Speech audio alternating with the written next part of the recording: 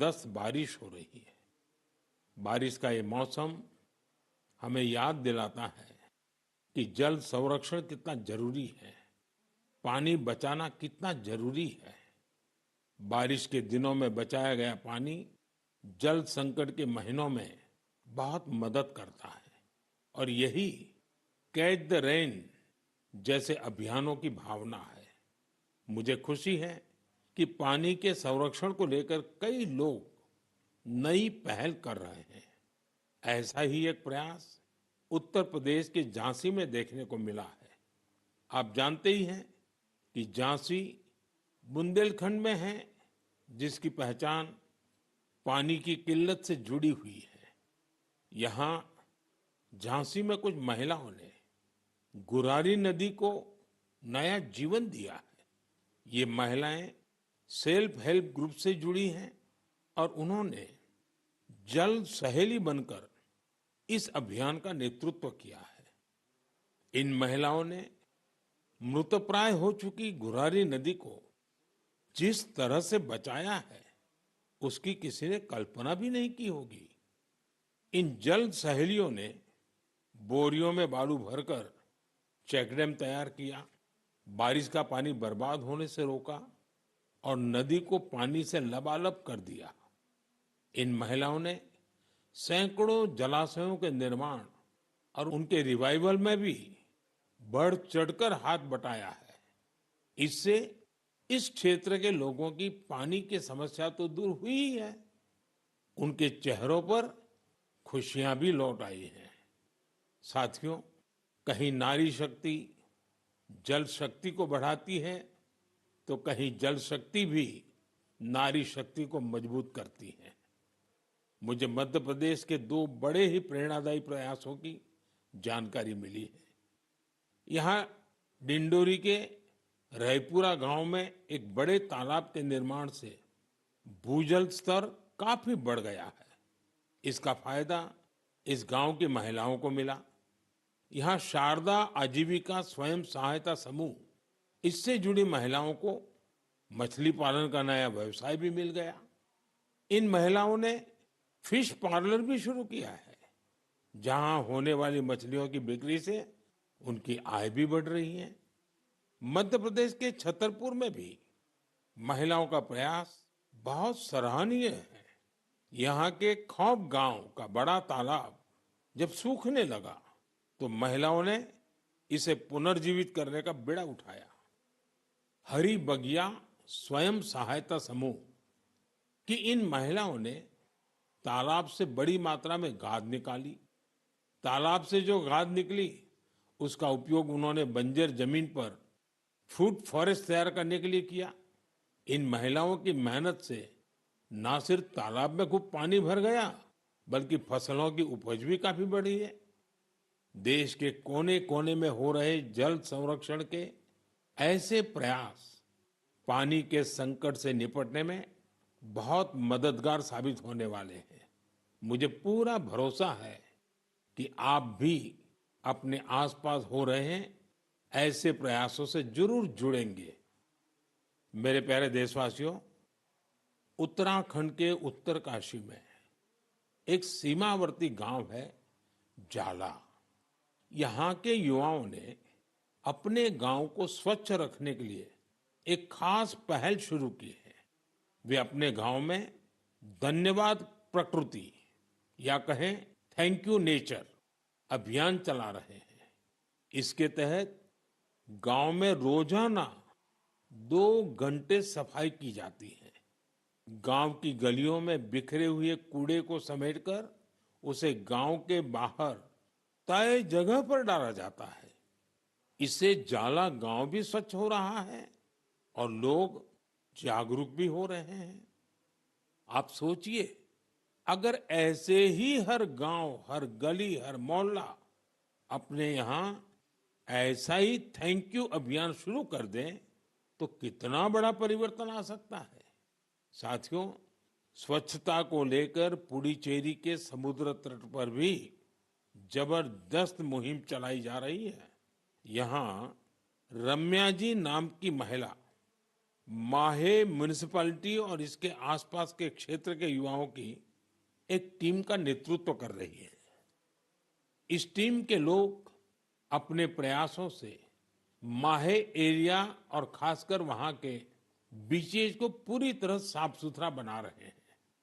साथियों, मैंने यहाँ सिर्फ 2 प्रयासों की चर्चा की है, लेकिन हम आसपास देखें तो पाएंगे कि देश के हर किस हिस्से में स्वच्छता को लेकर कोई न कोई अनोखा प्रयास जरूर चल रहा है।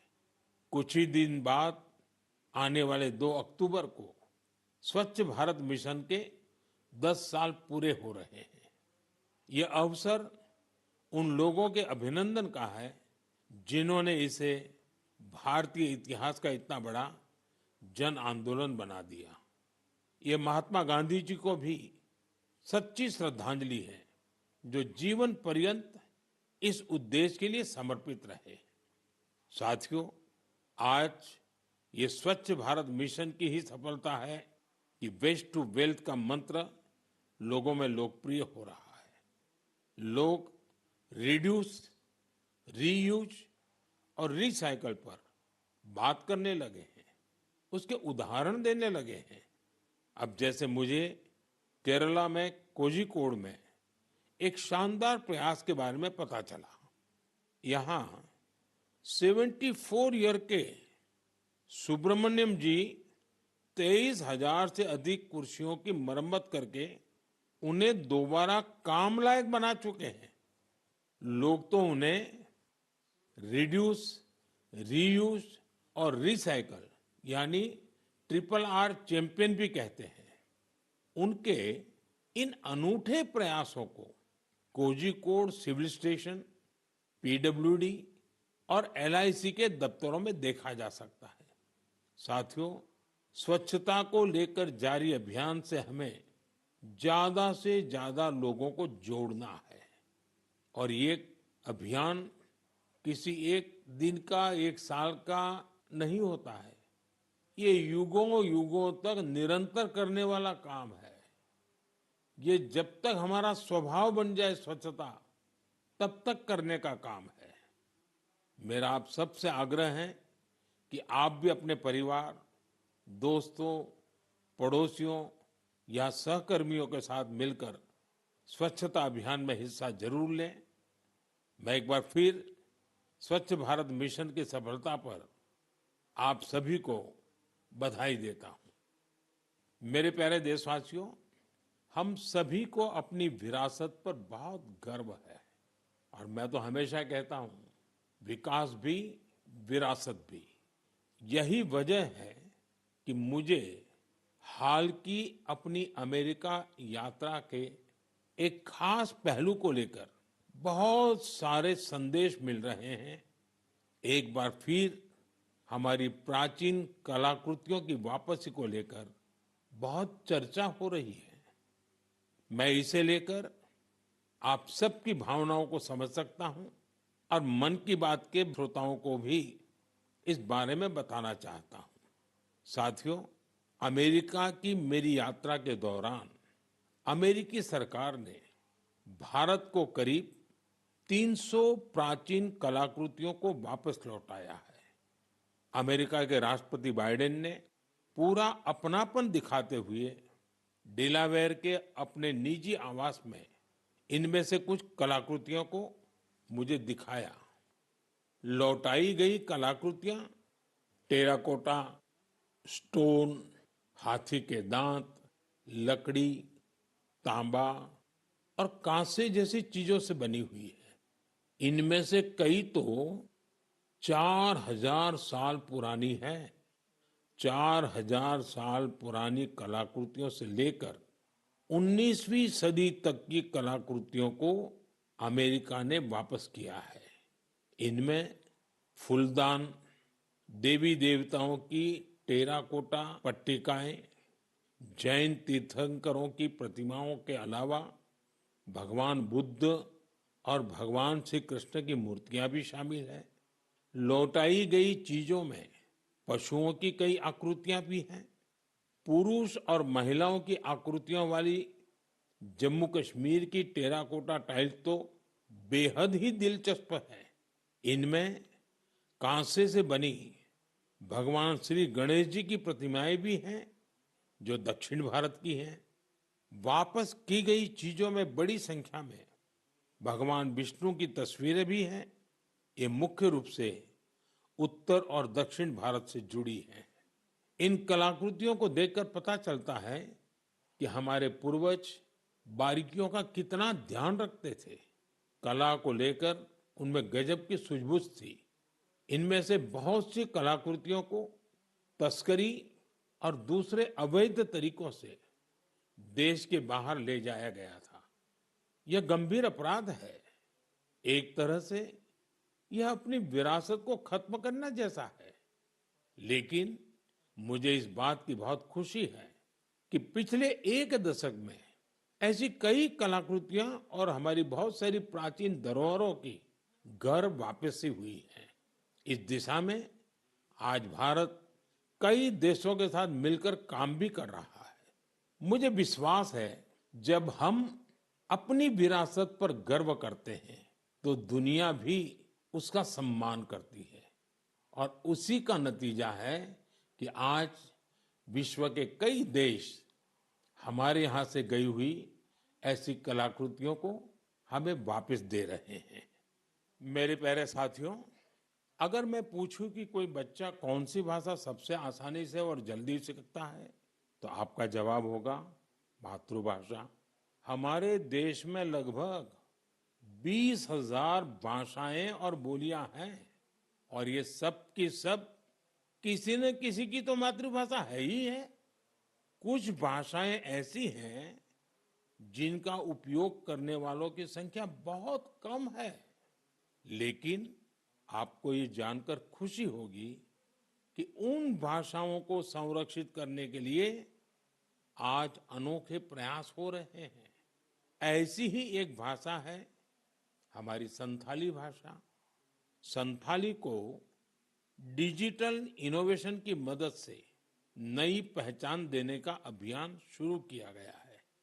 संथाली हमारे देश के कई राज्यों में रह रहे संथाल जनजातीय समुदाय के लोग बोलते हैं। भारत के अलावा बांग्लादेश, नेपाल और भूटान में भी संथाली बोलने वाले आदिवासी समुदाय मौजूद है। संथाली भाषा की ऑनलाइन पहचान तैयार करने के लिए ओडिशा के मयूरभंज में रहने वाले श्रीमान रामजी टूडू एक अभियान चला रहे हैं।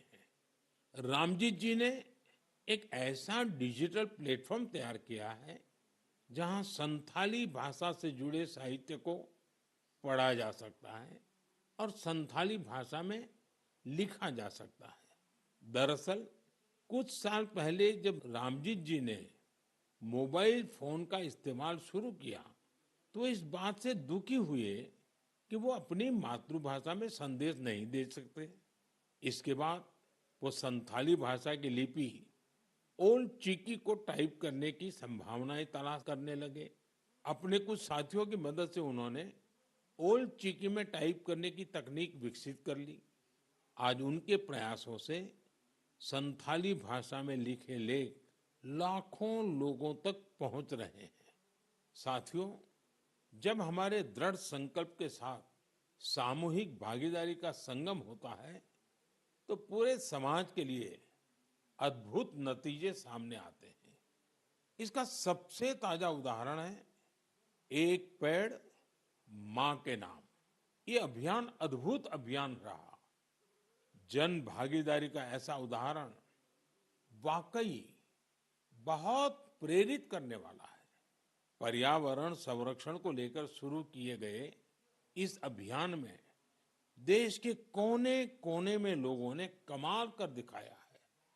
उत्तर प्रदेश, गुजरात, मध्य प्रदेश, राजस्थान और तेलंगाना ने लक्ष्य से अधिक संख्या में पौधारोपण कर नया रिकॉर्ड बनाया है। इस अभियान के तहत उत्तर प्रदेश में 26 करोड़ से ज्यादा पौधे लगाए गए। गुजरात के लोगों ने 15 करोड़ से ज्यादा पौधे रोपे। राजस्थान में केवल अगस्त महीने में ही 6 करोड़ से अधिक पौधे लगाए गए हैं। देश के हजारों स्कूल भी इस अभियान में जोर शोर से हिस्सा ले रहे हैं। साथियों, हमारे देश में पेड़ लगाने के अभियान से जुड़े कितने ही उदाहरण सामने आते रहे हैं। ऐसा ही एक उदाहरण है तेलंगाना के एन राजशेखर जी का। पेड़ लगाने के लिए उनकी प्रतिबद्धता हम सबको हैरान कर देती है। करीब 4 साल पहले उन्होंने पेड़ लगाने की मुहिम शुरू की। उन्होंने तय किया कि हर रोज एक पेड़ जरूर लगाएंगे। उन्होंने इस मुहिम का कठोर व्रत की तरह पालन किया। वो 1500 से ज्यादा पौधे लगा चुके हैं। सबसे बड़ी बात यह है कि इस साल एक हादसे का शिकार होने के बाद भी वे अपने संकल्प से डिगे नहीं। मैं ऐसे सभी प्रयासों की हृदय से सराहना करता हूं। मेरा आपसे भी आग्रह है कि एक पेड़ मां के नाम इस पवित्र अभियान से आप जरूर जुड़िए।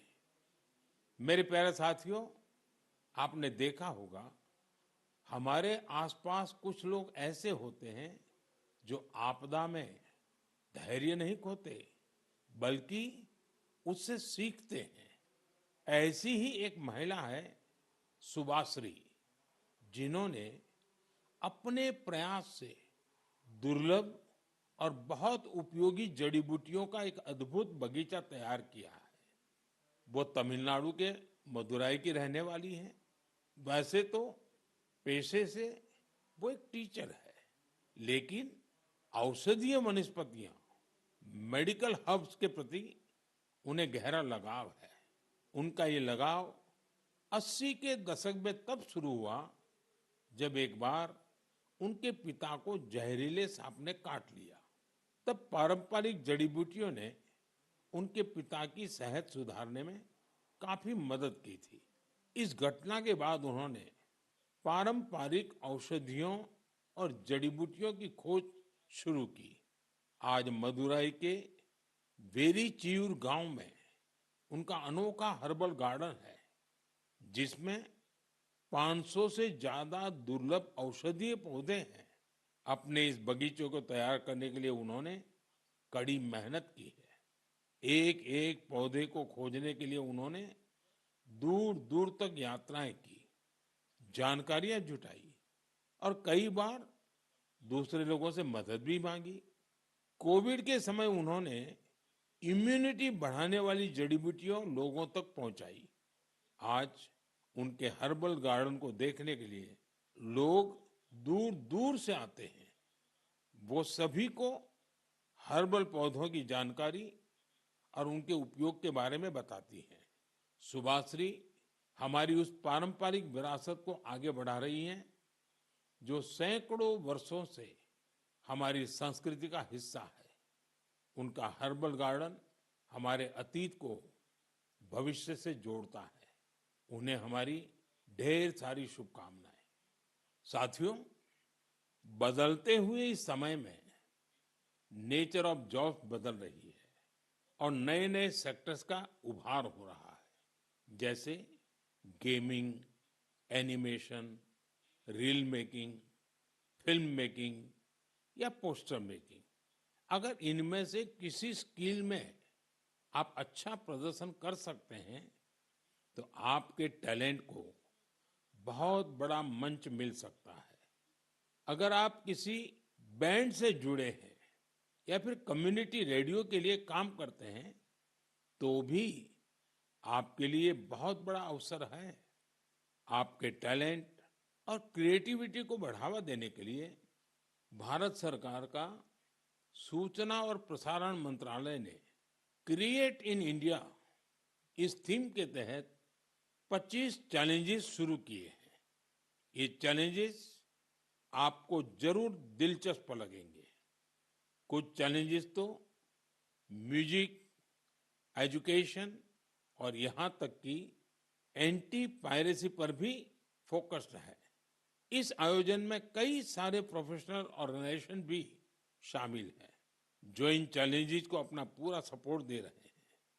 इनमें शामिल होने के लिए आप wavesindia.org पर लॉगिन कर सकते हैं। देश भर के क्रिएटर से मेरा विशेष आग्रह है कि वे इसमें जरूर हिस्सा लें और अपनी क्रिएटिविटी को सामने लाएं। मेरे प्यारे देशवासियों, इस महीने एक और महत्वपूर्ण अभियान के 10 साल पूरे हुए हैं। इस अभियान की सफलता में देश के बड़े उद्योगों से लेकर छोटे दुकानदारों तक का योगदान शामिल है। मैं बात कर रहा हूं मेक इन इंडिया की। आज मुझे ये देखकर बहुत खुशी मिलती है कि गरीब, मध्यम वर्ग और एमएसएमईज को इस अभियान से बहुत फायदा मिल रहा है। इस अभियान ने हर वर्ग के लोगों को अपना टैलेंट सामने लाने का अवसर दिया है। आज भारत मैन्युफैक्चरिंग का पावर हाउस बना है और देश की युवा शक्ति की वजह से दुनिया भर की नजरें हम पर है।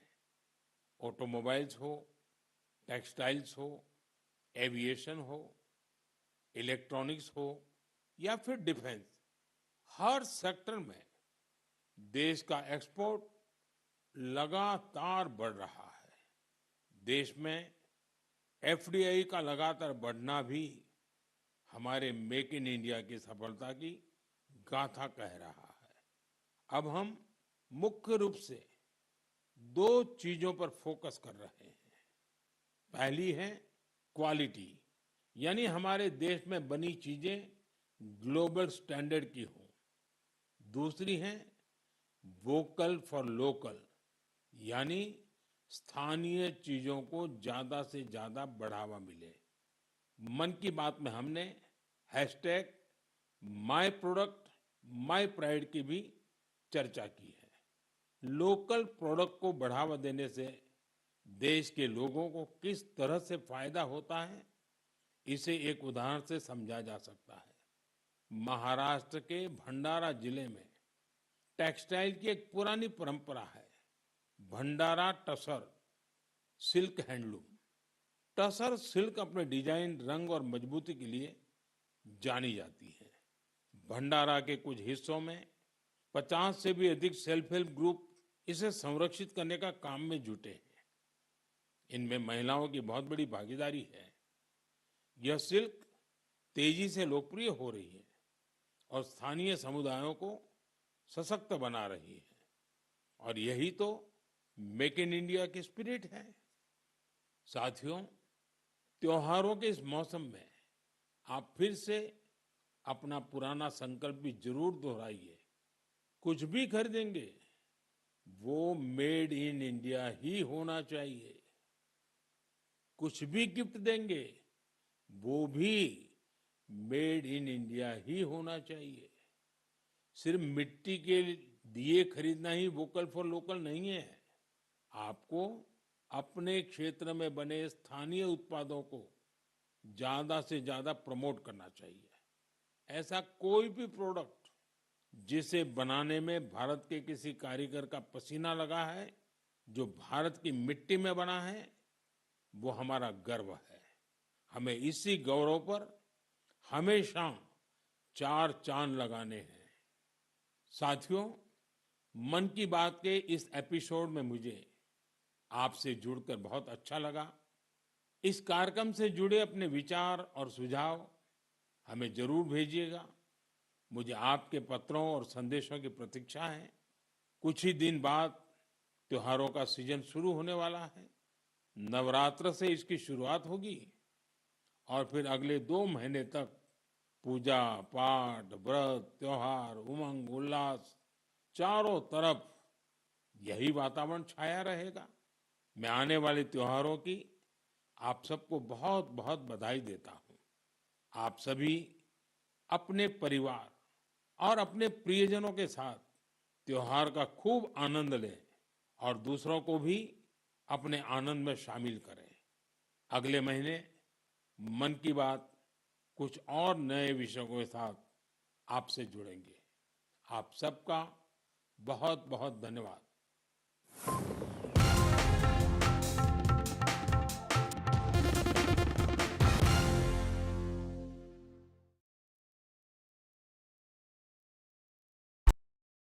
लोन मिलेगा या नहीं ये आपके क्रेडिट स्कोर पे डिपेंड करता है। तो आज ही अपना क्रेडिट स्कोर चेक करें फ्री में पैसाबाजार.com पर। लोन की जरूरत कभी भी किसी को भी पड़ सकती है। ठीक से एक्टिंग नहीं। पैसाबाजार.com। Hi, I'm Kareena Kapoor Khan. When it comes to news, NDTV stands for trust, for integrity, for truth, for news that matters. Watch.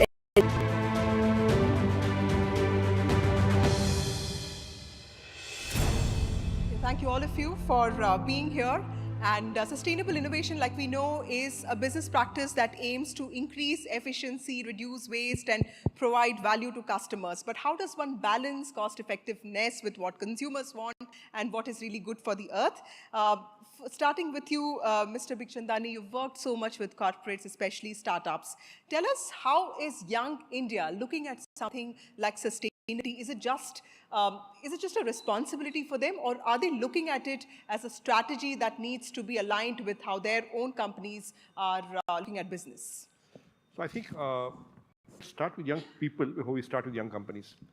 I think if you look at young people, people who are in their 20s today or even younger, I think they are really committed to sustainability. And I know this from the young workforce that's joining the workplace today.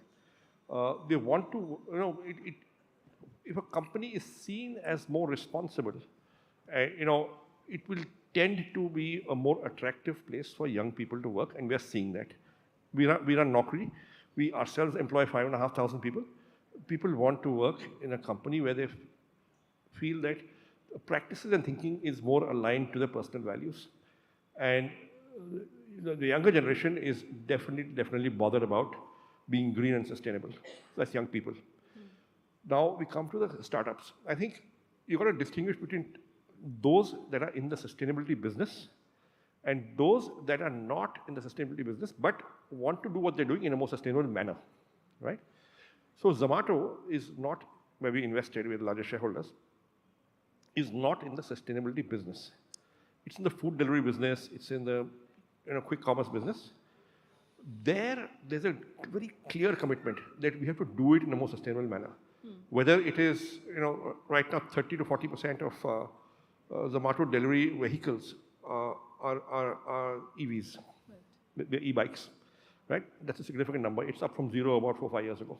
You look at the packaging that Zomato sends is always trying to figure out ways to, don't ask for cutlery if you don't want it, encouraging restaurant partners to use packaging that is more sustainable, right, when shipping the orders.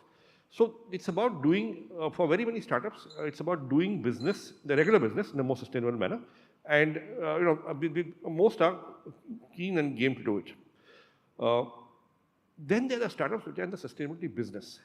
So we've invested in a carbon credit exchange. We've got a couple of battery tech companies. We've got a couple of companies that are financing EVs, e-rickshaws. They are in the business and they're actually benefiting from the economic opportunity, the commercial opportunities that the sector provides. And obviously they will do it in a more sustainable manner because it's their business. So it's happening. Can more happen? Answer is yes. But a lot more is happening than was happening about 3 or 4 years ago. Right. Mr. Desai, but can businesses be sustainable and cost effective at the same time? Because when we talk about innovation, we're also talking about the challenge of funding. But we've also seen the example of ethanol, something like using stubble to create something as useful as ethanol. So do you see this happening very often in your sector? There is always, the challenge for any developing countries to how much to reduce carbon emission. So by whether it will curtail your growth and the industry, development. So this is always a question. So, but of course, in our experience with ethanol, we have seen that, when you try to implement ethanol production facilities all over India to help the government to meet their E20 or ethanol 20 mandate, that is a blending of 20% ethanol in petrol. So basically, initially, we need a lot of capex and a lot of burden on the investors to really, install these plants, procure very high cost feedstock to convert those into ethanol. But eventually we have seen that, on the long run, it will create a lot of green jobs it will also develop their own industry, which is always in the rural, economy. So basically, through ethanol or through any other renewable energy source, initial capex will be higher, but on the long run, once you recover the capex, so it will start paying you. Okay. So I don't see that, if you have a choice of building another petroleum refinery or an ethanol refinery, so I would always suggest you go with the ethanol refinery to meet out the additional demand. So I don't see that there is any challenge now. Initially there was a challenge, but now I don't think there is any challenge. Right. Mr. Todi, how is corporate India actually looking at sustainability? Because I was reading some pieces where people are even resistant to having, say, a paperless office completely. So clearly there could be some resistance within the workforce, and also, client engagement becomes very important. How is corporate India even looking at sustainability as an important feature? For corporate India, is sustainability a responsibility? Is it a competitive advantage, or is it beneficial to the business? I would say that it's all three. So it's responsibility of the corporates to do the right thing, given that they are responsible for a lot of, let's say, emissions and environmental impacts. But at the same time, investing in sustainability is both profitable financially, and there are significant non-financial benefits as well. As Sanjeev pointed out, that younger people, the right talent wants to work for the right companies. But at the same time, there are significant benefits both on the revenue uplift, but as well as cost optimization. And on the third side, it's also competitive advantage. If you invest in the right technologies, and I'll give specific examples. For instance, we have been one of the early companies to invest in what we call net zero buildings. There's a real estate company in the Mahindra portfolio which is building net zero buildings, and there's a huge demand for this. In our Mahindra logistics business, we have been offering a suite of green logistics services. So as Sanjeev pointed out, Zomato is looking to deliver using green fleet. We provide that green fleet. And not just B2C companies, but across all B2B operations as well, people are looking for greener solutions. Now, it's a vast topic. So the way we look at Mahindra is that, given that we operate in so many different industries, we have put a strategy which says that how can you convert each of the company to becoming a planet positive company. First, look at your own operations, things that you have complete control on in terms of emissions, water, waste, material circularity, operational elements. The second is, how do you transition the nature of the business itself to becoming a green business? So EVs, green buildings, green holidays, green financing, all of these sectors have immense business opportunity. And the last element is, what actions can you take to get social justice and environmental justice going on together? So things like sustainable agriculture, tree plantation involving the community are some of the other big focus areas. So very well integrated, I would say. Dr. Murkab, when we think about this traditionally polluting industry, when it comes to industry that is resource intensive, be it chemicals or textile, how are you building sustainability into your processes, and how are you able to convince people that you are doing this? It is a difficult proposition for sure. There's no doubt about it. But जो आज हम बस देख रहे हैं about sustainability, somewhere or the other, I've always believed that this was always there. With all the stalwarts here. Sir, sustainability, to my thought, is about innovation, 1. 2, cutting down on power, steam. 3, consistency. 4, cost. 5th, involvement of your labor so that they know what they are doing, what they are talking about. 6th, the most important, what you rightly said, the young generation today. This young generation of today is a powerhouse. And the way they are taking up things in the right manner, the country is looking forward for a great future for sure. वो दिन दूर नहीं है जब मेरे वतन को सोने की चिड़िया बुलाया जाता था, वो फिर सोने की चिड़िया कहलाएगा. That's all I can talk about it. Mr. Bigchandani, what would your advice be to companies when it comes to balancing financial objectives with, when I was talking to some people preparing for this panel, and they said ethical supply chain is a big thing, and if you have to make a product up to customer satisfaction, there could be some compromise on sustainability. How would you advise companies to sort of balance that out? So I think there are various situations. There are situations where it makes clear financial sense to go for the greener option.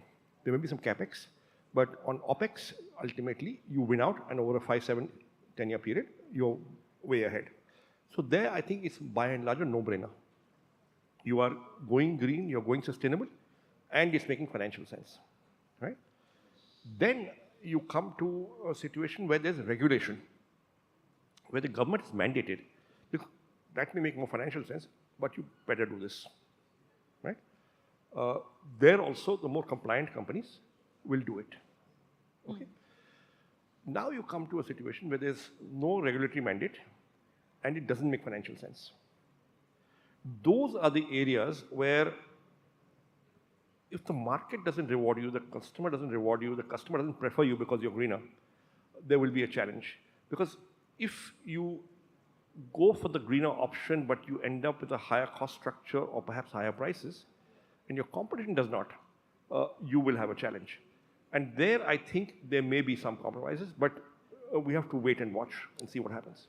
But I think, Ankit, you may have an informed view on this. Ankit, would you like to, and especially you are also in the field of renewable energy, and do you think there is scope for innovation there? And like he says, do you think there needs to be more collaborations there? No. So let me just add one point to what Sanjeev said. So definitely 3 parts, things that make financial and environmental sense. Renewable energy is an example. Those will scale, throughout the country. Every private sector, public sector will adopt it. Things where you could say it's financially neutral or financially negative, but driven by regulation. Again, lots of examples. The government is very serious.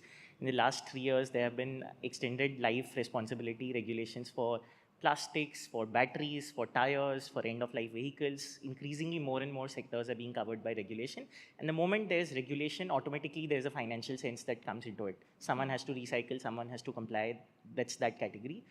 The third category, areas which are required from an environmental perspective, but the environment is not supportive enough. I think it's a matter of time, because increasingly the amount of change that you'll see, India is considered one of the most vulnerable countries.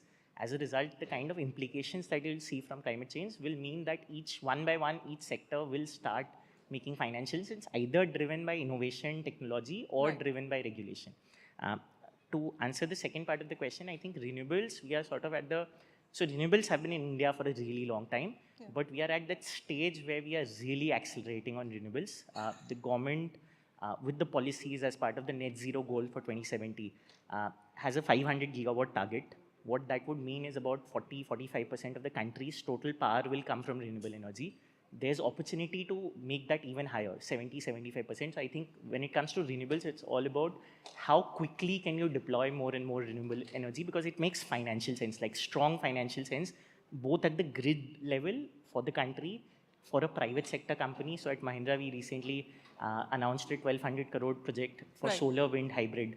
Similarly, even at a smaller scale for MSMEs, it makes a lot of sense. That's the renewable side of the story. But on energy transition, the energy efficiency is also an extremely important part. That while you shift your energy requirement to green energy, how can you also make sure that you produce things more efficiently?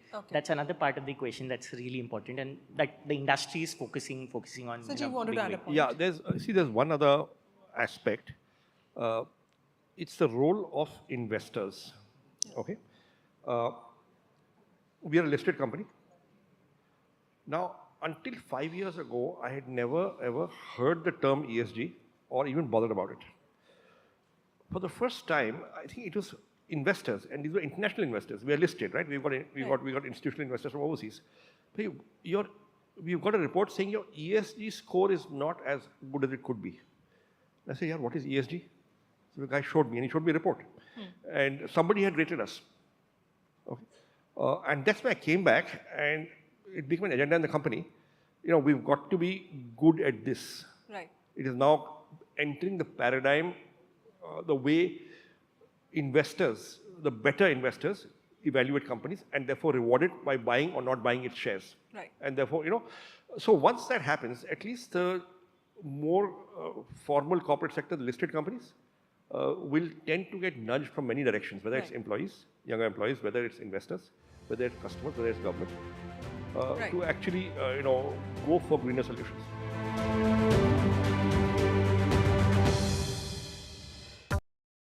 Loan मिलेगा या नहीं ये आपके credit score पे depend करता है। आज ही जाइए पैसाबाजार.com पर और अपना क्रेडिट स्कोर चेक कीजिए फ्री में, क्योंकि लोन की जरूरत किसी को भी कभी भी पड़ सकती है। चल एक्टिंग तोड़ भेल बनो।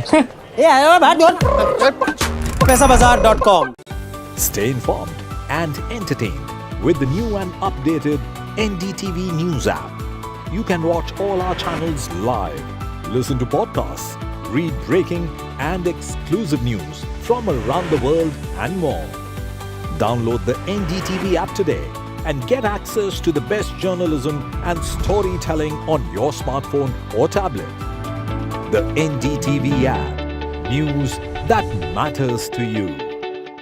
I've been reporting on all issues, big and small, from Andhra Pradesh, Telangana, rest of South India, bringing you all the action, all that you need to know, all that you want to know. The energy of Maximum City is infectious. I bring in that energy in our news coverage from financial capital Mumbai.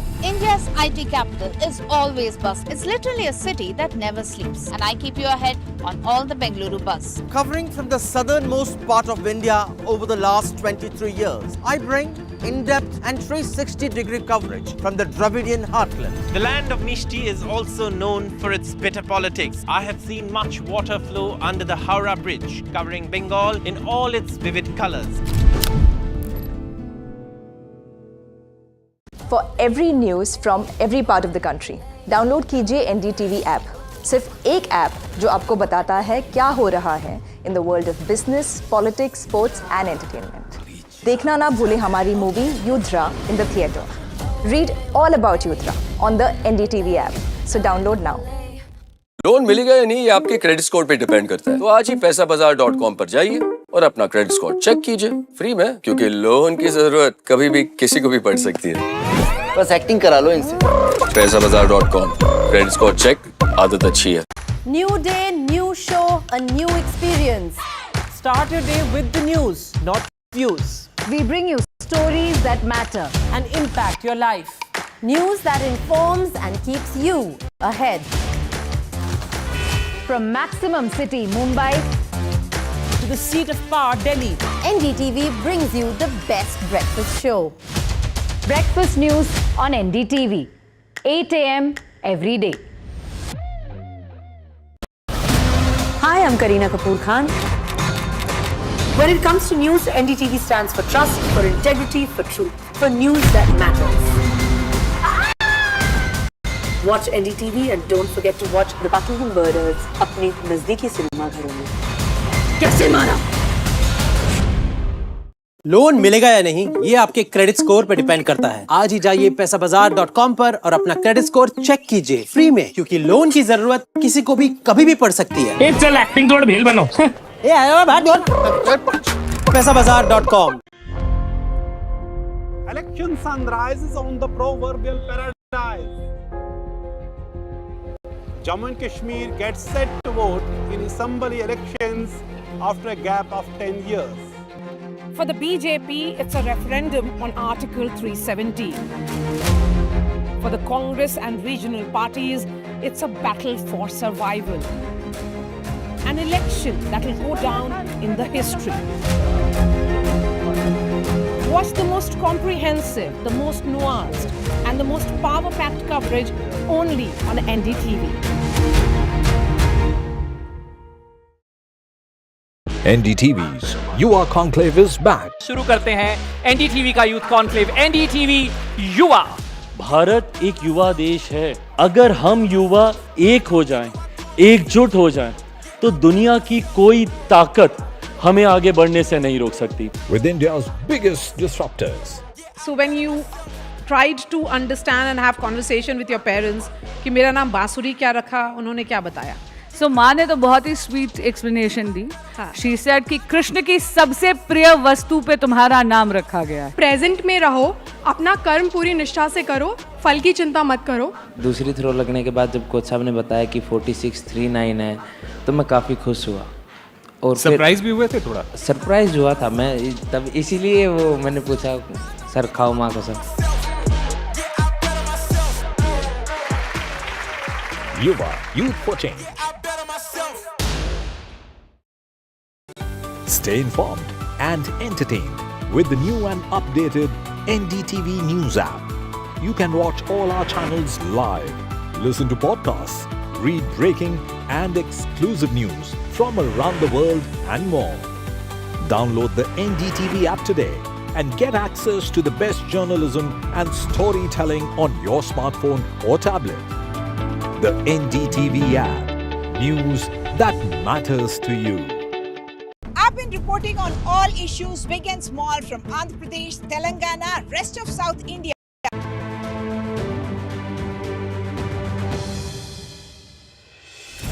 Mr. Desai, would you like to also answer something on this role of corporate India in innovation? Because Ankit also spoke about this, and innovation seems to be very important in the field of sustainability. How has the role of corporate India in supporting innovations in the field of sustainability evolved in the last few years? Yeah, first of all, innovation is the need of the hour for promoting any renewable energy. Of course, it requires a lot of investment in terms of research, development, pilot plant, pilot studies, and study in terms of feedstock. Because except solar and wind, all other renewable energy source like ethanol, biodiesel, SAF, the sustainable aviation fuel, then compressed biogas, all these require a lot of feedstock. So research on feedstock and how to precondition the feedstock, make it suitable for producing efficiently the energy. So all these areas we need a lot of investment in terms of R&D pilot plants. So definitely in India at least I have seen that many companies, organizations, they are investing heavily in the research and they are acquiring talent for doing the research work. So then they are coming out with innovative solutions for the industry. So this is definitely going to help.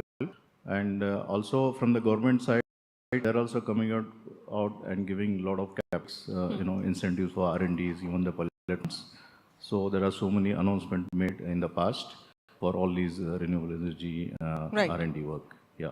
Dr. Amirka, what is the role of the government, or for that matter even NGOs, because we're talking about sustainability from a very holistic point of view, so even local communities have to be involved. Does the government here play a very important role, because the government here has a stated objective of net zero emissions? What kind of role do you see even local communities playing in this? Well, to be honest with you, government definitely does play a major role. For example, let's go back to the ancient days. India, since I hail from a textile background, what I can really cite an example is about fabric, for example. There were times when India was the largest producer of fabric. People used to come and trade with India, buy fabric from here and give whatever we wanted. Those days are gone. Textile is diminishing. The fact is, we are talking all about emission, this and that. Even textile for say, when we talk about natural dyes today whatever are being used fabric, आप और मैं जो भी colored कपड़े पहन रहे हैं, these are all with dyes, and they are not at all good as far as eco-friendly awareness is concerned. Eco dyes, what can be manufactured is either from the trees or from the flowers. But again, it's a threat. If we really take it up in a bigger scale, हम environment को नुकसान पहुंचा रहे हैं. One side we are talking about plantation of trees, the other side we are talking about cutting them. Let's be also very honest. The construction of roads these days, overbridges coming up, it's a necessity. But amount of loss as far as the green environment is concerned is again a bigger threat. Right. What are we really doing for that? Talking about the universities we talked about some time back, like for example the textile in particular, there's a university in Bombay called UDCT, now ICT. There's only one of its kind. If we have certain more institutes like this for taking these thoughts forward, it can be a great significance. My last question to you, Ankit. I was looking up into the internet and I see a lot of certifications. How does a company become sustainable? What is the framework, and what is the importance of transparency in showing that you're very sustainable? So when I joined the Mahindra Group, the first question that I was supposed to work on is that what makes a corporate a sustainability leader? And unlike financial metrics, there's no easy answer. No certification can tell you that you're a sustainability leader. And that's where this entire idea came, that there is one definition of sustainability, which is about ESG, looking at environment, social governance dimensions. Hundreds of questions go into that. You have to look at nitty-gritties of everything that a company does. That's one way to look at it. The second way to look at it is, how do you transform the nature of your business? Right. So that's the most action on ground, both in your operational areas, but as Sir was pointing out, that how do you change the nature of the company and the way you get revenue? So auto sector going to EVs, logistics sector doing green logistics, renewables as an example. So all of that revenue, business revenue, is the second area. The third area is at the intersection, that are you really adding value to the planet and society? So there are multiple ways to look at it, but there's no clear one answer that there's a certification that can certify a company is green or sustainable. Coming to that, I'll take a minute. Certifications today has become a mandatory affair. Why can't the government intervene in getting into just one certificate, for example? See, for textiles also at large, there are so many certificates involved. I believe that's just a money-making business, nothing else. If the government can intervene, get into just one certificate, it can make a bigger impact. Sir, last word from you. Is it really difficult becoming a sustainable company? Not really. You just have to be conscious and thoughtful. And if you're there, if you do that, you're 80% there. Okay. So be conscious and thoughtful when you get into a new office, what you're going to be like. When you do the interiors, what you're going to be like. When you look at your sources of power or energy, what are they going to be like? A little bit of thoughtfulness and you're 80% there. Okay. Thank you so much, gentlemen, for joining me. A genuine commitment towards shifting to more sustainable environment goals seems to be the right way forward. But of course, a robust policy framework and innovation is equally important. And so is, I believe, engagement with local communities. That seems to be really important for sustainability. Thank you very much for joining me.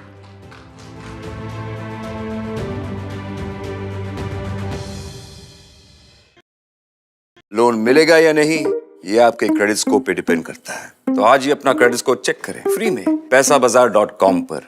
Loan की जरूरत कभी भी किसी को भी पड़ सकती है। ठीक से एक्टिंग नहीं। पैसाबाजार.com। Hi, I'm Kareena Kapoor Khan. When it comes to news, NDTV stands for trust, for integrity, for truth, for news that matters. Watch NDTV and don't forget to watch The Buckingham Murders अपने नजदीकी cinema घरों में। कैसे मारा? For every news from every part of the country, download कीजिए NDTV app. सिर्फ एक app जो आपको बताता है क्या हो रहा है in the world of business, politics, sports and entertainment. देखना ना भूलें हमारी movie युद्रा in the theatre. Read all about Yudra on the NDTV app. So download now. Stay informed and entertained with the new and updated NDTV News app. You can watch all our channels live, listen to podcasts, read breaking and exclusive news from around the world and more. Download the NDTV app today and get access to the best journalism and storytelling on your smartphone or tablet. The NDTV app. News that matters to you. Election sunrise is on the proverbial paradise.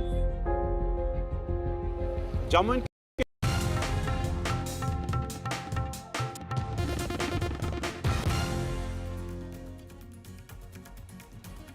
Hello and welcome. You're watching NDTV. I'm Arti Krishnan. We have some news lined up for you from the national capital, from the Aam Aadmi Party versus the BJP politics over MCD polls to a cop being run over by a car. To bring you the latest, first the headlines. Aam Aadmi Party moves Supreme Court against MCD panel poll. Delhi CM calls the elections illegal.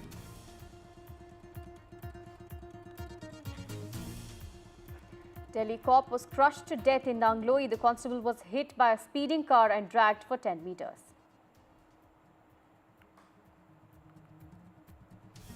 Last day of campaigning for Jammu and Kashmir for the last phase of elections, which will take place on the 1st of October.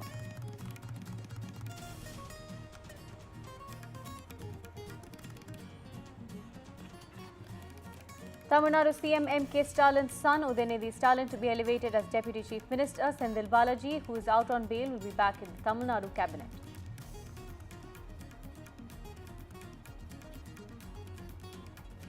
Israeli Prime Minister Netanyahu said assassinating Hezbollah chief Nasrallah came as an essential condition for Israel to achieve its war goals. Now Israel says it has sounded sirens in Jerusalem following a launch from Lebanon into its territory.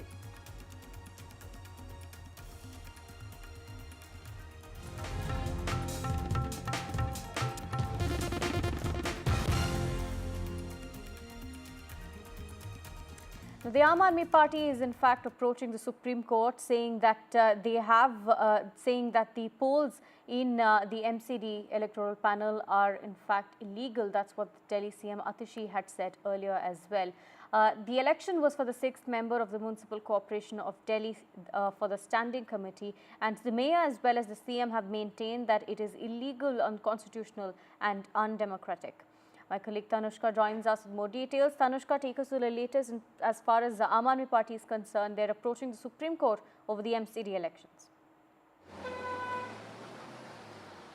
Right, yes, the Aam Aadmi Party moves the Supreme Court challenging the election of the vacant spot that was there for the 18-member standing committee of the MCD, ward elections of the MCD standing committee. And what we know is that they have approached the Supreme Court because they believe that this election was undemocratic.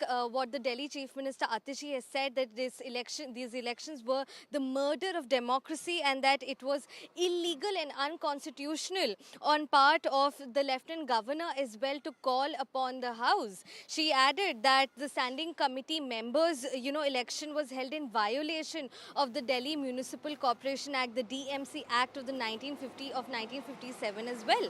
And they've also moved the Supreme Court because the member who has been elected is of the Bharatiya Janata Party, and this just happened, and this comes a day after BJP Sundar Singh won these elections for the vacant spot unopposed after the councillors of the Aam Aadmi Party as well as the Congress abstained from voting.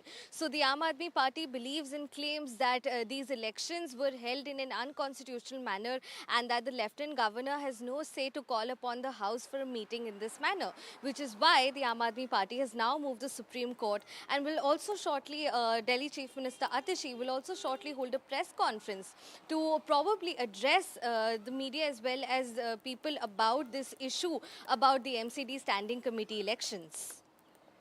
Right, Tanushka, thank you for joining us and bringing us those latest details. Tamil Nadu Sports Minister and son of Chief Minister M.K. Stalin, Udayanidhi, was elevated as the Deputy CM with additional responsibility in a cabinet reshuffle that saw the return of V. Senthil Balaji to the Council of Ministers just 2 days after securing bail in a money laundering case. Now, while the BJP terms it dynasty politics, DMK says that it was about time that Udayanidhi's good work was recognized within the party. Opposition ally Samajwadi Party Chief Akhilesh Yadav congratulated Udayanidhi Stalin on the elevation as well. Now, Udayanidhi spoke about the elevation and said that he will take suggestions and constructive criticism with the same spirit as he is taking congratulations as well. Listen to what he as well as the BJP had to say. வாழ்த்துக்களுக்கெல்லாம் நன்றி தெரிவிச்சுக்கிறேன். நிறைய பேர் விமர்சனம் வச்சிருக்கிறாங்க. அந்த விமர்சனங்களுக்கும் சேர்த்து என்னுடைய நன்றியை நான் தெரிவிச்சுக்கிறேன்.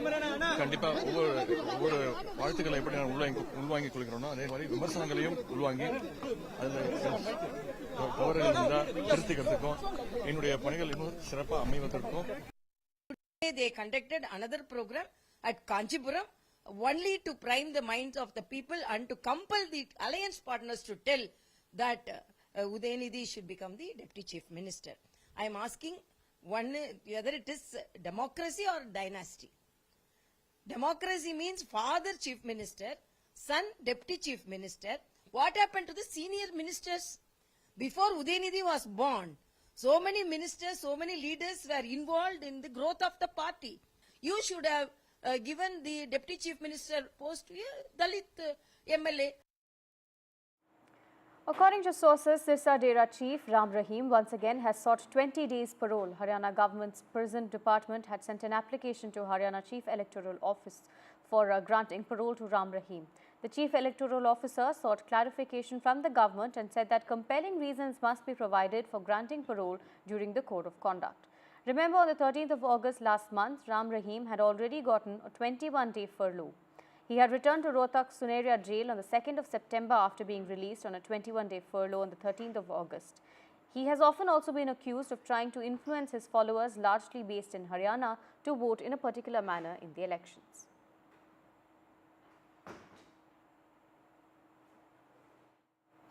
The bikers in the national capital took out a protest ride to demand safer roads and stricter penalties for wrong-side driving. On the 15th of September, Akshat, a bike rider, had died in a collision with an SUV on Golf Course Road in Gurugram. The SUV was driving on the wrong side of the road, and the accident's video had gone viral on social media as well.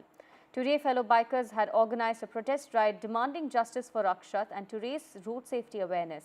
The protest began at Dholakua metro station and concluded at the accident site. My colleague Anushka reports. Take a look. Right now, we are gathered outside the Dholakua metro station in Delhi, where a group of riders have gathered today to demand justice for Akshat. Now, remember, Akshat was the same person who died on 15th September because a wrong side moving SUV collided with his bike while he was going outside for his regular Sunday ride. This community, this whole rider community, have gathered here today to demand justice for Akshat and to protest against the wrong side moving vehicles that is happening more frequently than ever.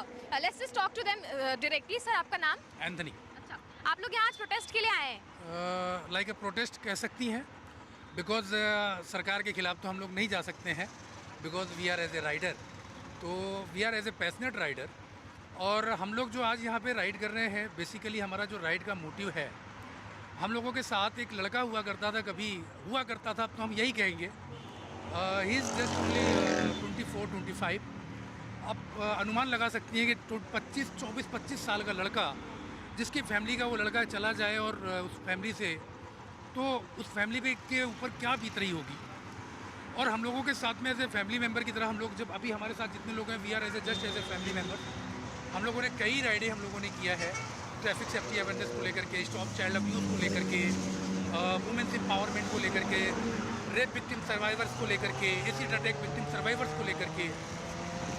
हम लोग जो ride करते हैं ना, उस ride का एक motive लेके चलते हैं कि हमें संडे को राइड करनी है, लेकिन समाज को हमें एक मैसेज भी देना है, तो उस कॉज को हम लोग लेके साथ में चलते हैं। Lot of riders who are gathered here today to demand justice for Akshat and also raise awareness about the road safety issues these days. We'll talk to one more person. Sir, आपका नाम क्या है? सुमित मगो। आप भी आज protest और awareness के लिए आए हैं? यस, बिल्कुल मैं इस प्रोटेस्ट में शामिल होने आया हूँ, जस्टिस फॉर अक्षत। एक्चुअल में क्या है कि हम लोग राइडर कम्युनिटी है, हम लोग अपने आप में ही एक RR को फॉलो करते हैं, RRR को फॉलो करते हैं, और उसका मतलब होता है राइट, रिस्पेक्ट एंड रिस्पॉन्सिबिलिटी, जिसके अंदर हम लोगों को अपने तरीके से चलने का बहुत आनंद है, अनुभव है।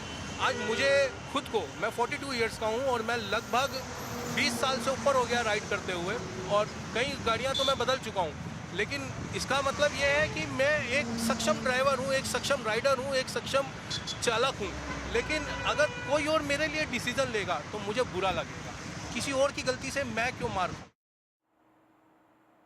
We'll bring you more on these stories. For now, we take a short break.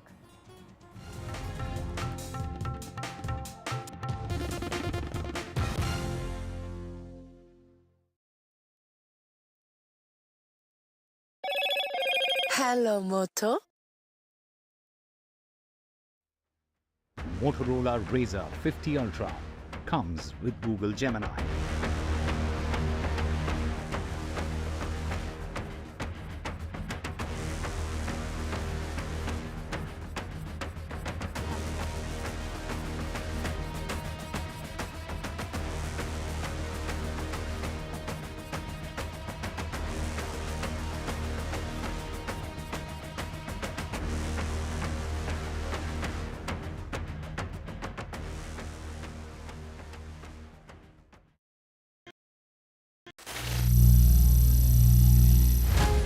Some people say the metaverse will only be virtual. One day this lecture hall will be made of code, and driverless cars would be trapped in intersections. But even in this maze of the future, you can't wish away health. It's time to become more resilient.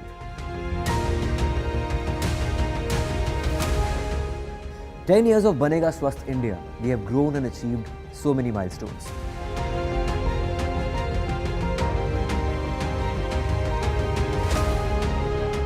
And now I have a plan to beat the urgency, to stop breathing with difficulty, to relieve getting choked with inaction.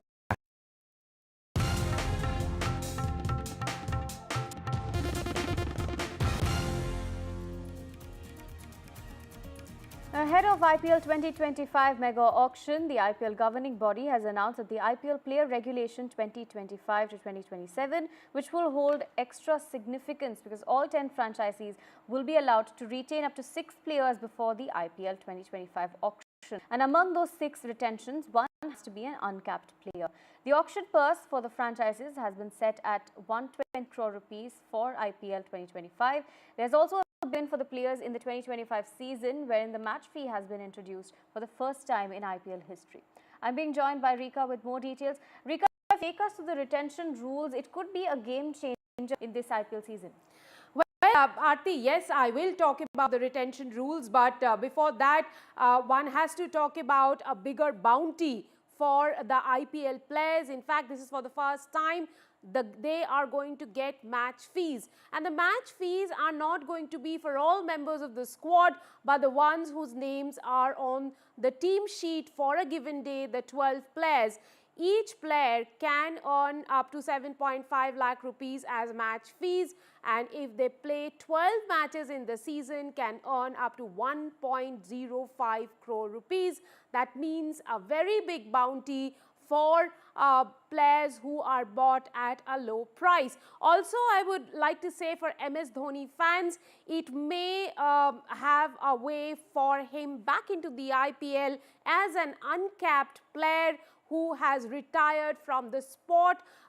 There was a way by which uncapped players could have come back ahead of 2021. In 2021, the rule was scrapped, but it seems that it will come back to IPL once again to have CSK, to give CSK the angling room of having MS Dhoni back. Apart from that, as you already mentioned, that as many as 6 players can be retained by the IPL franchises ahead of the auction through either retention or right to match card at the auction. As many as 5 capped and 2 uncapped players can be retained, and it is perhaps a very big move. BCCI once again has looked at the interest of the franchises who want to retain their core team. But the auction purse has also now gone up to 120 crore rupees. That is a 20 crore addition over and above what was in the last season. It is going to be a mega auction where all players go back to the auction pool and are going to be auctioned, re-auctioned once again, all the mega stars as well as the emerging players. There is a slight bit of a cap that BCCI has put on the foreign players, and that is during the smaller auctions, their values, their auction prices will be capped now.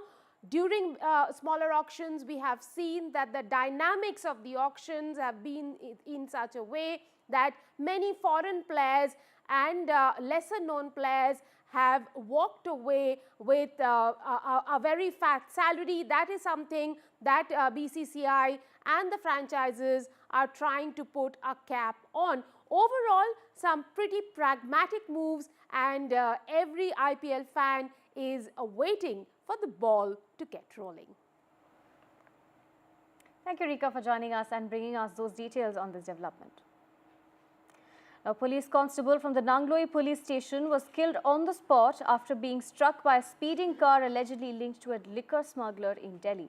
The incident occurred at around 3 a.m. when the officer saw a car that was being driven recklessly and has signaled to the driver to stop the vehicle being sped up, and then had hit the constable Sandeep from behind, dragging him for about 10 meters before eventually hitting another parked car. The driver had failed to comply and rammed into the constable when the constable tried to stop him. The police have recovered this car, but the driver is currently on the run, is what we're learning.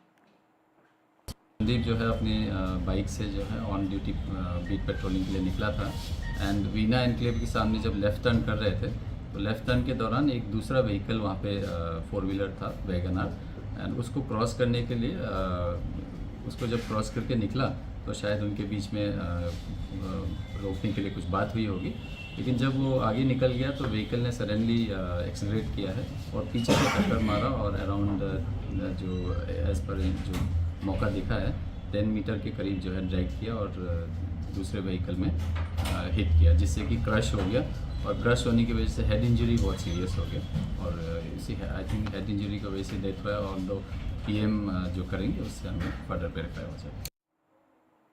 My colleague Mukesh joins us from Nangloi. Mukesh, take us to the incident, and I believe you're at the spot of the accident as well.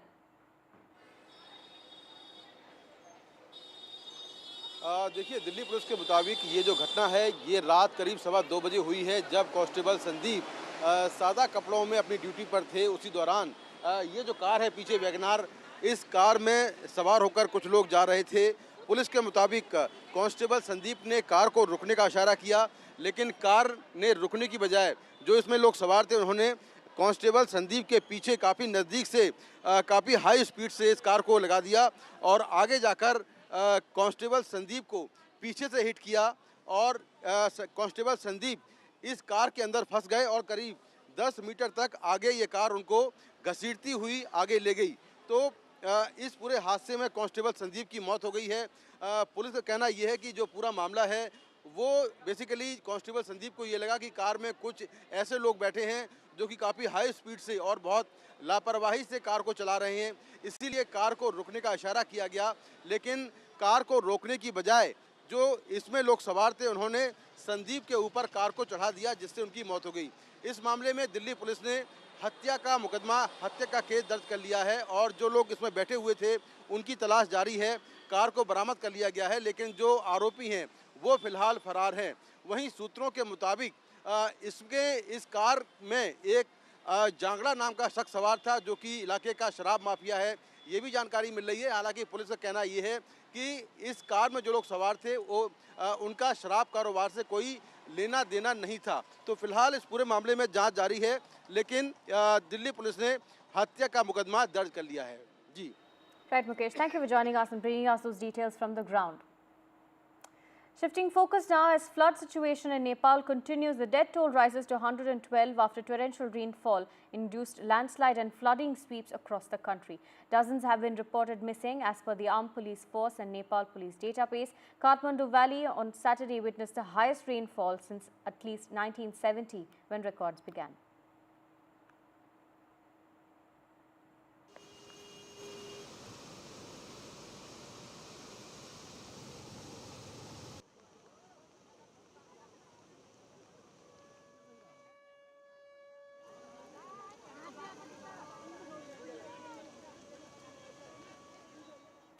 Israeli Prime Minister Benjamin Netanyahu said that assassinating Hezbollah leader Hassan Nasrallah became an essential condition for Israel to achieve its war goals. In his first public remarks since the killing, Netanyahu said that the killings of top Hezbollah commanders was not enough and he decided that Nasrallah also needed to be killed. The United States said that it fully supports Israel's right to defend itself against Hezbollah, Hamas, the Houthis and any other Iranian-supported terrorist groups.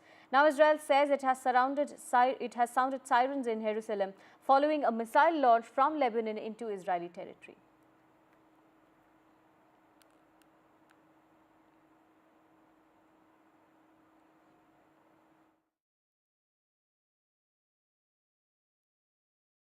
בתחילת השבוע הגעתי למסקנה שהמכות העוצמתיות שצה"ל הנחית על חיזבאללה בימים האחרונים, המכות האלה לא יספיקו.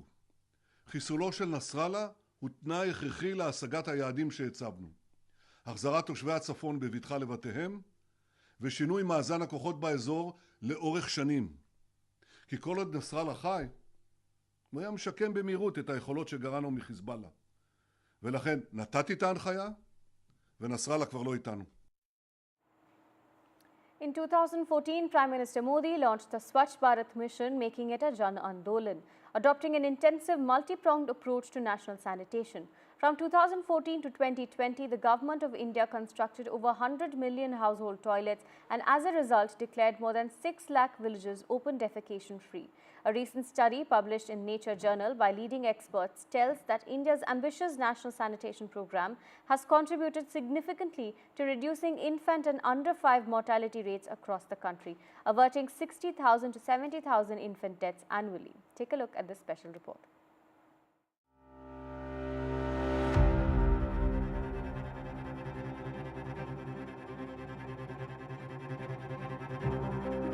India's burden of infant and child mortality is staggering, accounting for 1/5 of global deaths in the under 5 age group. Access to sanitary toilets has proven crucial in reducing these tragic outcomes.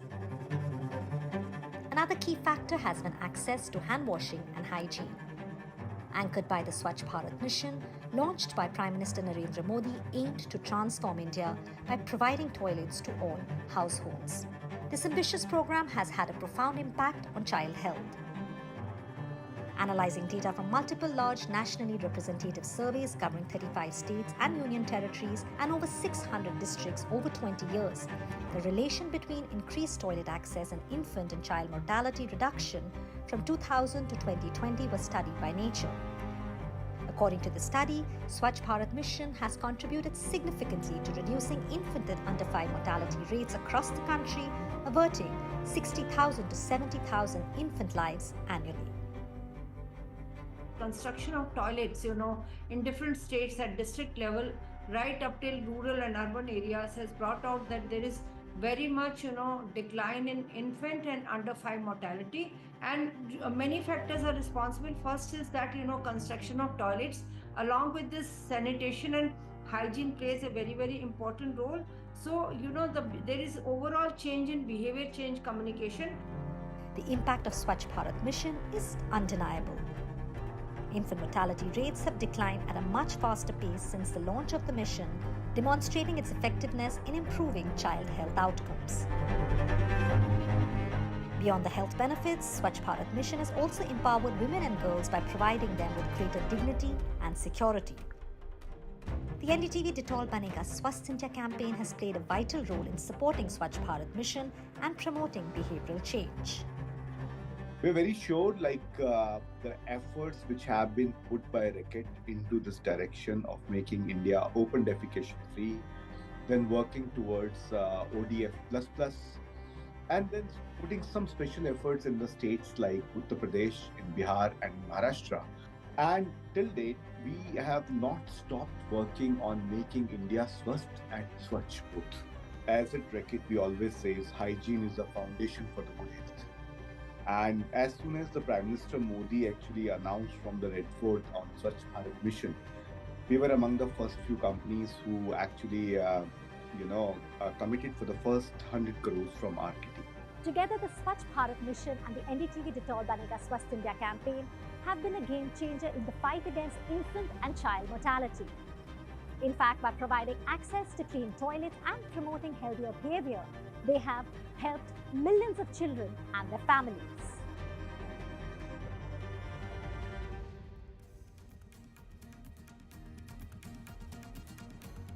To bring you more on these stories, for now, we take a short break.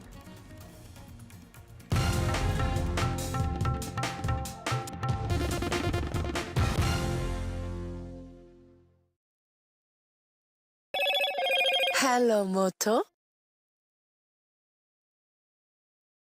Motorola Razr 50 Ultra comes with Google Gemini.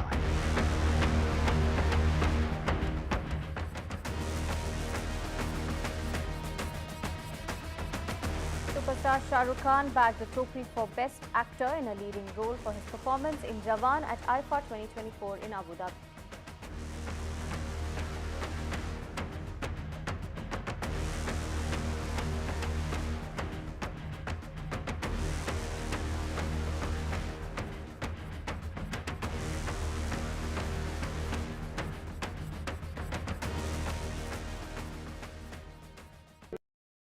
Loan मिलेगा या नहीं ये आपके credit score पे depend करता है। आज ही जाइए पैसाबाजार.com पर और अपना क्रेडिट स्कोर चेक कीजिए फ्री में, क्योंकि लोन की जरूरत किसी को भी कभी भी पड़ सकती है। चल एक्टिंग तोड़ भेल बनो।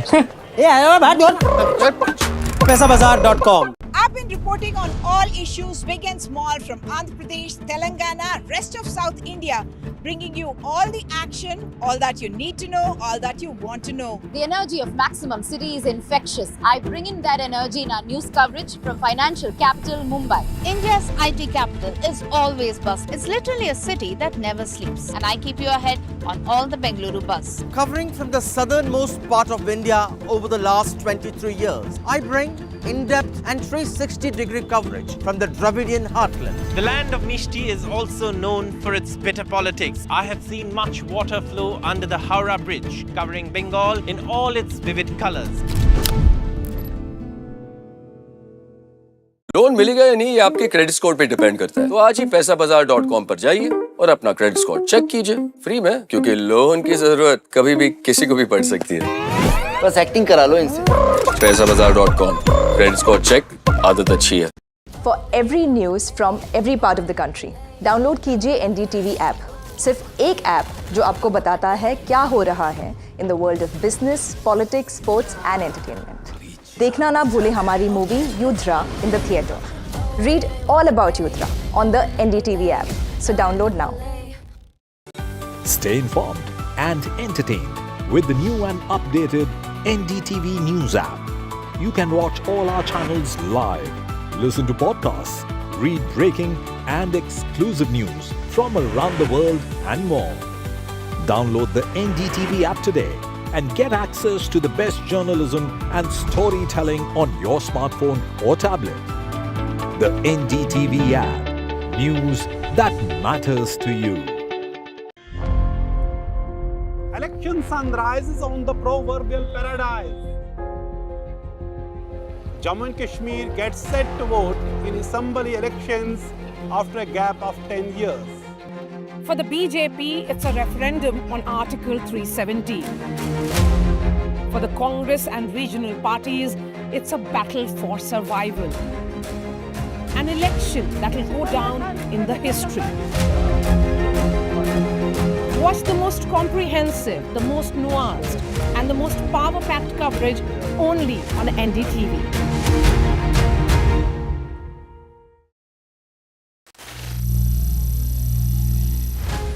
Some people say the metaverse will only be virtual. One day this lecture hall will be made of code, and driverless cars would be trapped in intersections. But even in this maze of the future, you can't wish away health. It's time to become more resilient.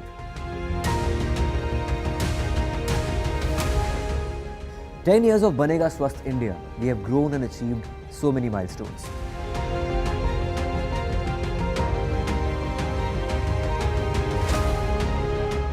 And now I have a plan to beat the urgency, to stop breathing with difficulty, to relieve getting choked with inactivity.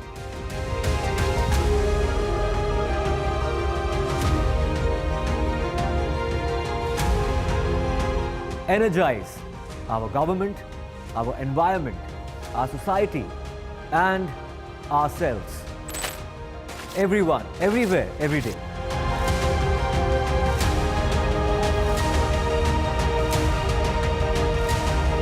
Banega Swasth India. One world hygiene.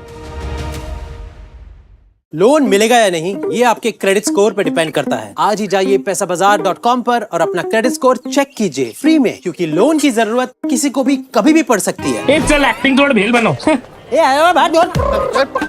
पैसाबाजार.com। I've been reporting on all issues, big and small, from Andhra Pradesh, Telangana, rest of South India.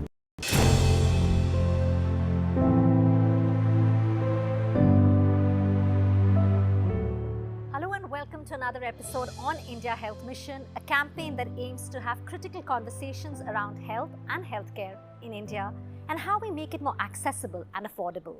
As we all celebrate Poshan Ma this month, it is perhaps appropriate to start these conversations by talking about nutrition, which is the starting point for our health and development. Today, we talk about how important it is to be well nourished and how nutrition protects us and helps us manage and prevent diseases. Good nutrition is the foundation for a strong immune system, proper growth and overall well-being.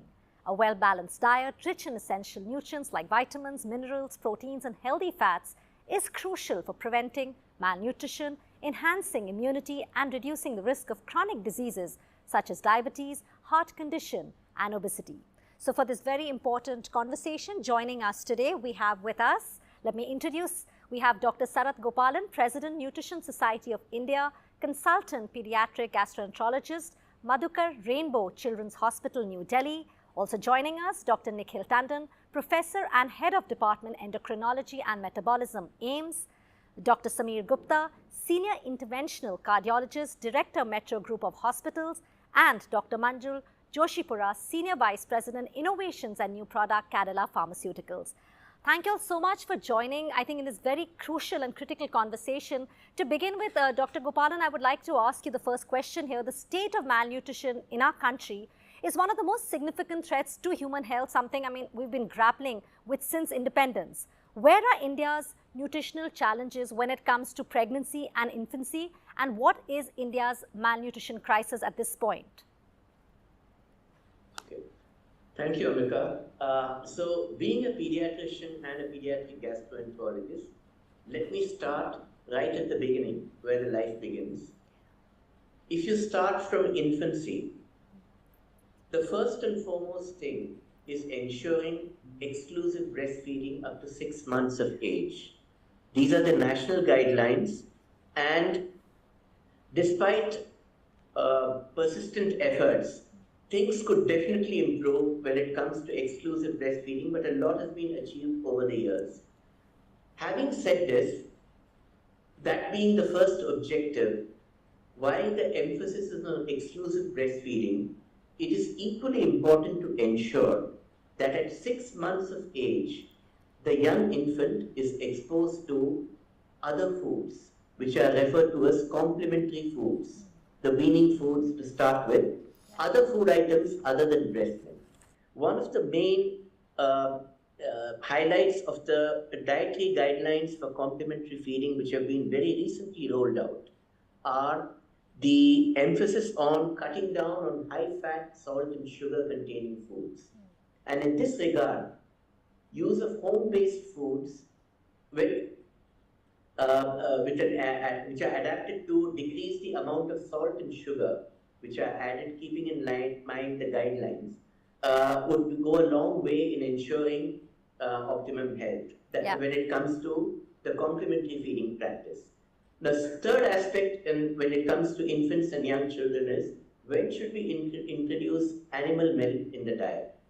Now, from the standpoint of encouraging and promoting breastfeeding, the most practical suggestion which the pediatricians of the young infant and young child feeding chapter have put forward is that if you delay introduction of animal milk directly till 1 year of age, but animal milk containing complementary foods like ghee, cheese and other food items can be introduced even after 6 months. But the direct introduction of animal milk, it is better if it's done after 1 year of age. Sure. And breastfeeding should be continued beyond 2 years of age. Coming to the pregnant woman. Now, there is a program we have already had in place, the anemia program, but we have to look at 4 different aspects here. One is the strategy itself, which has been implemented for several years, the implementation, whether there are any gaps, supervision of that implementation, and recently there's been a lot of interest generated in, can there be any ways by which we can improve absorption of nutrients from the gut, any scientific advances in this direction.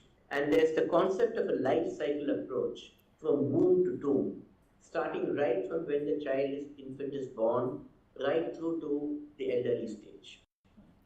I think, Dr. Gopalan, thank you for explaining that. So we understand, from breastfeeding and what you've explained about the womb to tomb, the first 1,000 days are extremely critical. Moving ahead, Dr. Tandon, in fact, we do know like India also faces this dual burden where, one hand, malnutrition is a huge challenge, and on the other, there's a heavy incidence of overnutrition and obesity. But often people suffering from obesity also have nutritional deficiencies. Could you explain that to us? How can proper nutrition effectively address this as well? So actually malnutrition really covers the entire spectrum of both over and undernutrition. Now, when you're obese, you may actually end up with additional problems where, certain vitamins which can get stored in the fat may get primarily located out there and therefore not enough available in the circulating fluid. Obviously, the presence of a range of fats which are not desirable. You need fats. I think that we should disabuse people of the notion that you don't need fats. Yes. But you need fats of a certain amount of a certain type. Once you either take the wrong sorts of fat or an excessive amount of fat, it contributes significantly to, formation of plaque in the coronary arteries, formation and affecting by deposition of fat in different body organs, also impeding your ability to metabolize and therefore contribute to elevation in sugars, elevated circulating blood lipids, and all of these then eventually contribute to a negative overall cardiometabolic risk. No, thank you. I think what you said about habits and being mindful is extremely critical here, and right fats, I think that's another very important thing, because sometimes we go on to extremes. Dr. Gupta, talking of obesity and diabetes, the rising burden of NCDs in our country has become a public health crisis. How many of the NCDs are linked to poor nourishment? What dietary changes would you recommend to reduce the risk of cardiovascular conditions in the Indian population? So, Ambika, I think, first of all, let me congratulate you when you are talking about such an important thing, which is portion, right? Nutrition. It is the essence of all of us, right? The food that we eat. So, obesity is becoming a major problem. And I, as a cardiologist, see diseases and heart attacks and other problems related to obesity every single day. India is becoming the heart disease capital of the world. It is getting the diabetes capital of the world, and they're all linked to nutrition. Most of the lifestyle illnesses, diabetes, high blood pressure, high cholesterol, some malignancies, they're all linked to food and nutrition. The high salt intake that we have. Indians do love our salts, whether it's in papad, whether it is in achar, whether it is in all the chutneys we eat. They are all very high salt containing things. They increase the risk of hypertension. We love our sugars. You go anywhere, the festival season is coming up, everybody's going to be having mithai, they're going to be halwa, and there are going to be all these nice desserts. It increases the risk of diabetes. Yes. And it is not just these sugars, Ambika. It is not just these sugars, it is the hidden sugars. So there is a direct correlation with the food we eat, with the lifestyle diseases that we then inculcate. And they in turn translate into heart attacks and make us, the heart disease capital of the world. So I think a very important point, the food we eat is directly related to NCDs, and that's why, we see the number of cases increasing so much. And next time when somebody asks us, meethe mein kya hai, we all need to be mindful and not just think of the sweet, but also the hidden fats which you've spoken about. Moving ahead, Dr. Joshipura, we understand that nutrition is of critical importance to our overall health and performance, but how do we get that nourishment in an evolving idea? Nutrition science is working to meet constantly changing global health needs. How do pharmaceutical companies like Cadila respond to that changing need? I think if you look at the overall landscape, especially national landscape where you have titled this session on India Health Mission, so you already touched upon the two burdens that are overlapping. The other element of the nutrition is basically deficiency of vitamins, minerals, and trace elements. That is also getting emerging as one of the important area in overall nutritional landscape to address. As our country is progressing, we are seeing demands and requirements for such nutritional supplements as well by the medical experts and the patients as well. So I want to talk about the minerals that are important in nutrition as such, and iron is a well-known example. I think everybody knows that India suffered from iron deficiency, anemia for a long time, and even today, in pregnant women, in children, and in adolescents also, anemia is a critical problem. So clearly, iron deficiency is one of the things that can be tackled. The other elements, of course, is iodine, which is being tackled with fortification of several foods. Salt is a classic example. Iodized salt is an example. And then iron. We talked about calcium is an important mineral that is being supplemented, and there is a requirement for calcium supplement. And of course, magnesium and zinc are important minerals. So these are the minerals, and then vitamin deficiency is also known, and as we know, vitamin A is required for vision, immune function, skin health, vitamin C for immune system, skin health, and so on. Vitamin D we know bone health and so on. Vitamin E, K, and multitude of vitamin B Vitamins, complexes, yes. right? Yeah, no, thank you so much. Moving on, Dr. Gupta, we're talking about nutrition science. Dr. Joshipara was talking about it, responding to the changing health needs. Now, our bodies are under more stress from the environment than ever before. How is nutrition helping our bodies cope? The heart and the immune system, for example, are very closely linked. And again, the heart attacks are going up, cardiac arrest. We hear a lot more. How is this really linked to immunity and obviously nutrition? So I think nutrition plays a pivotal role in almost 80 to 90% of the illnesses that we have, I would say, non-communicable diseases. So, if you look at the Indian plate, the food that we eat, majority of the food in India is very high in carbohydrates. We are a very carb-heavy country. We don't have much in terms of the fiber and the green leafy vegetables. People think of potatoes as a vegetable. But potato is more of starch, it's more of carbohydrates, it's not giving you the green leafy, the fiber that you need. And that's a very staple food, not only in India, it's across the world in fact.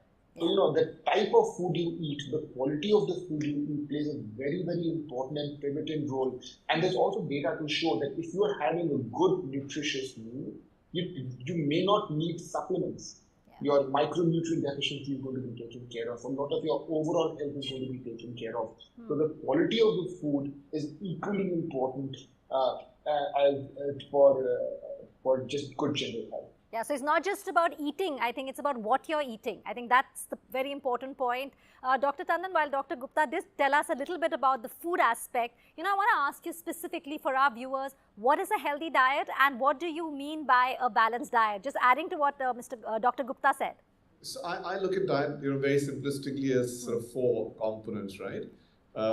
Quantity, quality, timing, or the individual portion size, and the spacing, right?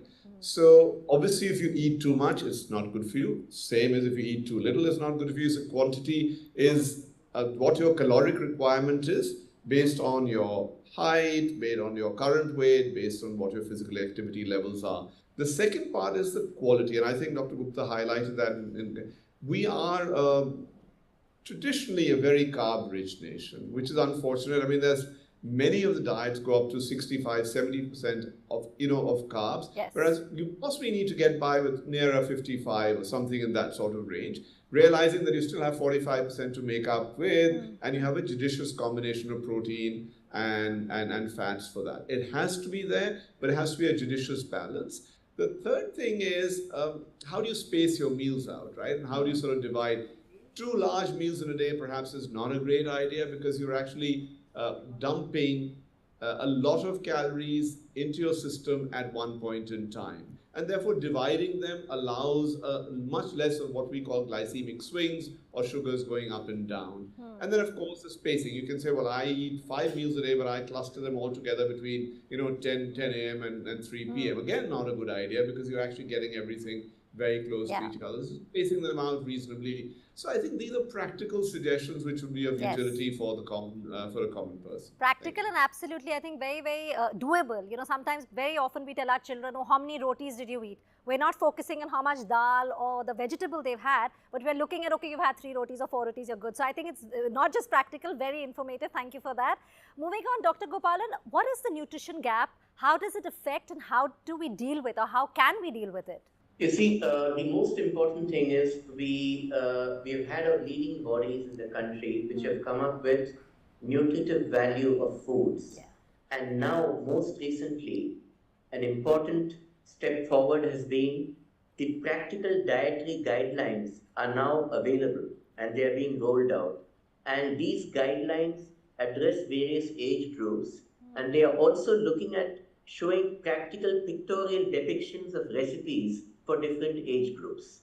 But what we need to consider as practicing clinicians also is how effectively we can roll out these guidelines to the community and what are the practical challenges we are likely to face depending on the age group we are addressing. So we must distinguish that these guidelines are for the healthy population. When it comes to a particular individual where there's a major nutrition gap, be it a child or an adult, then our clinical judgment takes precedence and we need to tailor the nutritional approach for that particular individual. Sure. This is something we need to do. Absolutely. Thank you so much. Really well explained. Thank you all for that. More on the nutrition gap and how we can address it when we come back. So do stay tuned with us on NDTV.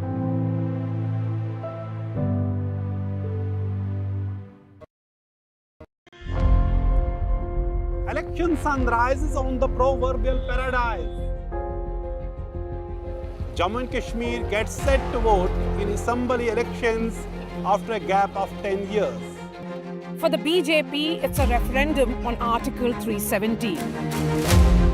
For the Congress and regional parties, it's a battle for survival. An election that will go down in the history. Watch the most comprehensive, the most nuanced, and the most power-packed coverage only on NDTV. Loan मिलेगा या नहीं, ये आपके credit score पर depend करता है। आज ही जाइए पैसाबाजार.com पर और अपना क्रेडिट स्कोर चेक कीजिए फ्री में, क्योंकि लोन की जरूरत किसी को भी कभी भी पड़ सकती है। चल एक्टिंग थोड़ा भेल बनो। पैसाबाजार.com। Hi, I'm Kareena Kapoor Khan. When it comes to news, NDTV stands for trust, for integrity, for truth, for news that matters. Watch NDTV and don't forget to watch The Buckingham Murders अपने नजदीकी cinema घरों में। कैसे मारा? Loan मिलेगा या नहीं, ये आपके क्रेडिट स्कोर पे डिपेंड करता है। तो आज ही अपना क्रेडिट स्कोर चेक करें फ्री में पैसाबाजार.com पर। लोन की जरूरत कभी भी किसी को भी पड़ सकती है। ठीक से एक्टिंग नहीं। पैसाबाजार.com। I've been reporting on all issues, big and small, from Andhra Pradesh, Telangana, rest of South India, bringing you all the action, all that you need to know, all that you want to know. The energy of maximum city is infectious. I bring in that energy in our news coverage from financial capital Mumbai.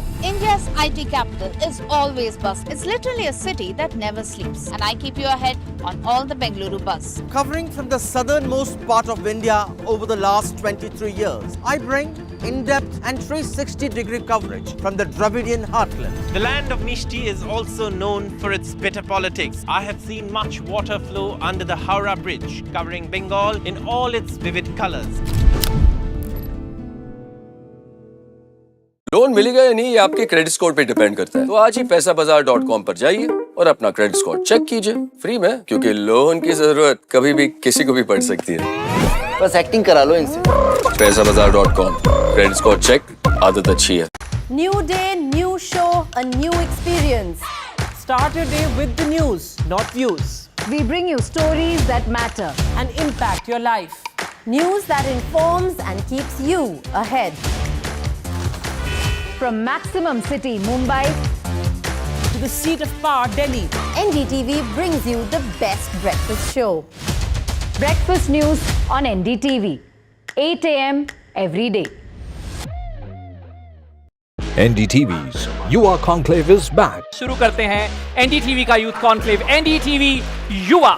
Bharat एक युवा देश है। अगर हम युवा एक हो जाएं, एकजुट हो जाएं, तो दुनिया की कोई ताकत हमें आगे बढ़ने से नहीं रोक सकती। With India's biggest disruptors.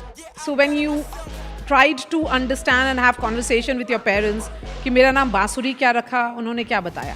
So माँ ने तो बहुत ही स्वीट एक्सप्लेनेशन दी। She said कि कृष्ण की सबसे प्रिय वस्तु पे तुम्हारा नाम रखा गया है। प्रेजेंट में रहो, अपना कर्म पूरी निष्ठा से करो, फल की चिंता मत करो। दूसरी थ्रो लगने के बाद जब कोच साहब ने बताया कि 4639 है, तो मैं काफ़ी खुश हुआ। और सरप्राइज भी हुए थे थोड़ा? सरप्राइज हुआ था मैं, तब इसीलिए वो मैंने पूछा सर खाओ माँ को sir. Yuva Youth for Change. Stay informed and entertained with the new and updated NDTV News app. You can watch all our channels live, listen to podcasts, read breaking and exclusive news from around the world and more. Download the NDTV app today and get access to the best journalism and storytelling on your smartphone or tablet. The NDTV app. News that matters to you. Some people say the metaverse will only be virtual. One day this lecture hall will be made of code, and driverless cars would be trapped in intersections. But even in this maze of the future, you can't wish away health. It's time to become more resilient.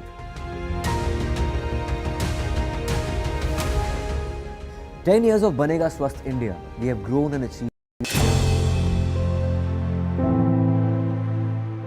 Welcome back. You're watching India Health Mission, and today we're talking about the critical role nutrition plays for our health.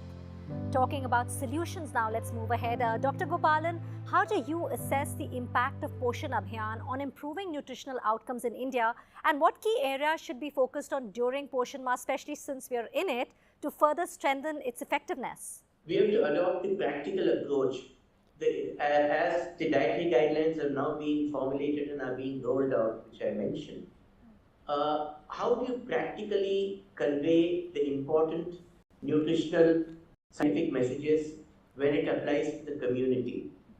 It is important that they understand quantities, types of food and portions rather than how much of a particular nutrient needs to be consumed. It is a team approach which is important for an effective rollout of the guidelines which have recently been formulated, and the Poshan Abhiyan. This is one of the important components of the Poshan Abhiyan, where we address the practical issues which are the important points to consider when it comes to delivery of nutrition at the community level. Absolutely. So I think it's about working critical. It's important to work together. All stakeholders need to work together. Dr. Tandon, talking about, since we are talking about Poshan Abhiyan, what are your suggestions? How can we make high quality nutrients affordable and accessible to all through India's public health system? I don't think we should medicalize nutrition, right? I think that's the first thing. Saying make it through the public health system implies that we are medicalizing an issue, which is clearly a social issue. So I would look at it from a much broader perspective than to restrict it as a public health system. In fact, I would even stick my neck out so far as to go that giving only cereals at a low cost may actually be counterproductive, because again, the cereals are providing primarily a carbohydrate-rich source. Yeah. So I think the whole concept of what should be provided through at lower rates through a public distribution system should not just be restricted to a cereal-based diet. It should be looking at a wide range of food items which provide a broad nutrient delivery to the population at large, and that's the way I look at it. Okay, great point taken. Dr. Joshipura, what is the role, since we're talking about solutions that pharmaceutical manufacturers like Cadila can play in making nutrients accessible to a wider population and in bridging the nutritional gaps in the Indian population? Right. So as we heard, no external supplement can be better than the balanced diet, balanced nutrition diet, right? Having said that, it remains a wishful thinking that everyone would take a balanced diet and everyone would benefit from the guidelines and so on and so forth. So therefore, for example, in a tropical country like India, which is full of 300 days of sunlight a year in most part of the country, why should anybody be vitamin D deficient, right? But the fact of the matter is that vitamin D deficiency is very common, and there's a new emerging science coming out after vitamin D. For example, vitamin D earlier was known only for bone health. Yeah. Now there is a strong scientific evidence to suggest that, for example, cardiovascular health can be better, blood pressure regulation can be better, endothelial health can be better, outcomes of patients with cardiovascular conditions would be better if they have vitamin D restored to normal level.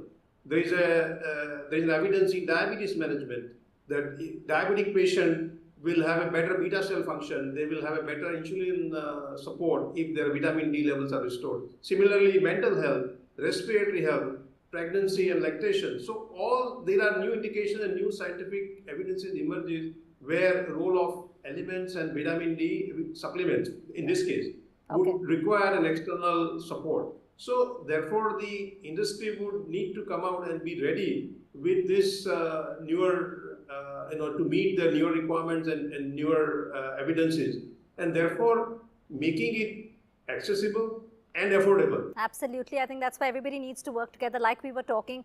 Dr. Gupta, the last question here is nutrition education. Now, how can doctors across specialities come together to create greater awareness around the role that nutrition plays in keeping India healthy like we've been discussing today? So, I think this is a very important question as to how do we become a healthy nation. I know we're all talking about a $5 trillion economy and an $8 trillion economy, but a healthy nation is of paramount importance for it to be a wealthy nation. So, and when you talk about health, clean water and good food are the backbone of a healthy nation. So I think the impetus for improvement has to come not just from doctors, not just from the medical community, but from society in general, like was mentioned by one of the other speakers as well.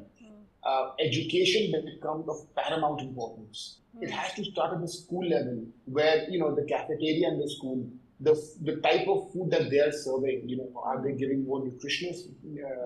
Are they giving more chips and more sodas and more fruit canned juices, or are they giving other kind of more healthy options? Yeah, absolutely important. On that note, thank you so much, doctors, for joining us today in this very critical conversation. So by raising awareness and promoting healthier and mindful eating habits, we can build a healthier nation. For India to achieve sustainable growth and development, ensuring access to nutritious food across all socio-economic strata is vital, as it leads to a healthier, more resilient workforce and reduces the healthcare burden.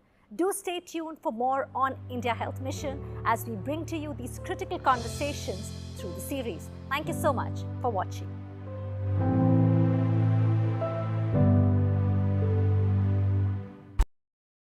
Loan मिलेगा या नहीं, ये आपके credit score पे depend करता है। आज ही जाइए पैसाबाजार.com पर और अपना क्रेडिट स्कोर चेक कीजिए फ्री में, क्योंकि लोन की जरूरत किसी को भी कभी भी पड़ सकती है। चल एक्टिंग थोड़ा भेल बनो। पैसाबाजार.com। Hi, I'm Kareena Kapoor Khan. When it comes to news, NDTV stands for trust, for integrity, for truth, for news that matters. Watch NDTV and don't forget to watch The Buckingham Murders अपने नजदीकी cinema घरों में। कैसे मारा? Loan मिलेगा या नहीं, ये आपके क्रेडिट स्कोर पे डिपेंड करता है। तो आज ही अपना क्रेडिट स्कोर चेक करें फ्री में पैसाबाजार.com पर। लोन की जरूरत कभी भी किसी को भी पड़ सकती है। ठीक से एक्टिंग नहीं। पैसाबाजार.com।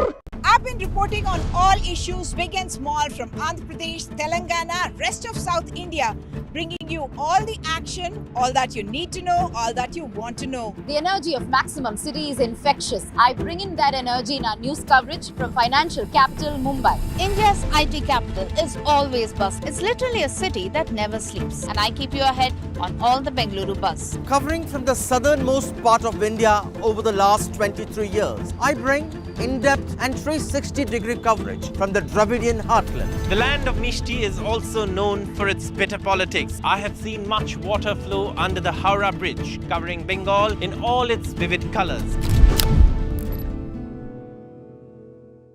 लोन मिलेगा या नहीं, ये आपके क्रेडिट स्कोर पे डिपेंड करता है। तो आज ही पैसाबाजार.com पर जाइए और अपना क्रेडिट स्कोर चेक कीजिए फ्री में, क्योंकि लोन की जरूरत कभी भी किसी को भी पड़ सकती है। बस एक्टिंग करा लो इनसे। पैसाबाजार.com, क्रेडिट स्कोर चेक, आदत अच्छी है। New day, new show, a new experience. Start your day with the news, not views. We bring you stories that matter And impact your life. news that informs and keeps you ahead. From maximum city Mumbai To the seat of power, Delhi. NDTV brings you the best breakfast show. breakfast news on NDTV, 8 a.m.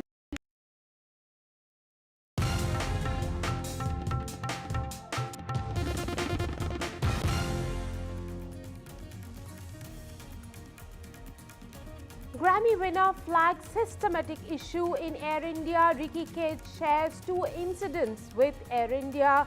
Air India responds, saying that they are thoroughly investigating the issue.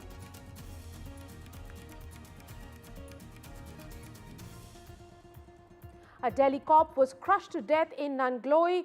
The constable was hit with a speeding car and dragged for 10 meters.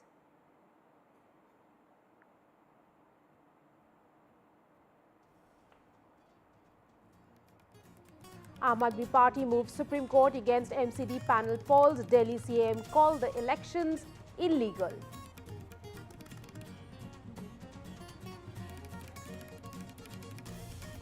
It's the last day of campaigning for Jammu and Kashmir for the last phase of polls, which will take place on the 1st of October. Tamil Nadu Chief Minister's son, Tamil Nadu Chief Minister M.K. Stalin's son Udayanidhi Stalin will be elevated as Deputy Chief Minister. Senthil Balaji, who is out on bail, will be back in the Tamil Nadu cabinet as well.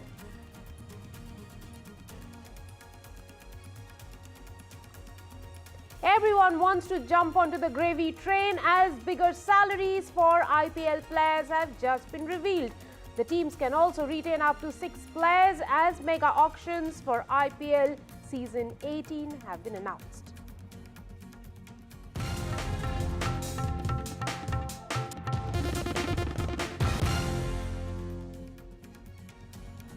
Hello and welcome to News at this hour. I am your host Rika Roy. Now, Grammy winner Ricky Cage has flagged systematic issue in Air India. He has allegedly called out bad experiences in Air India. The first incident apparently happened on 14th of September while boarding a flight from Delhi to Bengaluru.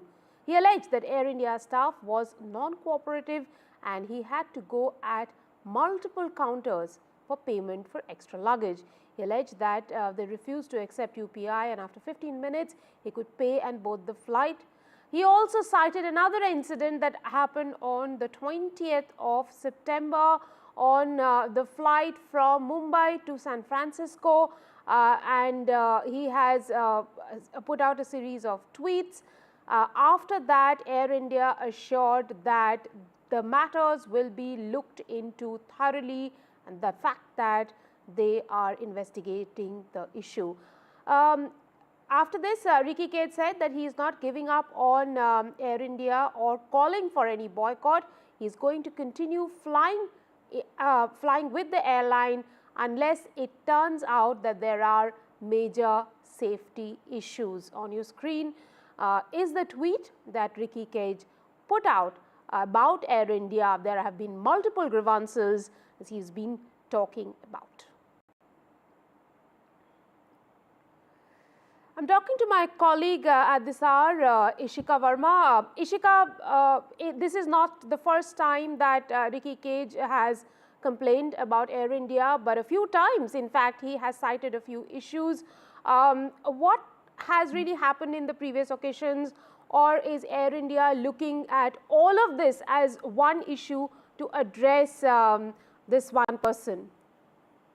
Well, in fact, Rika, as you rightly mentioned, the Grammy winner Ricky Cage, in fact, has previously also, flagged certain issues with the airline, that is Air India, and this time also, in fact, he has put out tweets regarding 2 different incidents with the same airline, that is Air India. In the first tweet, in fact, he has said that this happened on 14th of September while he was, flying from Delhi to Bengaluru, and he said that while he was willing to pay, pay money for extra luggage, he was made to go to counters, and in fact, even after so many minutes had passed, they refused to accept payment first to the UPI, and then after 15 minutes is what the person sitting at the counter finally accepted his payment through UPI, and it went on effortlessly.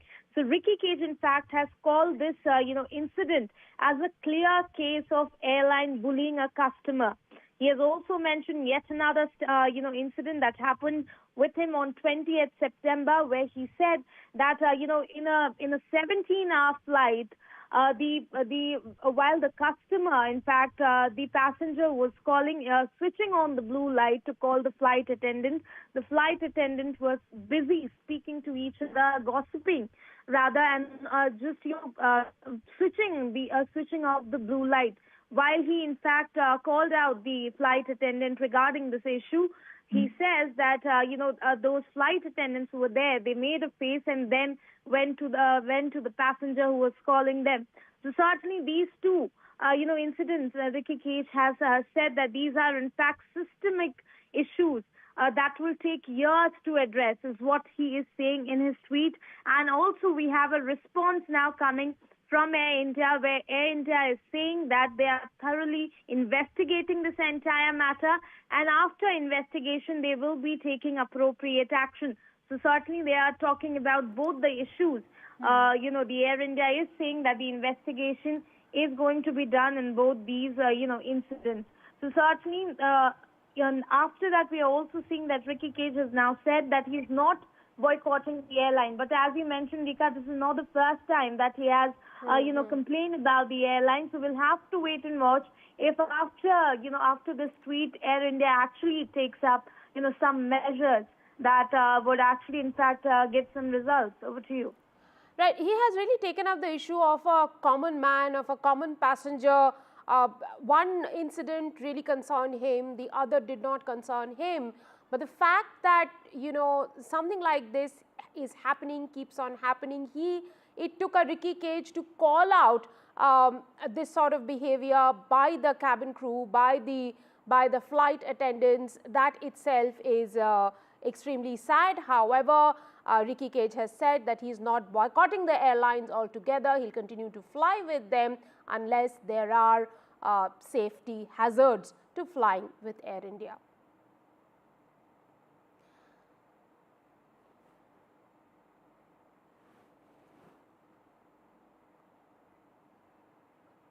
Now moving on to some political news coming in from Haryana. The state is going into elections on the 5th of October. Amit Shah, the Home Minister, is campaigning at the moment. He is having an election rally in Badshahpur. Amit Shah had it out at Congress. He's saying that people believe in Modi's guarantees. In Haryana, he has also spoken about the Gandhi family, calling them a sarkar of damad and dalals. Shah has raked up Article 370 and the Agnipath scheme as well.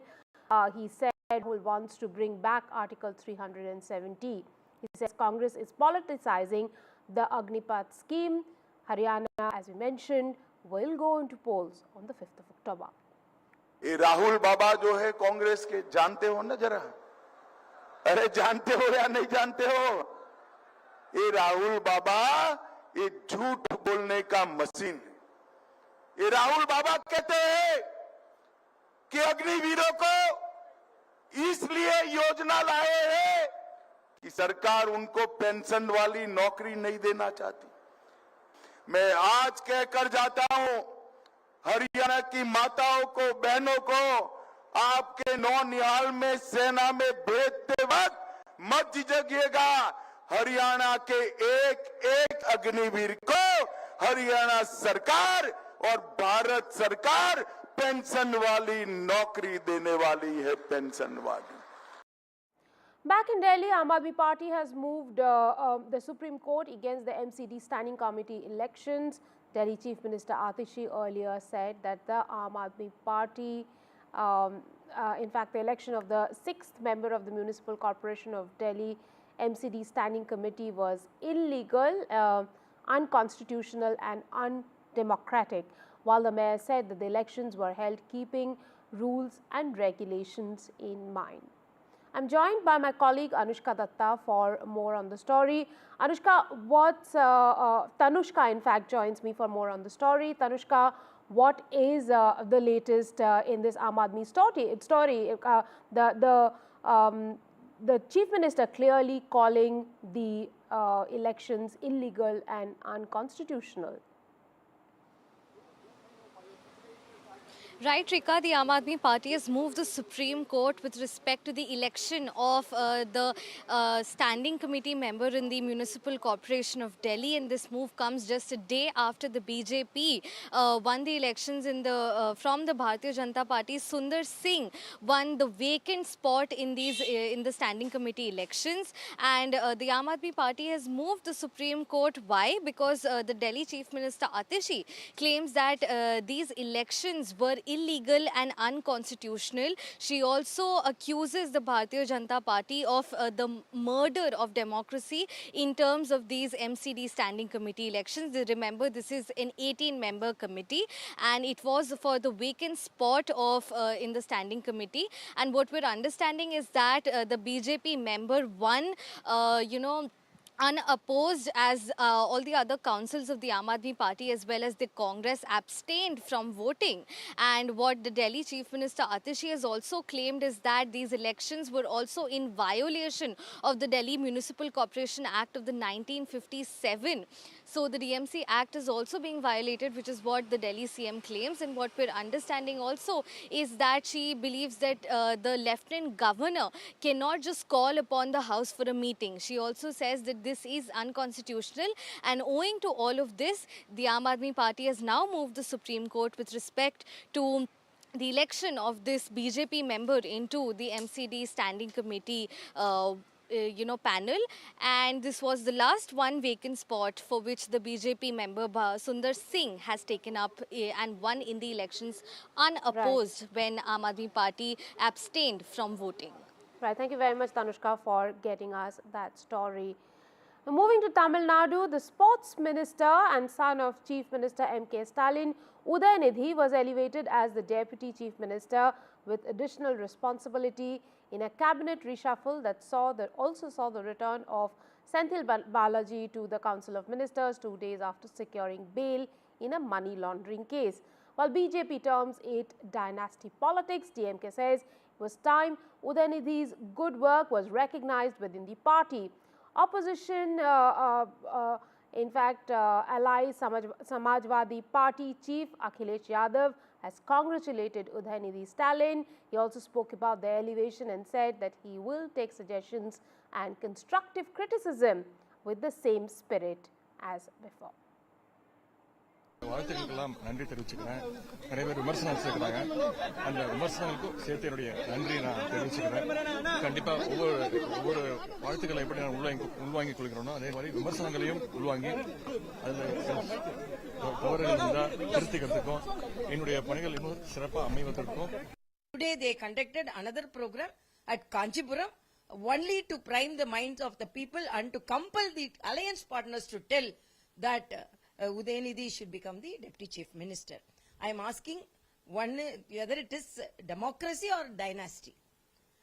Democracy means father chief minister, son deputy chief minister. What happened to the senior ministers?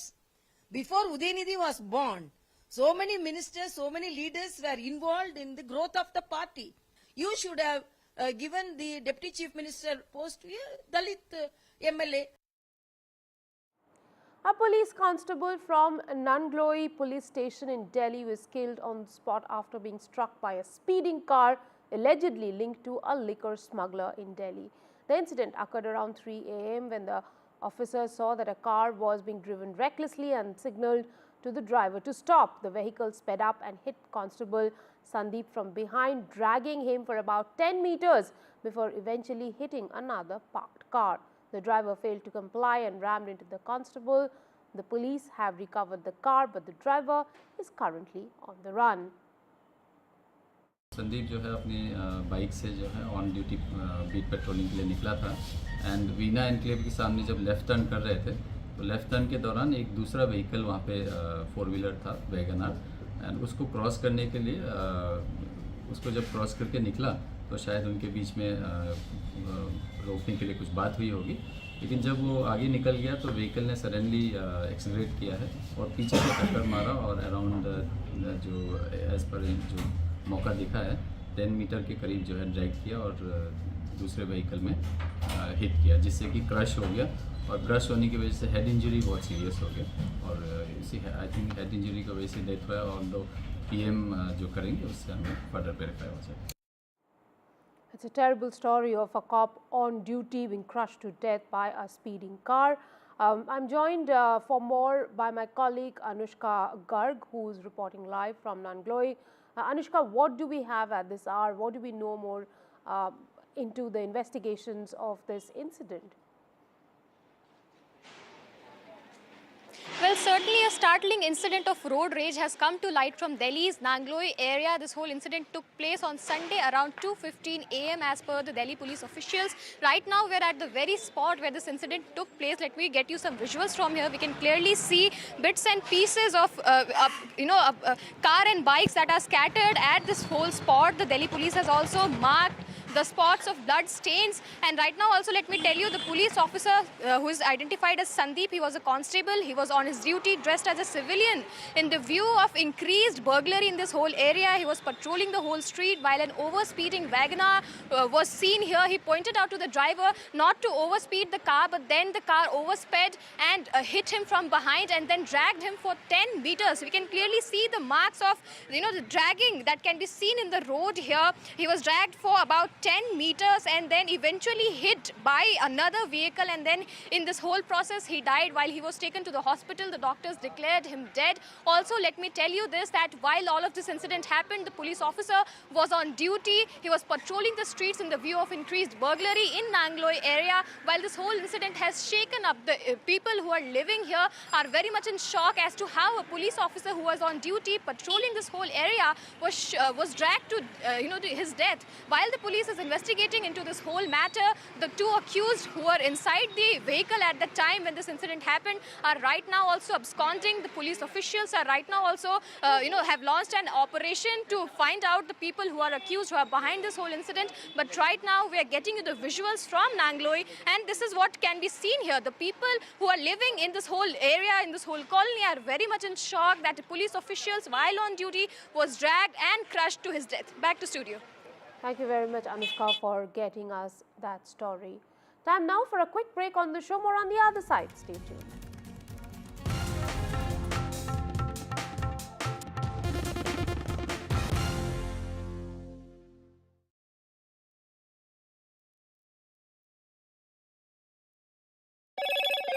Hello, Moto.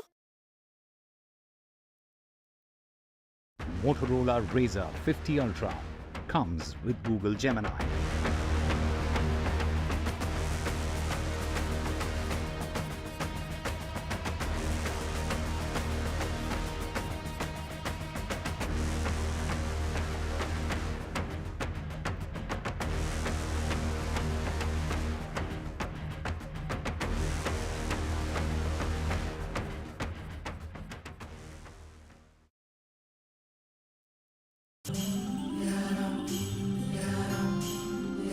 Let yourself flow with the turn of each tide. Salty winds, you sweeten your ride.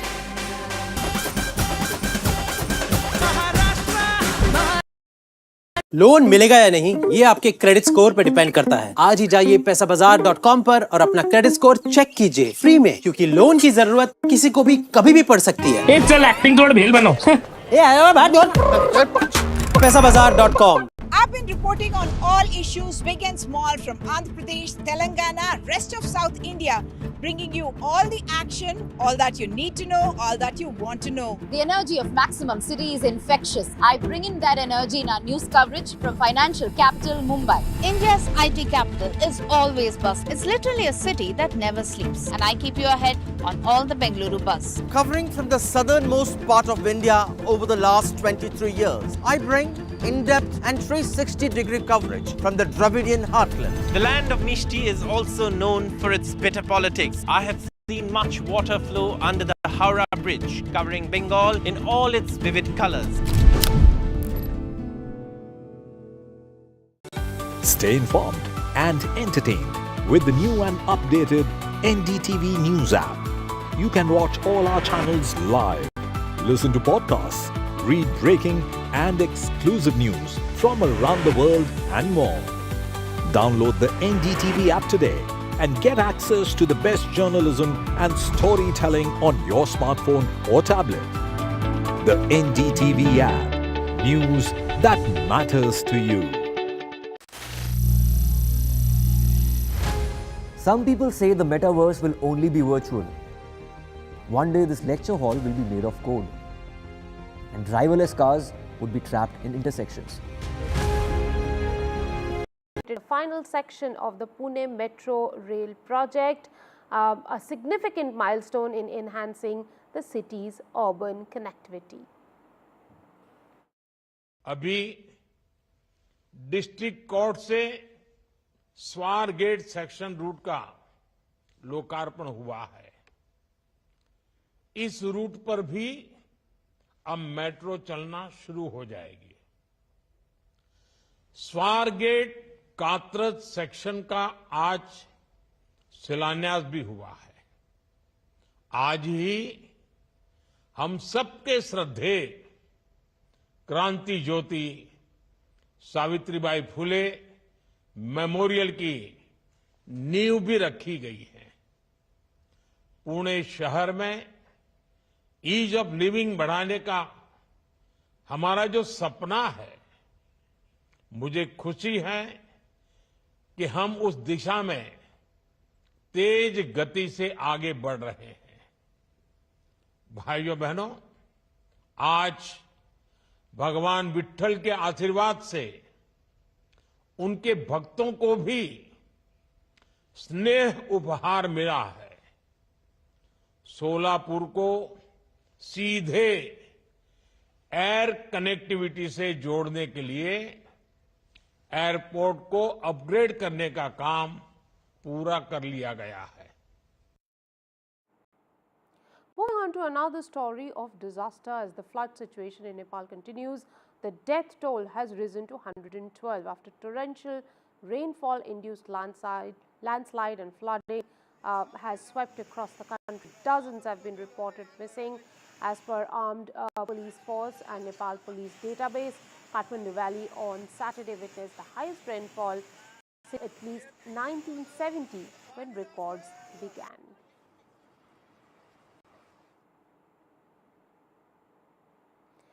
Cricket now ahead of the IPL 2025 mega auction. The IPL governing body has announced the player regulation which will hold extra significance.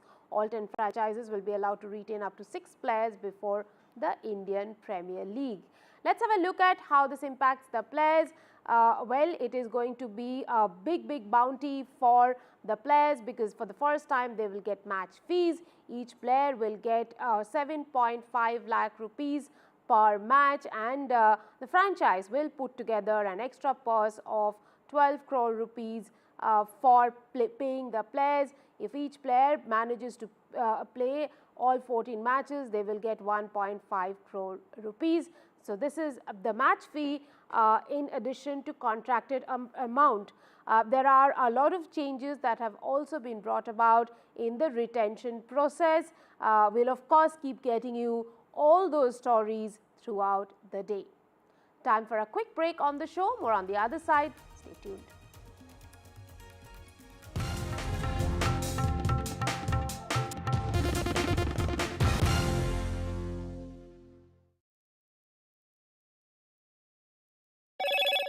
Hello, Moto.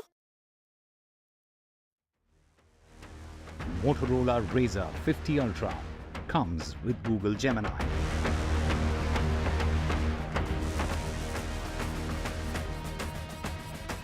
Grammy winner Ricky Cage flags systematic issue in Air India. He shares 2 incidents with Air India. The airline response says thoroughly investigating the issue. Delhi cop was crushed to death in Nangloi. The constable was hit with a speeding car and dragged for 10 meters. Aam Aadmi Party moves Supreme Court against NCD. Panel polls. Delhi CM calls the elections illegal.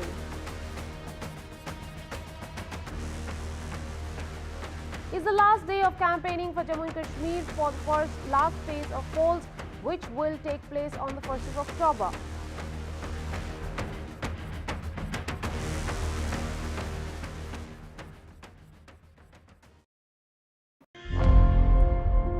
Election sun rises on the proverbial paradise. Jammu and Kashmir gets set to vote in assembly elections after a gap of 10 years. For the BJP, it's a referendum on Article 370. For the Congress and regional parties, it's a battle for survival. An election that will go down in the history. Watch the most comprehensive, the most nuanced, and the most power-packed coverage only on NDTV. Loan मिलेगा या नहीं, ये आपके credit score पे depend करता है। तो आज ही अपना क्रेडिट स्कोर चेक करें फ्री में पैसाबाजार.com पर। लोन की जरूरत कभी भी किसी को भी पड़ सकती है। ठीक से एक्टिंग नहीं। पैसाबाजार.com। New day, new show, a new experience. Start your day with the news, not views. We bring you stories that matter and impact your life. News that informs and keeps you ahead. From Maximum City, Mumbai, to the seat of power, Delhi, NDTV brings you the best breakfast show. Breakfast news on NDTV, 8 a.m. every day. For every news from every part of the country, download कीजिए NDTV app. सिर्फ एक app जो आपको बताता है क्या हो रहा है in the world of business, politics, sports and entertainment. देखना ना भूले हमारी movie Yudhra in the theatre. Read all about Yudhra on the NDTV app. So download now. Loan मिलेगा या नहीं, ये आपके क्रेडिट स्कोर पे डिपेंड करता है। तो आज ही पैसाबाजार.com पर जाइए और अपना क्रेडिट स्कोर चेक कीजिए फ्री में, क्योंकि लोन की जरूरत कभी भी किसी को भी पड़ सकती है। बस एक्टिंग करा लो इनसे। पैसाबाजार.com, क्रेडिट स्कोर चेक, आदत अच्छी है। Hi, I'm Kareena Kapoor Khan. When it comes to news, NDTV stands for trust, for integrity, for truth, for news that matters. Watch NDTV and don't forget to watch The Buckingham Murders अपने नजदीकी cinema घरों में। कैसे मारा? Loan मिलेगा या नहीं, ये आपके क्रेडिट स्कोर पे डिपेंड करता है। आज ही जाइए पैसाबाजार.com पर और अपना क्रेडिट स्कोर चेक कीजिए फ्री में, क्योंकि लोन की जरूरत किसी को भी कभी भी पड़ सकती है। चल एक्टिंग थोड़ा भेल बनो। पैसाबाजार.com। I've been reporting on all issues, big and small, from Andhra Pradesh, Telangana, rest of South India, bringing you all the action, all that you need to know, all that you want to know. The energy of Maximum City is infectious. I bring in that energy in our news coverage from financial capital, Mumbai. India's IT capital is always buzz. It's literally a city that never sleeps. And I keep you ahead on all the Bengaluru buzz. Covering from the southernmost part of India over the last 23 years, I bring in-depth and 360-degree coverage from the Dravidian heartland. The land of Mishti is also known for its bitter politics. I have seen much water flow under the Howrah Bridge, covering Bengal in all its vivid colors. Stay informed and entertained with the new and updated NDTV News app. You can watch all our channels live, listen to podcasts, read breaking and exclusive news from around the world and more. Download the NDTV app today and get access to the best journalism and storytelling on your smartphone or tablet. The NDTV app. News that matters to you. Some people say the metaverse will only be virtual. One day this lecture hall will be made of code, and driverless cars would be trapped in intersections. But even in this maze of the future, you can't wish away health. It's time to become more resilient.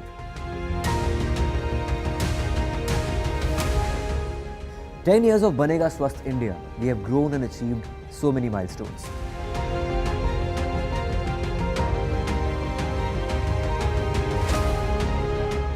And now I have a plan to beat the urgency, to stop breathing with difficulty, to relieve getting choked with inactivity.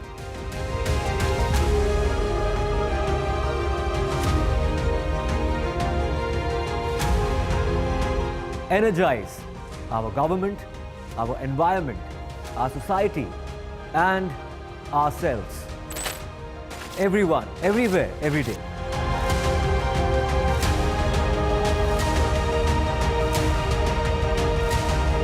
बनेगा स्वस्थ India. One World Hygiene. Election sunrise is on the proverbial paradise.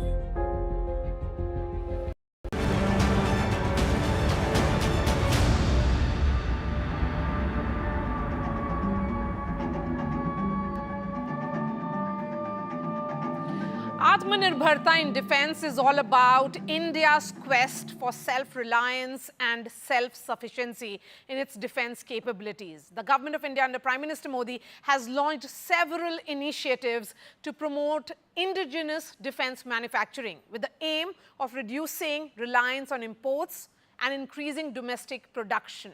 India's defense sector is undergoing significant transformations. And India's defense exports have reached a new high of 14,000 crore, with the government aiming for 25,000 crores in exports by 2025. In fact, the Ministry of Defense has set a target of achieving a turnover of 1.75 lakh crore in aerospace and defense goods and services, including exports of 35,000 crore by 2025.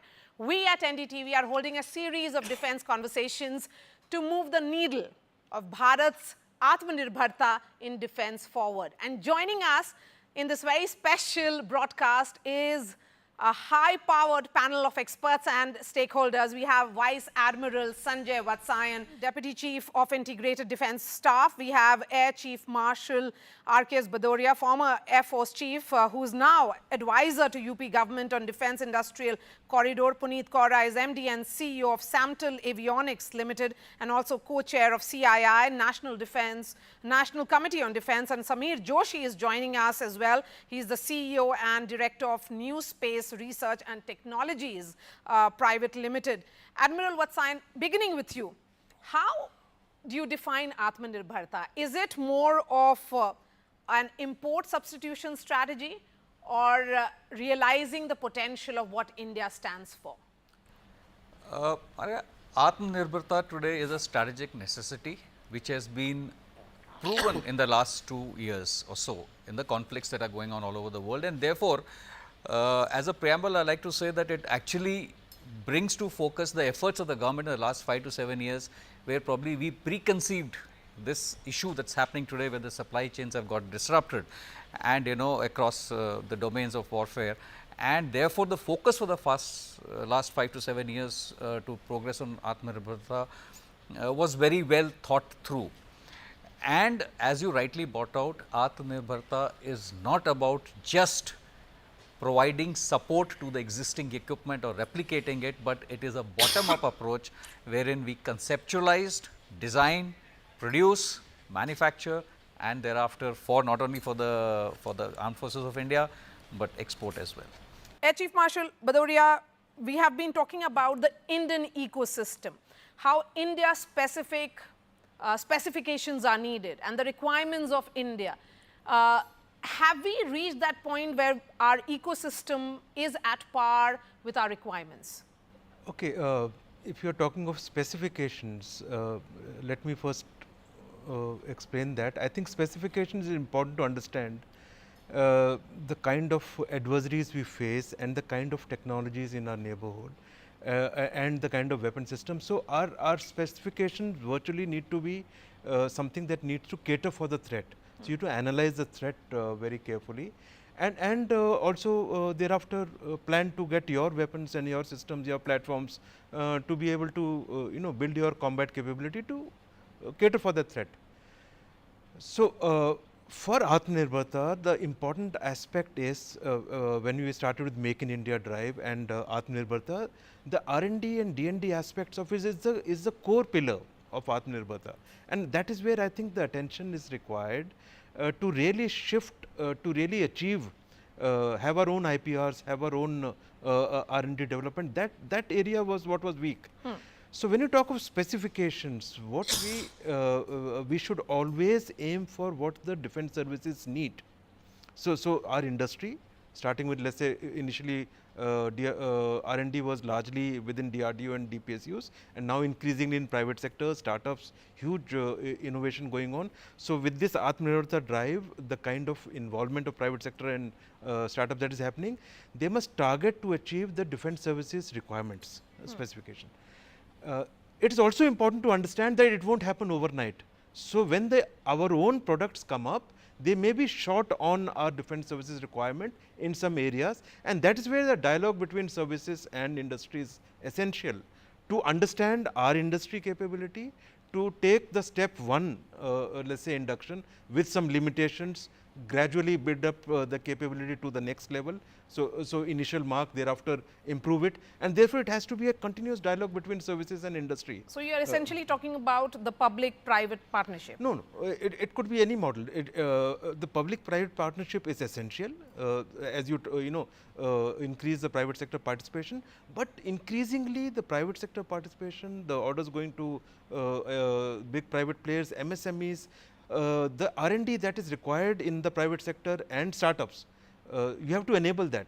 IDEX is a beautiful example of what change it can bring, but that is the scale is low. We need to really increase the scale of R&D in the and there are many issues to Okay, so let's talk about R&D first. Yeah, that is the emphasis on research and development and roles of organizations such as yours. So if I talk about my company, which is our company Samtel, for past 50 years of our existence, everything we developed is developed in India by us, by engineers who are basically from colleges in India. We've had like mentors from esteemed institutions like IITs and likes of that, but we have been developing technologies. All the products that we sell to our armed forces in the country are all developed in India right from the beginning. We are not looking at any kind of import substitution we are looking at import substitution as the only mantra we have, because wherever there is an issue with our armed forces and they need a local product, it can be whether it's in the repair and overhaul where the products have been kind of supplied many years ago and they have issues in kind of maintaining it, so need re-engineering of that needs a lot of R&D again. So that capability is a core to our existence, if I can say so, as far as we are concerned. Of course, we are also developing products for the world. We are developing products for customers in the US, for the customers in Malaysia, in different parts of the world, all under Make in India and exporting to the world. And Atmanirbharta becomes a very core to us from the development perspective. Okay, Samir, come in on this, because the focus certainly is that India should be an exporter of the state-of-the-art weaponry, and how a technology threshold has been crossed in several areas, be it missiles, warship construction, aircraft, helicopters, and on the basis of which India offers extremely advanced and reliable defense technology options to partner nations around the world. Yeah, you're right. Largely what has happened in the last few years, thanks to a lot of push by the government on localization and thereafter indigenization, we have been able to create technologies and products. And at this juncture, it is led more in terms of a full stack development, a full product development by the PSUs and like Hindustan Aeronautics, as well as DRDO and the licensing of DRDO technologies. These are now being exported to friendly nations around the world. However, we have to understand, Atmanirbharta largely, it's an evolution and not a revolution. And I think Admiral Vatsyayan very beautifully covered, that we need to kind of, this approach is a very grounds up kind of approach where you kind of synergize, right from the conceptual design, thereafter going towards, the development of the same, production, and then testing, validation, and, sustenance of the same, the full stack development. I think there is a maturity on certain products and technologies which are, in my opinion, more legacy in nature at this juncture. And what is now being noticed is a transformation of the next generation missions and technologies in the same space, where Indian companies, which can be big ticket companies as well as MSMEs and startups, they are very shortly going to be exporting a lot of technologies or platforms of new age warfare, as I would put, to countries who are friendly to India. So I think largely things are rolling in the right direction. There is a benchmarking of technology, acceptance that India indigenously has to reach that level. Once we have started to make those products and goes through the very stringent system of the Indian MOD, for acceptance as well as induction, I think our products are going to be world class. Okay. But we should not be premature in kind of tagging everything which is ready right now for a global level. Okay, so Admiral Vatsan, take that thought forward, because startups and innovations in defense manufacture is also about government working closely with them. What is it that the government is doing with them at present? Quite a lot, in fact. To begin with, let's start with the policy initiatives. So, as you are aware, the defense acquisition procedure, which was promulgated in 2020 and in the previous avatars from 1992, has been amended 8 times. So, while it's once in 4 years, but it's been nimble. It's been ready to accept the changes from all stakeholders, make the procedures that are acceptable, and so that we can move forward with our procedural issues and ensure that our long gestation periods for acquisitions, especially capital acquisitions, does not take so long. So, that's the DPP or the DAP now in the current avatar, and this also has been regularly being amended, so that the inputs that are coming in are being incorporated, so that we make the ease of doing business is available. The second one is the Defense Production and Export Promotion Policy, which was again promulgated in 2022 and 20, and you brought out that it's given us results wherein the exports have picked up. Thereafter, there is something called, what we have done is the indigenization list, the positive indigenization list. 509 items have been identified where we will not import. They till now have generated AONs or contracts worth 1,64,000 crores. Total business value we estimate 10 lakh crores. Okay. Thereafter, there is a Srijan portal which has been put up, wherein all the current requirements of the services and the DPSUs and PSUs who are dealing with defense to sustain the current equipment or the legacy equipment, 36,000 items have been put up on the portal for us to indigenize, which are not available due to supply chain constraints or obsolescence or whatever. Service headquarters have themselves reorganized their structures. We have brought in institutions, Army, Navy and the Air Force and HQIDS, which are dedicatedly looking at reaching out to the MSMEs, reaching out to the startups and encouraging them to get to know what we want and explain to them, do the hand holding, at times even spoon feeding if required. Then we have also taken initiatives like IDEX, which the former Air Chief brought out. So, IDEX has got IDEX Prime, Aditi and TDF. IDEX provides 1.5 crores. So, 404 challenges have been thrown up, 370 have been accepted, and about 23 contracts have already been concluded, with these guys, youngsters. The IDEX is about 1.5 crores which the Government of India provides. IDEX Prime 10 crores we provide. Aditi up to 25 crores is being provided, and the Technology Development Fund, which is steered by the DRDO, 50 crores are being provided. So, there is a lot happening over there. We are engaged with 14,000 MSMEs and about 350 startups only as of now. Humongous amount of potential, I must tell you. We are actually overwhelmed by the kind of efforts that these people are putting in, and as Samir brought out, there is a lot of technology that's available. We have to reach out to them and find out what they can do. So, take that thought forward, sir. That the crucial role that is played by the startups in India's defense strategy now and Atmanirbharta. Startups are crucial. Whether they are getting the kind of freedom to really deliver, that is the issue. There are 2-3 very critical issues. I think what Admiral has touched upon in terms of policy enablement and the changes that have happened. I have seen the industry quite close in the last 2-3 years. How is the development on ground? I think a lot needs to be done. And the critical aspects are DPSUs and DRDO, who are the real stakeholders of technology, of current production and the real core strengths. How do they get the private sector in the loop? Be it PPP model, be it involvement of in the supply chain, be it MSMEs, be it startups into this chain first. This is something which is existing requirements. The entire new age technologies, what Samir talked about, and our future technology development, be it drones, be it munitions, be it new kind of technology, be it direct energy, a lot of this would develop in the startups. presently I feel only government is putting in money into the R&D, be it through IDEX and series of these programs. What is the private sector doing? What are the big players in private sector? How much R&D is being put in defense? That is critical.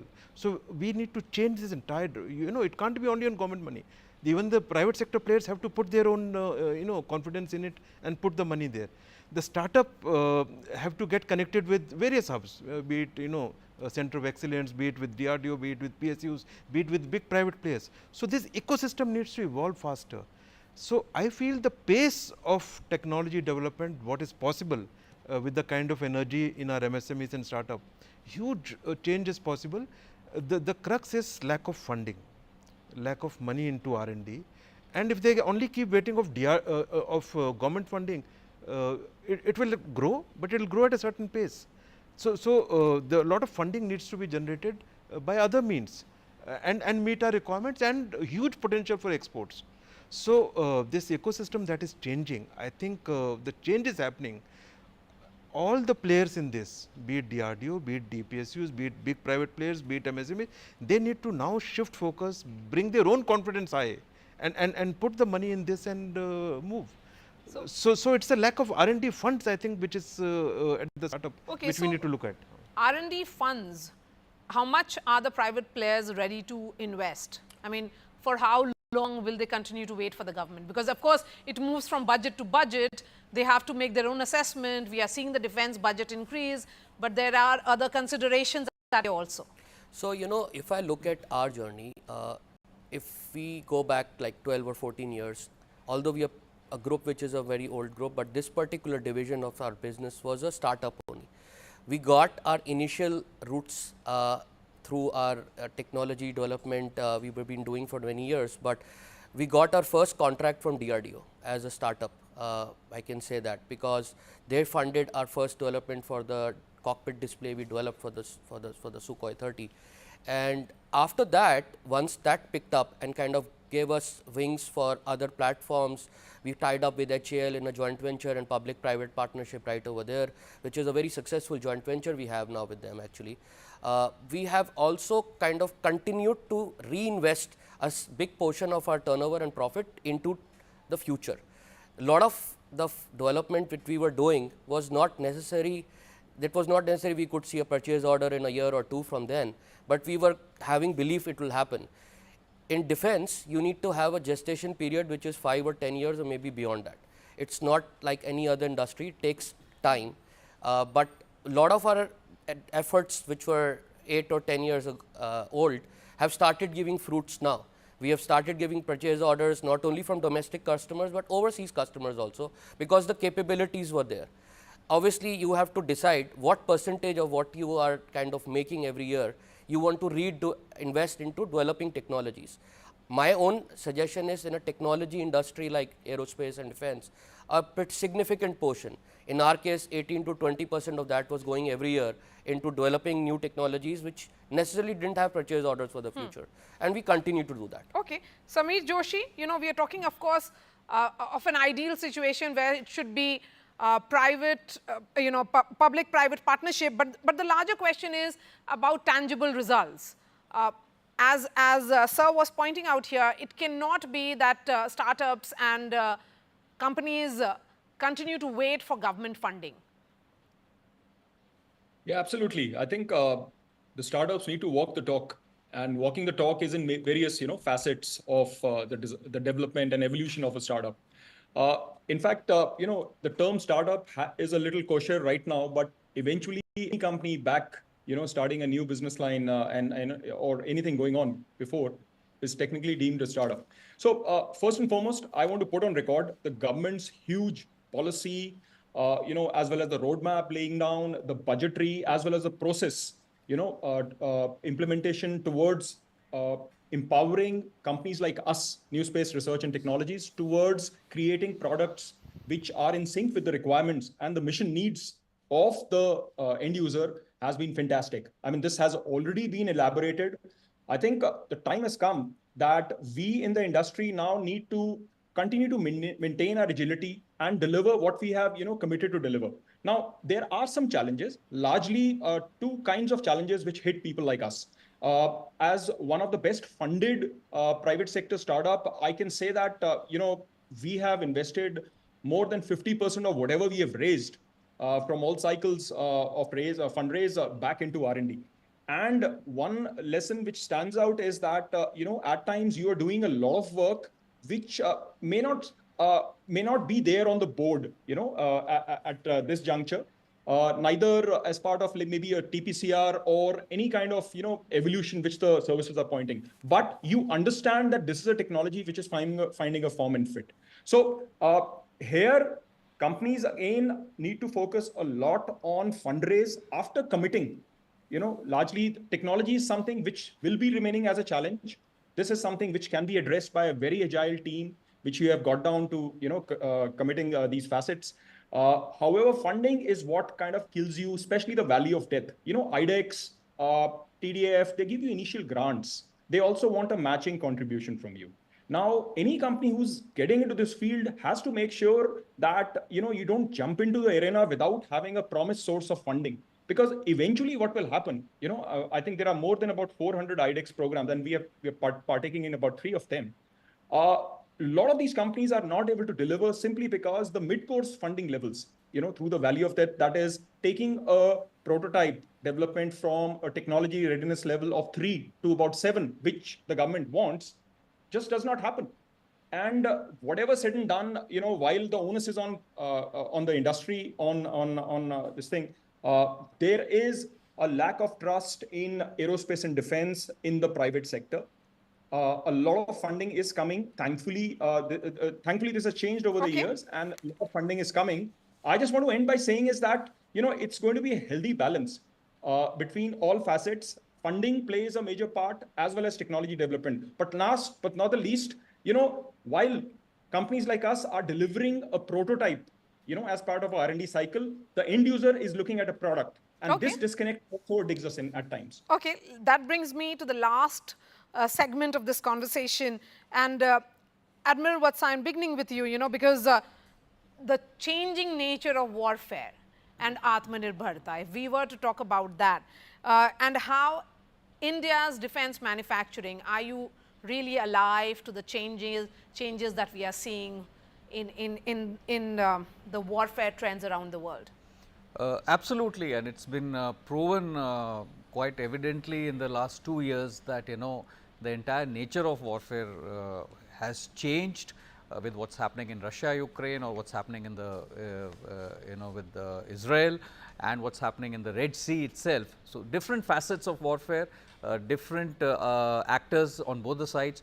But the fact is very simple, that the entire nature of warfare has changed, and the amount of weaponization that's happened to the level of not only technical expertise, but also below technical, wherein the Houthis have been able to send out missiles which are cheap at long ranges, doing tremendous damage, and the volume of damage it's done to the economy of the world itself is phenomenal. So there is no doubt about that the technology is changing, and in fact which way it's heading we really don't know. Probably the RMA-3, but it's still not defined, because people are looking at space and cyber, and suddenly you got new items when new technologies that have come up. So there is no doubt on that issue. The only issue that we, as far as we are concerned, is that we are very clear that as far as the armed forces of India are concerned, we are going to look at technology to fight our wars in our environment with our systems designed by our people at a good cost, which we can even export to the world. And technology is driving today the national security or the strategic environment. So we have to be very cognizant of that and ensure that we are also investing in frontier technologies, not the immediate ones, but the frontier. We want the industry, we want these people to look at what can you give us 5 or 10 years hence. What can this startup which has given me a new product today, can it give me a better refined product? It needs to upscale from alpha to, it needs to go to Bravo, Charlie, X, F. Today we have got Striker version F, the missile, or sorry, the Javelin version F, the missile. So we need to look at that, spiral development, continue production, and that's how we are looking at this. All right, let me give you the final thoughts, sir. I think there are two critical aspects in this, to add on to what Admiral has said.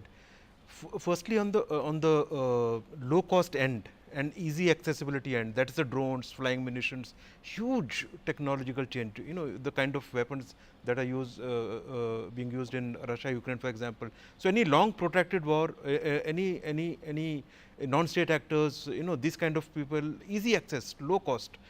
To defend it becomes quite costly. So this is a technological, change that we have to cater, and which is being done, and a lot of startups and a lot of innovation happening there. We shouldn't forget the other end, which is let's say the hypersonics, the hypersonic missiles, hypersonic weapons, directed energy weapons, the new age weapons from and connected. That means very small weapons, but very large ranges, very accurate. Your data fusion, your cyber and space, your entire network base that you are going to, you have to translate towards absolutely, quantum based security. So the new age technologies from AI and quantum point of view, when you bring that in, so from defense services point of view, that is an area where a lot of innovation and technological leap can happen. And I think our industry needs to concentrate. See, one is the current capability requirements today, one is the future. Future is where we can really leapfrog and be leaders in those technology. I think that is an area for our industries as such, and for our R&D to concentrate. And we should be leaders in that. Yes, because you have given us a roadmap. So thank you so much for joining us. Air Chief Marshal R.K.S. Bhadoria here, Vice Admiral Sanjay Vatsayan, Puneet Kaura and Samir Joshi. Of course, we at NDTV will continue this conversation in defense of India. Thanks so much for watching.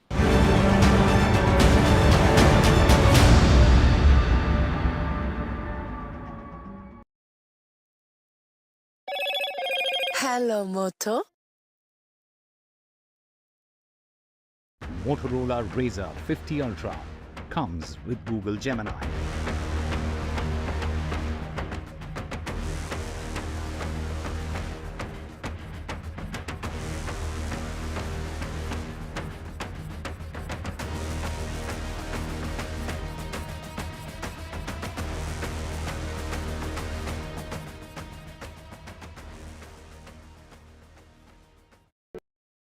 Loan मिलेगा या नहीं, ये आपके credit score पे depend करता है। तो आज ही पैसाबाजार.com पर जाइए और अपना क्रेडिट स्कोर चेक कीजिए फ्री में, क्योंकि लोन की जरूरत कभी भी किसी को भी पड़ सकती है। बस एक्टिंग करा लो इनसे।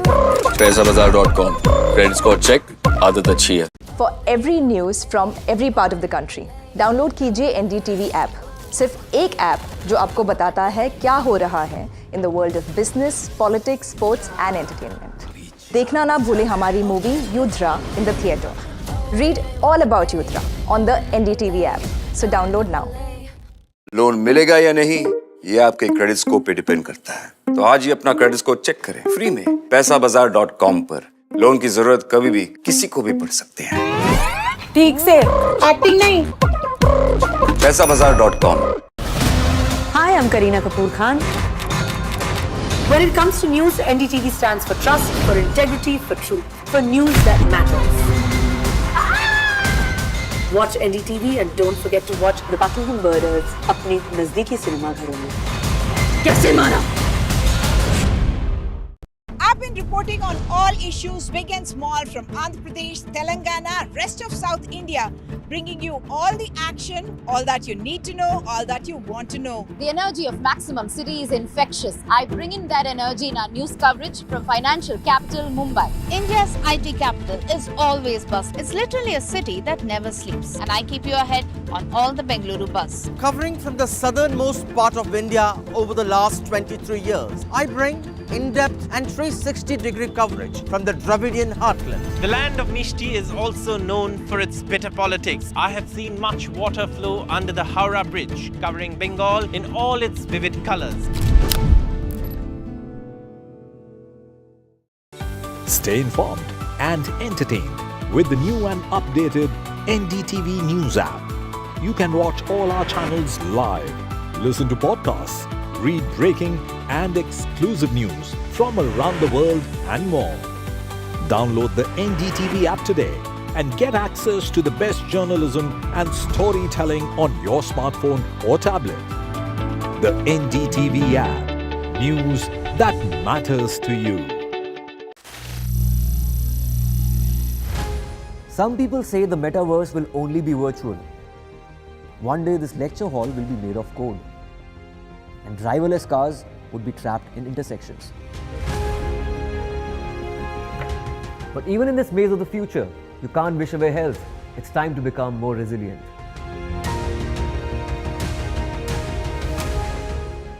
"10 years of Banega Swasth India, we have grown and achieved so many milestones.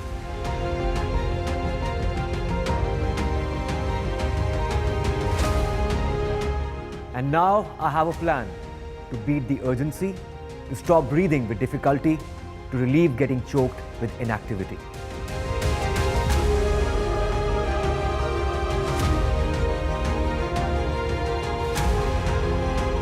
Energize our government, our environment, our society, and ourselves. Everyone, everywhere, every day.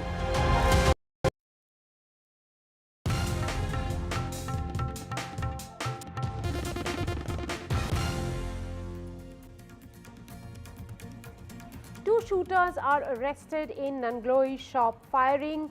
3 firing incidents have been reported in Delhi in last 24 hours, all likely linked to extortion rackets. Delhi cop crushed to death in Nangloi. The constable was hit by a speeding car and dragged for 10 meters. Tamil Nadu Chief Minister M.K. Stalin's son Udayinidhi Stalin to be elevated as Deputy Chief Minister today. Senthil Balaji, who is out on bail, will be back in the Tamil Nadu cabinet. Aam Aadmi Party moves Supreme Court against MCD panel polls. Delhi CM calls the elections illegal.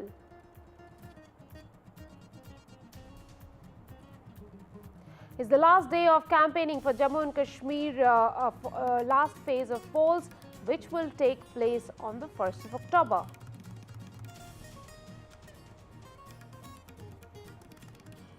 Floods and landslides devastate Nepal. Over 100 people have been killed as Nepal releases water. Ganga, Kosi rivers in spate. Bigger salaries for IPL players. Teams can retain up to 6 players, and a mega auction for IPL season 18. All that coming up in season 2025.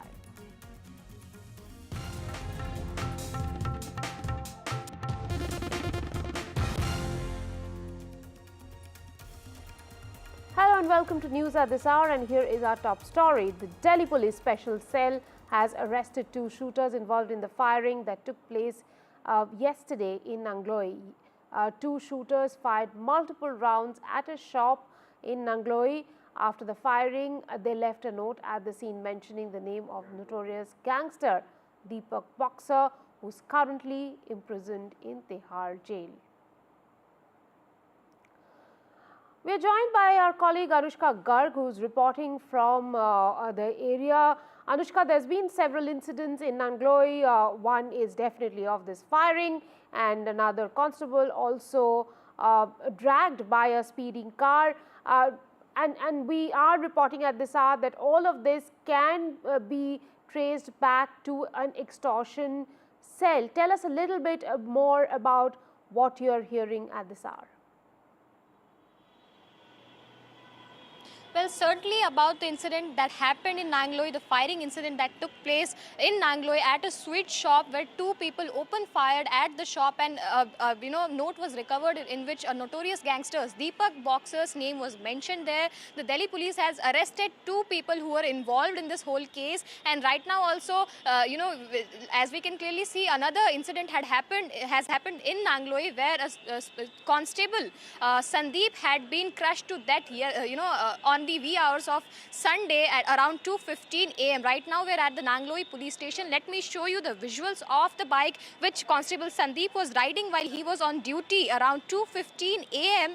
On Sunday. He was patrolling the streets of Nangloi, and an overspeeding wagoner was going there, and Constable Sandeep pointed out to the driver not to overspeed, and the driver who overtook Sandeep and then hit him from behind. The CCTV visuals has also surfaced where the chilling incident incident can be seen where the constable was hit from behind. A Wagoner hit his bike. We are showing you the visuals of the bike currently. We can clearly see the tail light of this bike has been smashed to pieces, and from the incident also we saw blood stains, and how he was, after being hit, he was dragged for 10 meters, and then apparently he hit another vehicle, and while being taken to hospital he was declared dead.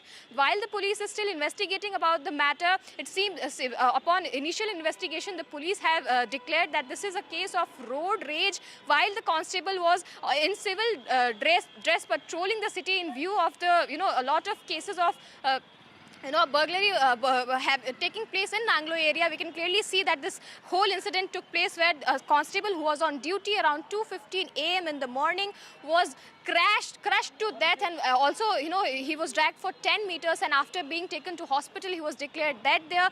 The two accused who were inside the car are still absconding. The police has launched an operation to find operation to investigate about this whole matter and to apprehend the two accused, who are right now also on the run from the police. Back to studio.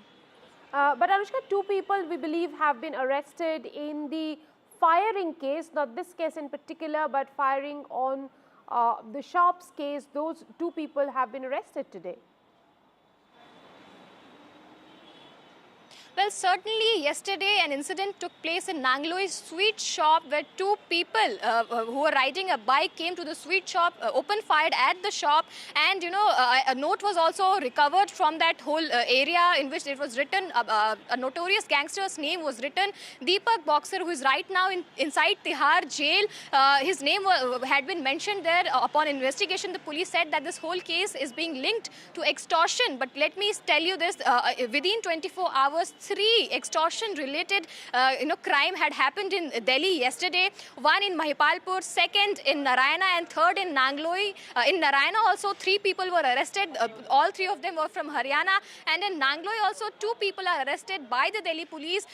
This all seemed to be a matter of gang-related violence, where 2 people asked for extortion money from the shop, and while the shopkeepers declined for the extortion money, the culprits opened fire at the shop, and a note was recovered in which Deepak Boxer, a notorious gangster who is right now jailed inside Tihar jail, his name was recovered from all of that. The police has closed the case, arrested 2 people who were involved in the firing, and right now also the Delhi police have taken all of them into the custody.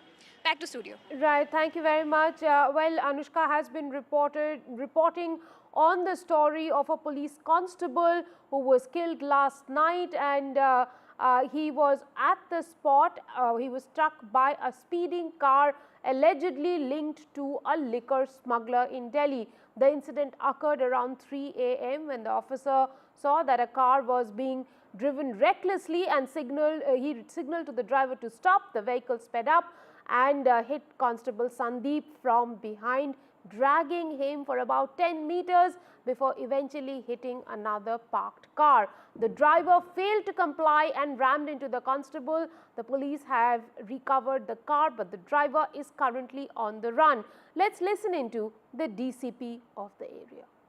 Sandeep जो है अपनी bike से जो है on duty beat patrolling के लिए निकला था, एंड वीना एनक्लेव के सामने जब लेफ़्ट टर्न कर रहे थे तो लेफ़्ट टर्न के दौरान एक दूसरा व्हीकल वहाँ पे 4 व्हीलर था, वैगनर, एंड उसको क्रॉस करने के लिए उसको जब क्रॉस करके निकला तो शायद उनके बीच में रोकने के लिए कुछ बात हुई होगी, लेकिन जब वो आगे निकल गया तो व्हीकल ने सडनली एक्सेलरेट किया है और पीछे से टक्कर मारा और अराउंड जो एज पर जो मौका दिखा है 10 मीटर के करीब जो है ड्रैग किया और दूसरे व्हीकल में हिट किया, जिससे कि क्रश हो गया, और क्रश होने की वजह से हेड इंजरी बहुत सीरियस हो गया, और इसी आई थिंक हेड इंजरी की वजह से डेथ हुआ, और दो पीएम जो करेंगे उससे हमें फर्दर वेरीफाई हो जाएगा. The Sports Minister of Tamil Nadu and son of Chief Minister M.K. Stalin, Udayanidhi, was elevated as the Deputy CM with additional responsibility. He will be sworn in today in a cabinet reshuffle that saw the return of Senthil Balaji to the Council of Ministers 2 days after securing bail in a money laundering case. Udayanidhi will also be inducted as the Deputy Chief Minister.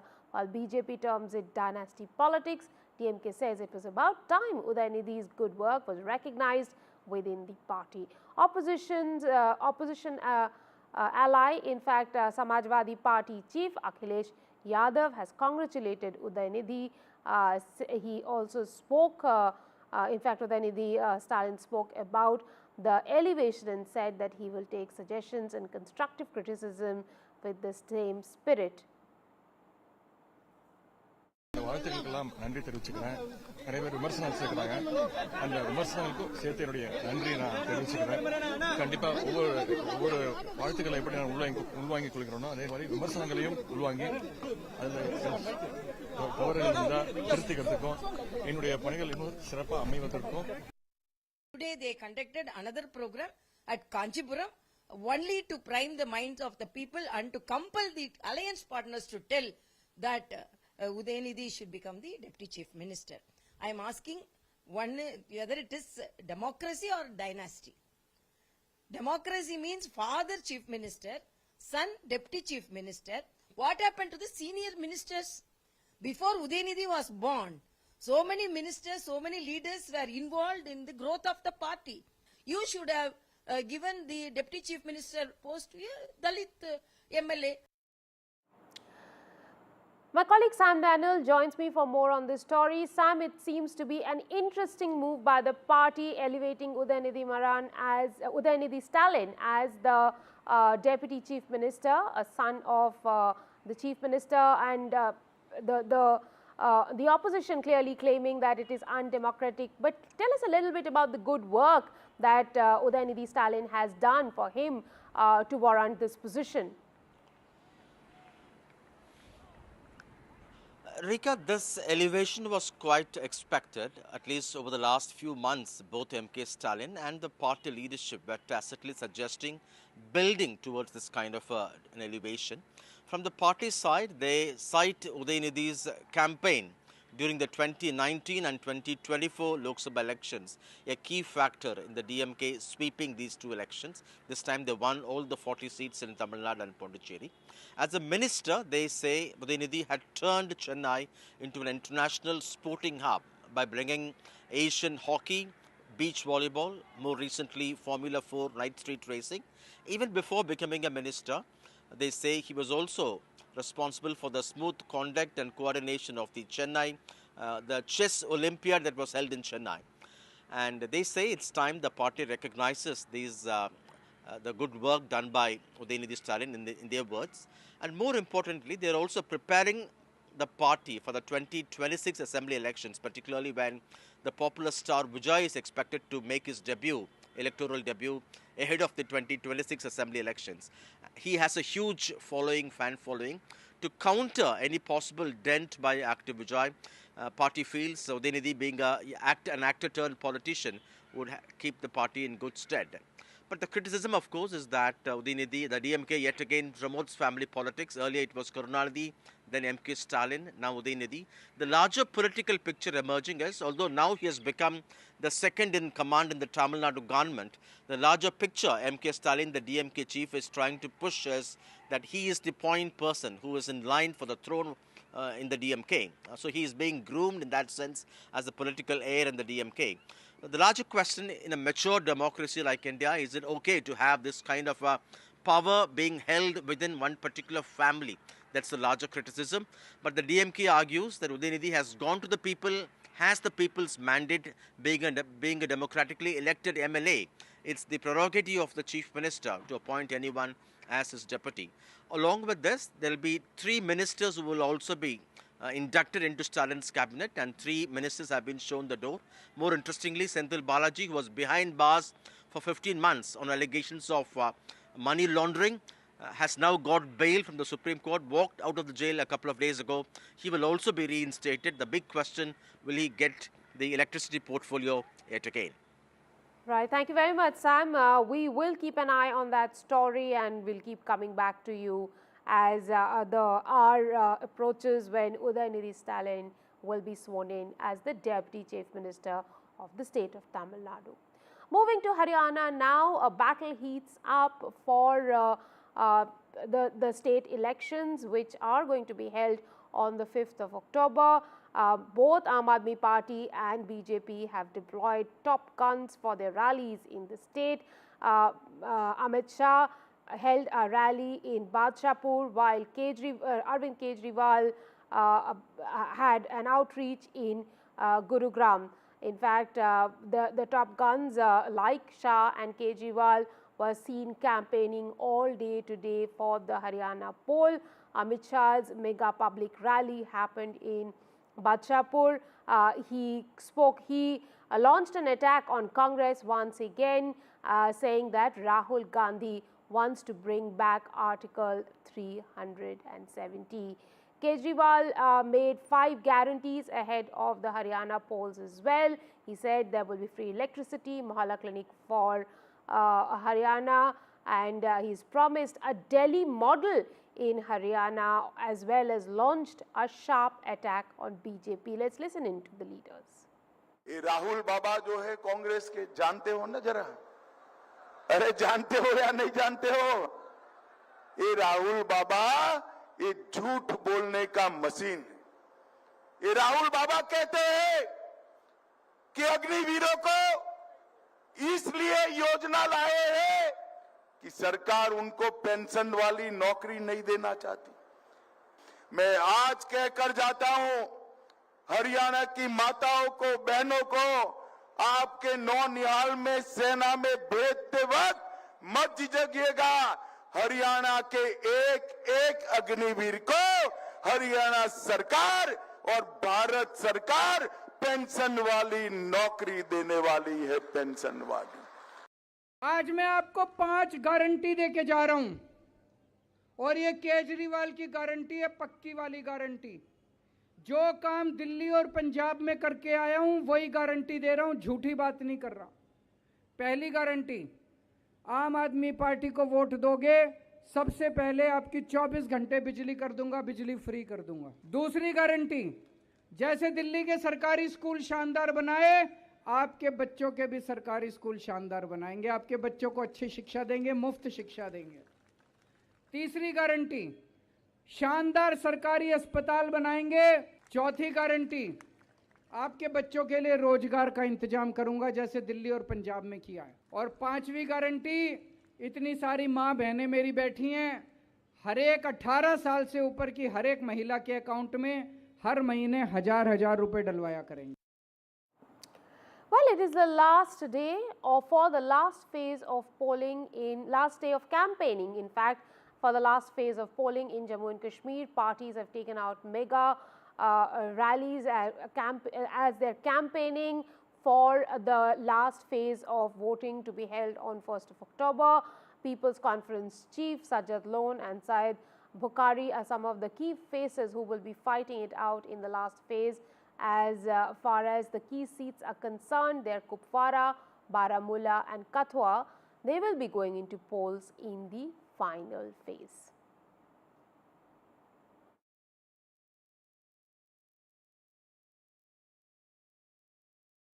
लापरवाही इनके तरफ से रही, हालात इनके दौर में खराब हुए, यात्रियों पे हमले इनके दौर में हुए। अब बीजेपी के पास पिछले 5-6 साल का और कुछ बेचने के लिए है नहीं, लोगों के लिए उन्होंने कुछ किया नहीं है। लास्ट फेज के लिए आज कैंपेनिंग खत्म हो रही है, कितनी कॉन्फिडेंट है एनसी और कांग्रेस, कितनी सीटें आ रही हैं आपको? आपकी इंटरनल कोई सर्वे कहीं इंटरनल है तो इंटरनल ही रहेगा ना। आप अपना इंटरनल करिए और अपने सर्वे करिए ना। अब हमारे इंटरनल हमारे हैं, वो 8 अक्टूबर को फिर पता चलेगा अगर वो सही है या गलत है। लेकिन आप सरकार नेशनल कॉन्फ्रेंस और कांग्रेस की बनेगी ना, इसके अलावा और कोई सरकार यहाँ बनेगी नहीं। ये लोग कभी चुनाव नहीं करवाना चाहते थे। अगर करवाना चाहते तो 1 साल, 2 साल, 3 साल में करते थे। लेकिन जब सुप्रीम कोर्ट ने ऑर्डर दिया कि जम्मू कश्मीर के इलेक्शन होना चाहिए, तब उस सुप्रीम कोर्ट के ऑर्डर के बाद इन्होंने चुनाव के लिए तैयार हो गए। ये दिल से नहीं, ये अपने आप को चुनाव नहीं करवाना चाहते थे। Well, I'm joined by my colleague Nazir Masoodi for more on this election story. Nazir, the final phase of polling in Jammu and Kashmir on the 1st of October. Tell us a little bit about the significance of the last and final stage and how close the fight is now. Well, this phase holds the key who wins this election and who loses, and because this is 40 seats will go to polls in this phase, and today is the last day of the campaigning for the third and the last phase of assembly election in Jammu and Kashmir, which are taking place after a gap of 10 years. As we just heard, Congress President Mallikarjun Kharge, he's saying it was only because of the Supreme Court intervention elections are being happening, otherwise center would not have held these elections. Congress has made restoration of statehood central to their election campaigning, whereas the BJP has been blaming Congress, National Conference and PDP all through this campaigning. In fact, the Prime Minister yesterday termed them as enemies of the Constitution. So it is clearly here in Jammu, where 23 assembly seats will go to polls in 4 districts, Jammu, Udhampur, Samba and Kutwa, while in the valley, in the North Kashmir, there are 17 seats in Kupwara, Baramulla and Bandipur. So key contest would be, and in the last phase, just today is the final, last day, and parties tried their best to woo voters, and everybody is saying, look, how things have either gone horribly wrong or they have greatly changed for good in Jammu and Kashmir, whichever side of the fence you belong. So if you are on the side of BJP, they are saying everything great has happened over the last 10 years after the abrogation of 370s in 2019, and the opposition is saying that Jammu and Kashmir is facing its worst problems in terms of employment, in terms of security situation. And as we talk today here in Jammu, one encounter is still underway where one policeman of Jammu and Kashmir Head Constable Bashir Ahmed was killed.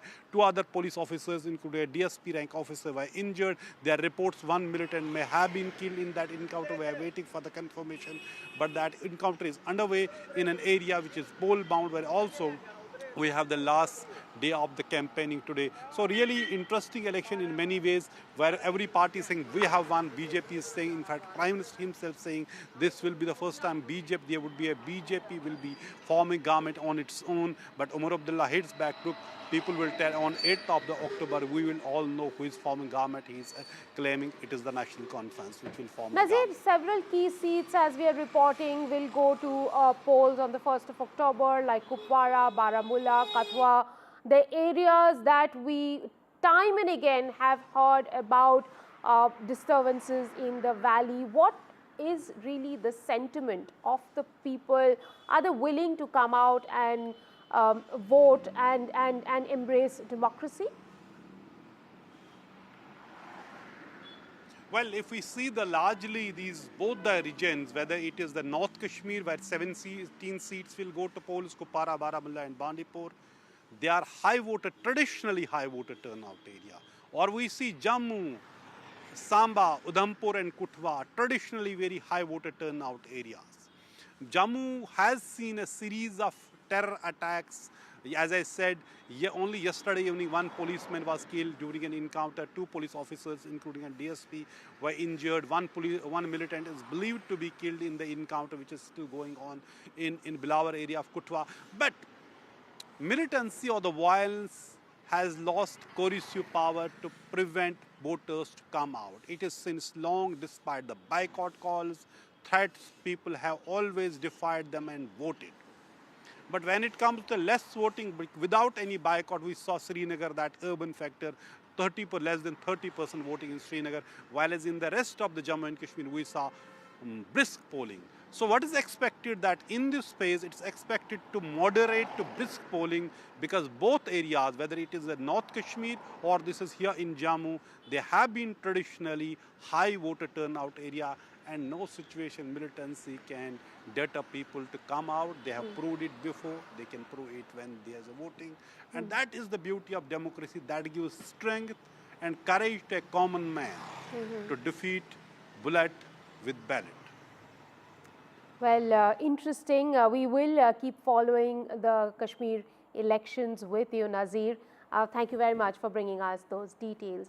Now, Indian chess grandmaster R. Pragyananda has expressed gratitude for the support he has received from the chess ecosystem. During his short career, Pragananda highlighted the significant impact of Adani Group on his training and development. He expressed gratitude to the Adani Group for their support over the last 1 year, which has enabled him to intensify his training. One of the youngest grandmasters says that he also remembers his meeting with Gautam Adani earlier this year, during which Mr. Adani encouraged him to set a goal for India.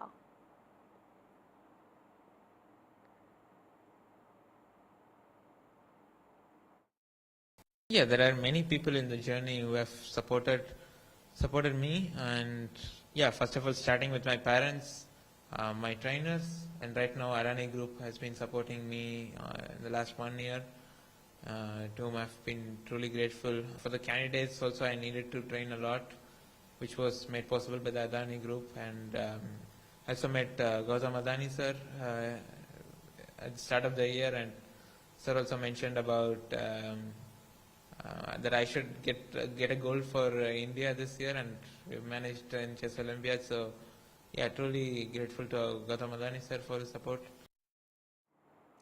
Well, that's all we could pack into this bulletin. Thanks for watching.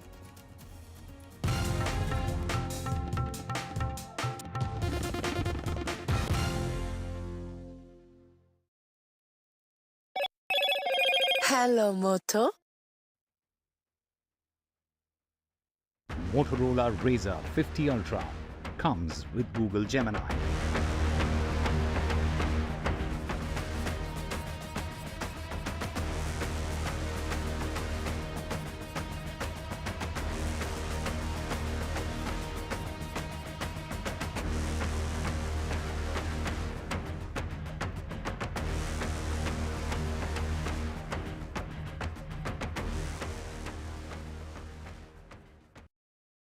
Loan मिलेगा या नहीं, ये आपके credit score पे depend करता है। तो आज ही अपना क्रेडिट स्कोर चेक करें फ्री में पैसाबाजार.com पर।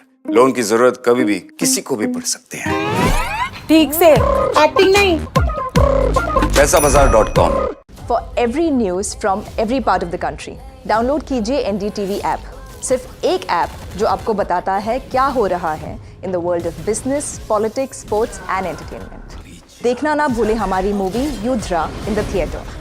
Read all about Yudra on the NDTV app. So download now. New day, new show, a new experience. Start your day with the news, not views. We bring you stories that matter and impact your life. News that informs and keeps you ahead. From Maximum City, Mumbai, to the seat of power, Delhi, NDTV brings you the best breakfast show. Breakfast news on NDTV, 8 a.m. every day. Loan मिलेगा या नहीं, ये आपके credit score पे depend करता है। तो आज ही पैसाबाजार.com पर जाइए और अपना क्रेडिट स्कोर चेक कीजिए फ्री में, क्योंकि लोन की जरूरत कभी भी किसी को भी पड़ सकती है। बस एक्टिंग करा लो इनसे। पैसाबाजार.com, क्रेडिट स्कोर चेक, आदत अच्छी है। Hi, I'm Kareena Kapoor Khan. When it comes to news, NDTV stands for trust, for integrity, for truth, for news that matters. Watch NDTV and don't forget to watch The Buckingham Murders अपने नजदीकी cinema घरों में। कैसे मारा? Loan मिलेगा या नहीं, ये आपके क्रेडिट स्कोर पर डिपेंड करता है। आज ही जाइए पैसाबाजार.com पर और अपना क्रेडिट स्कोर चेक कीजिए फ्री में, क्योंकि लोन की जरूरत किसी को भी कभी भी पड़ सकती है। चल एक्टिंग थोड़ा भेल बनो। ये आया बात पैसाबाजार.com। I've been reporting on all issues, big and small, from Andhra Pradesh, Telangana, rest of South India, bringing you all the action, all that you need to know, all that you want to know. The energy of Maximum City is infectious. I bring in that energy in our news coverage from financial capital, Mumbai.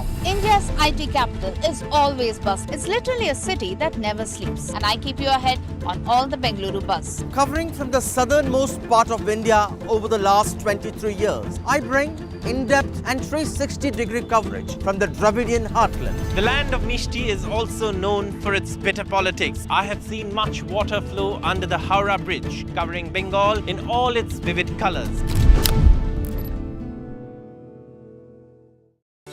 Stay informed and entertained with the new and updated NDTV News app. You can watch all our channels live. Listen to podcasts, read breaking and exclusive news from around the world and more. Download the NDTV.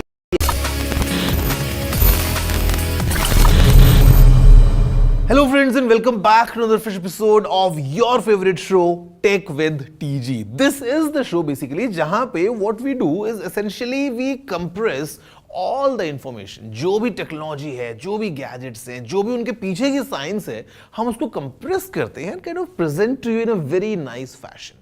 अभी 60 episode से ज़्यादा time हो गया and इतनी ज़्यादा आदत हो गई है ना ऑफ कंप्रेसिंग थिंग्स कि हमने हमारी आदत को ही एक एपिसोड बना दिया है. Well guys, today it's time to discuss and know more about the science of shrinking technology. कैसे टेक छोटा होता जा रहा है over the years and how amazing it gets as we look into the future as well. बहुत मज़ा आने वाला है. तो अपना आसपास ध्यान घुमाते हुए look at the smallest of tech that you can find around you. मेरा नाम है गौरव, you are watching Tech with TG. तो जल्दी से आगे बढ़ते हैं, चलिए शुरू करते हैं.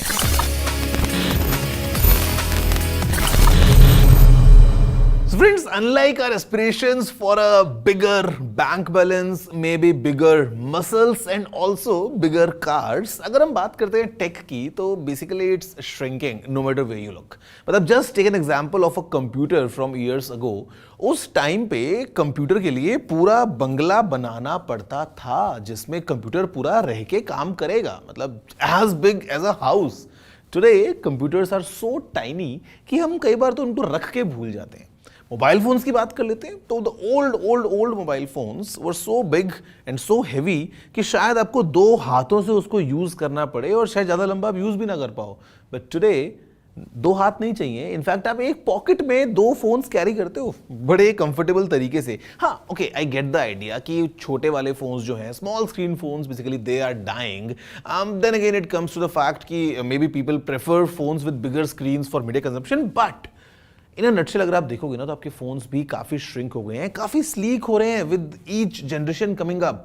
ये काफी इंटरेस्टिंग है. Our journey from when we started developing these new modern marvels, वहां से लेके आज तक इट्स बीन क्वाइट फैसिनेटिंग. मतलब मेरा कई बार इतना मन करता है कि let's say we are able to develop a time machine और हम जाएं 1950s में और देखें वहाँ के कंप्यूटर्स, या फिर 1950s का कोई आदमी अगर आज आके आज की दुनिया देखे तो आई एम श्योर दिल be a state of shock from both the sides. I mean just compare the size of computers. ठीक है, फंक्शनैलिटी या फीचर्स को अगर हम इग्नोर कर दें, just looking at the size of 2 items from years apart, it's a night and day. आप पुराने कैमरास को देखो, आज के कैमरास को देखो, पुराने जो हैं सुपर कंप्यूटर्स को देखो, आज के सुपर कंप्यूटर्स को देखो, पुराने टीवीज को देखो, आज के टीवीज को देखो. I mean, things are completely transforming. अब आपको लग रहा होगा कि हम ऐसा क्यों कर रहे हैं? What's the reason behind investing so much into developing these small electronics? Well, इसके 2 obvious answers हैं. गैजेट्स और टेक्नोलॉजी के श्रिंकिंग यानी मिनिचराइजेशन के काफी बेनिफिट्स हैं. दुनिया का पहला मोबाइल फोन कॉल एक डायनाटैक 8000X फोन पे हुआ था. फॉर कॉन्टेक्स्ट, ये फोन 1.1 किलोग्राम्स का था एंड वाज रफली 9 inches tall. Compare this to Samsung's flagship phone, which weighs 239 grams only and it is just 12.1 mm thin. And yes, हम Galaxy Z Fold 6 की बात कर रहे हैं. In fact, it's only 5.6 mm thin when it is unfolded. From a phone that required 2 hands to a phone that folds into 2 slabs on top of each other and yet आपकी pocket में fit हो जाता है.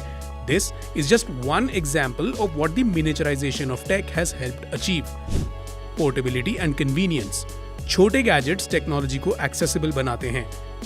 ये इनकी functionalities को हमारे everyday life में इंडिस्पेंसिबल बना देते हैं.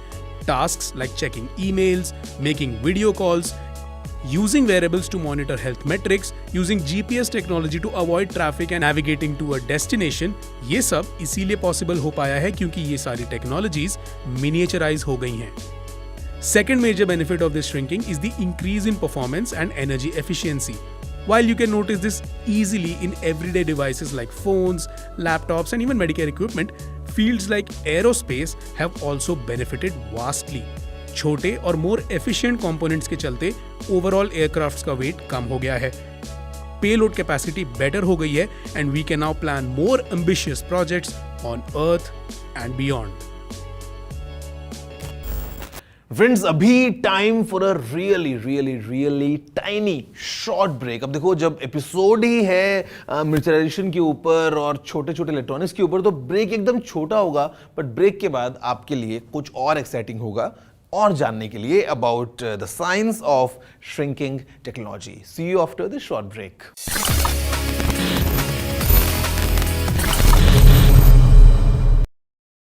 लोन मिलेगा या नहीं, ये आपके क्रेडिट स्कोर पे डिपेंड करता है। तो आज ही अपना क्रेडिट स्कोर चेक करें फ्री में पैसाबाजार.com पर। लोन की जरूरत कभी भी किसी को भी पड़ सकती है। ठीक से एक्टिंग नहीं। पैसाबाजार.com।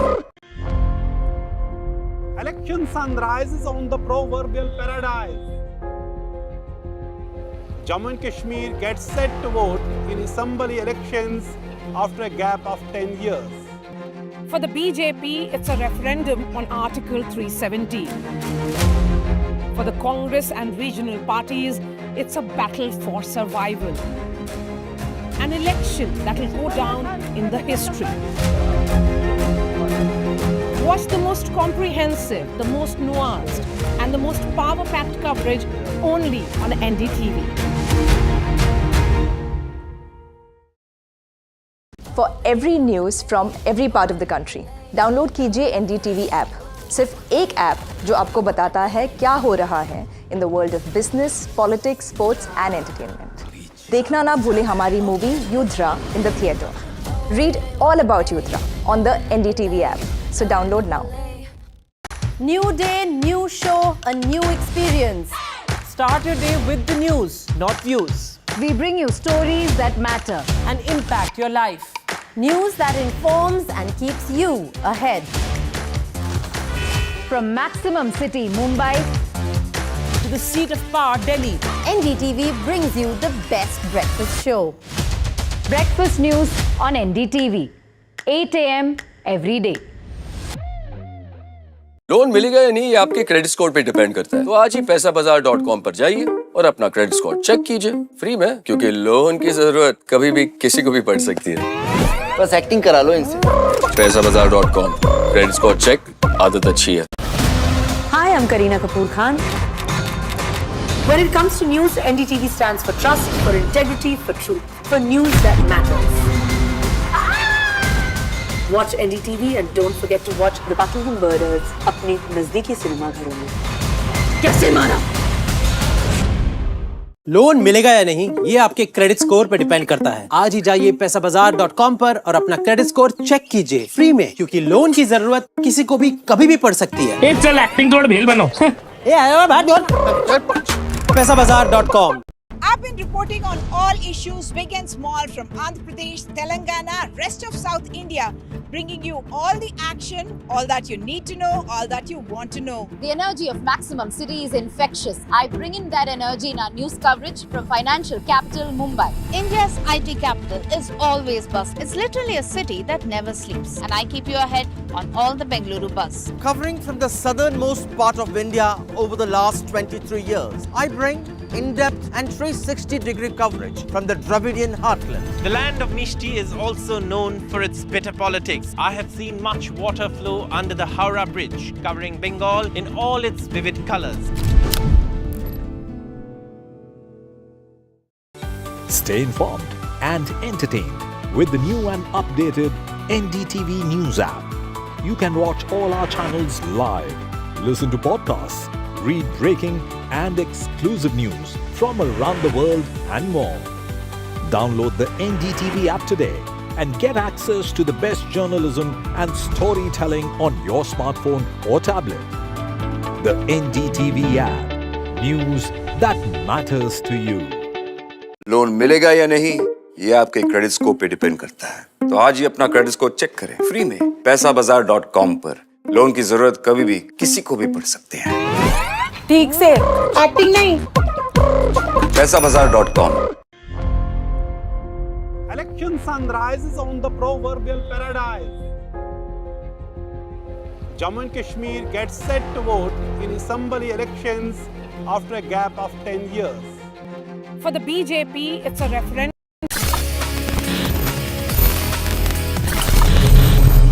Hello friends, welcome back after the break to your favorite show of technology, Tech with TG, जहाँ पे मेरा नाम है गौरव aka technical Guruji, but you can call me TG for a fact, क्योंकि हम छोटा जो है इलेक्ट्रॉनिक्स को करते जा रहे हैं, तो why not नाम को छोटा कर दें. I mean short forms are anyway good, easy, recognizable by me, you know, very easily. TG बोलोगे मैं आपकी तरफ देख के आपसे बात करूंगा. So basically अभी ब्रेक से पहले अगर हमने बात किया छोटे छोटे इलेक्ट्रॉनिक्स के बारे में, छोटी छोटी टेक्नोलॉजीज के बारे में, हमने देखा how's the timeline been of the development of these gadgets from this big to maybe this small. At the same time हमने इसके कुछ obvious benefits के बारे में भी जाना. But now it's time to go a bit deep and talk to an expert to know more about this topic. Hi guys, I'm Hardik Singh. I'm the ASUS APAC TPR, which is technical PR for you people. बहुत ही छोटे और जटिल चीज़ें हैं ये transistors, but इसका start बहुत अच्छी जगह से हुआ था, जहाँ पे इसमें जो ट्रांजिस्टर्स हैं वो एक 1950s और 1960s में इनकी खोज आई थी, तब से इनका मॉडर्नाइजेशन शुरू हुआ है. मेन चीज़ जो इन कंप्यूटर्स के साथ या इन ट्रांजिस्टर्स के साथ है कि इन ट्रांजिस्टर्स की वजह से ही आजकल की सारी टेक्नोलॉजी चलती है, चाहे वो आपके लैपटॉप्स हों, आपके पीसीज हों, फोन्स हों, यहाँ तक कि आपके LCD जिस पे आप ये पिक्चर या ये वीडियो देख पा रहे होंगे, वो सब कुछ ट्रांजिस्टर्स पे चलता है. इन द अर्ली 1950s जब we started with computers, the early computers, they were size of a room, एकदम रूम के बराबर जितने बड़े होते थे, और उसमें जो वैक्यूम ट्यूब्स होती थी जिनमें हम डेटा स्टोर करते थे, वो ऑलमोस्ट लाइक 4 फीट के, 2 फीट के, 3 फीट के होते थे. बहुत बड़े होते थे, बहुत भारी होते थे, huge, and they required a ton of electricity. They used to produce a lot of heat as well. तो इस सब के चलते they were very inefficient, और उनमें काम बहुत थोड़ा सा ही हो पाता था. They were never very powerful, they were never very efficient. But slowly we developed technologies of semiconductors, which are basically halfway through. तो आपके पास कंडक्टर्स होते हैं, जैसे कि मेटल्स, आपने सबने मेटल जानते हैं, आप सब जानते होंगे मेटल कंडक्टर होता है, और एक नॉन कंडक्टिंग, जैसे लकड़ी इज नॉन कंडक्टिंग, वैसे ही सेमी कंडक्टर्स मटेरियल होते हैं जो कुछ इलेक्ट्रिसिटी पास करते हैं और कुछ इलेक्ट्रिसिटी रोक लेते हैं. जैसे 70s 80s में सेमी कंडक्टर आए तो आपके चिप इतने बड़े बड़े हो गए. आपने अगर पुराने ट्रांजिस्टर्स देखे होंगे तो पुराने ट्रांजिस्टर्स में बड़े बड़े चिप होते हैं, उनको ऐसे लगाते थे, वैसे ऐसा कीड़े जैसे देखते थे, बड़े बड़े कैपेसिटर्स होते थे.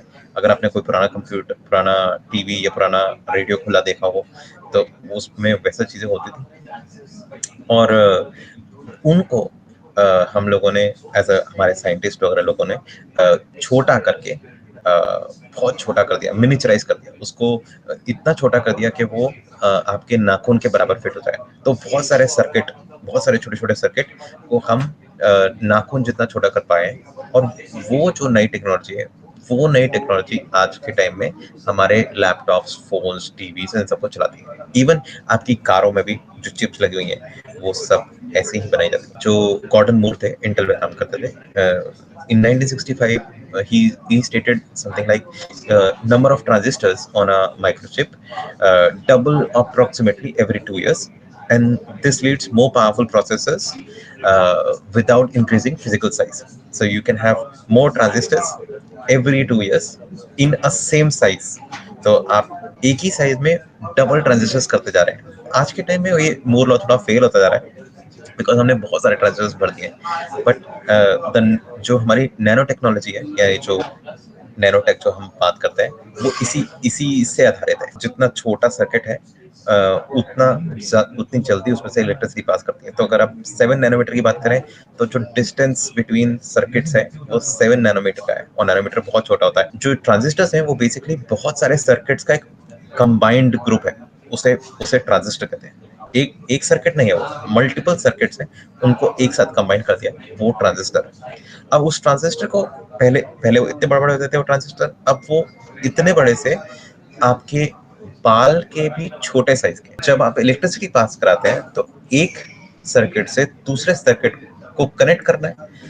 जितना जितना पास का सर्किट होगा, जितना छोटा सर्किट का डिस्टेंस होगा, उतनी जल्दी आप इलेक्ट्रिसिटी पास करा पाएंगे, उतनी कम हीट जनरेट होगी, उतनी एफिशिएंसी बढ़ जाएगी और उतनी बैटरी भी कम यूज इस्तेमाल होगी। इसलिए जितने हम नए नए फोन्स यूज कर पा रहे हैं उनमें बैटरी एफिशिएंसी बढ़ गई है, उनकी परफॉर्मेंस बढ़ गई है क्योंकि फास्टर ट्रांसफर रेट है, और उसके साथ साथ वो थोड़े से कम गर्म होते हैं। जो चिप अपने आप में वो थोड़ी सी कम वो ज्यादा एफिशिएंट है तो कम गर्म होती है। तो छोटी छोटी चीजें और हैं जिसको मैं टच करना चाहूंगा।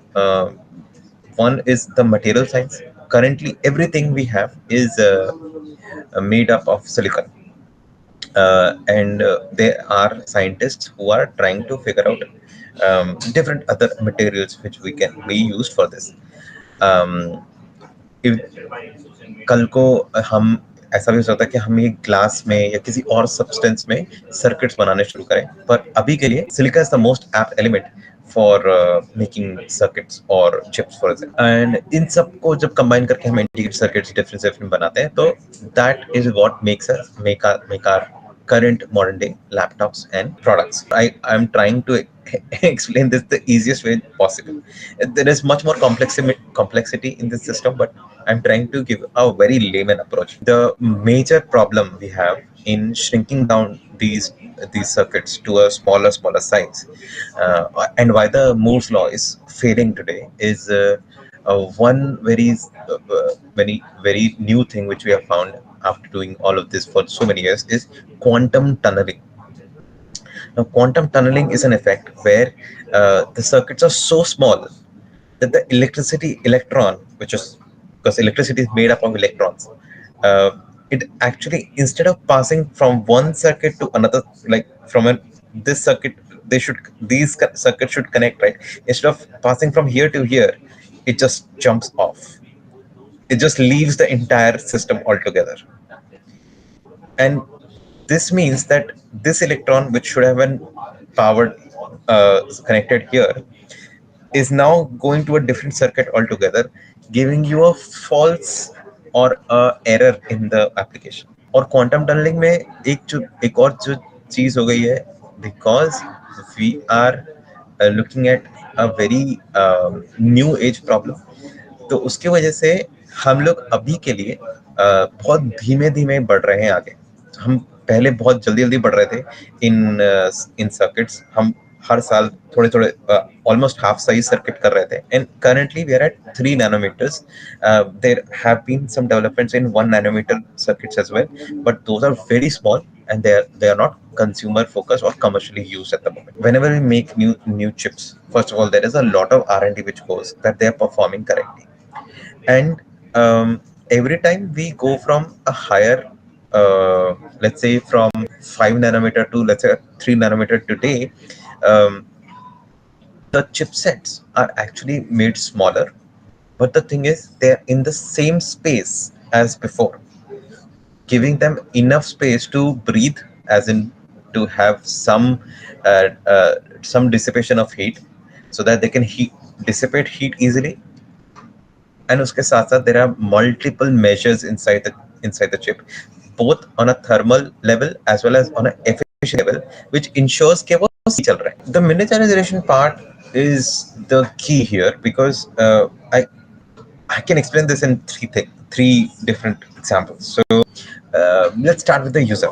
अगर हम main अपने आप की users की बात करें, तो for regular users the miniaturization has been a boon, because now you have smartwatches. पहले it was never a thing. आपने कभी सोचा नहीं होगा, you would have never thought कि you would be wearing smartwatches or wearing smart goggles, or maybe have a small puck-like thing which will sit in your bag, which will be a GPS tag. Crazy things.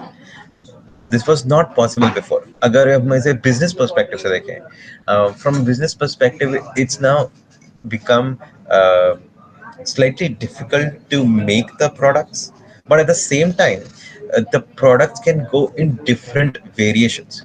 You have chips which can not just which are not just powering your phones, your laptops, and TVs. They are chips. They are powering your Wi-Fi washing machine or a Wi-Fi microwave oven. And finally, last part which I want to discuss is the environment, because all of these things we talked about, all of these things, they require a lot of materials to make, and it is at some level more environment friendly because the transistors are getting smaller. The productions is much more tighter. It does not waste as many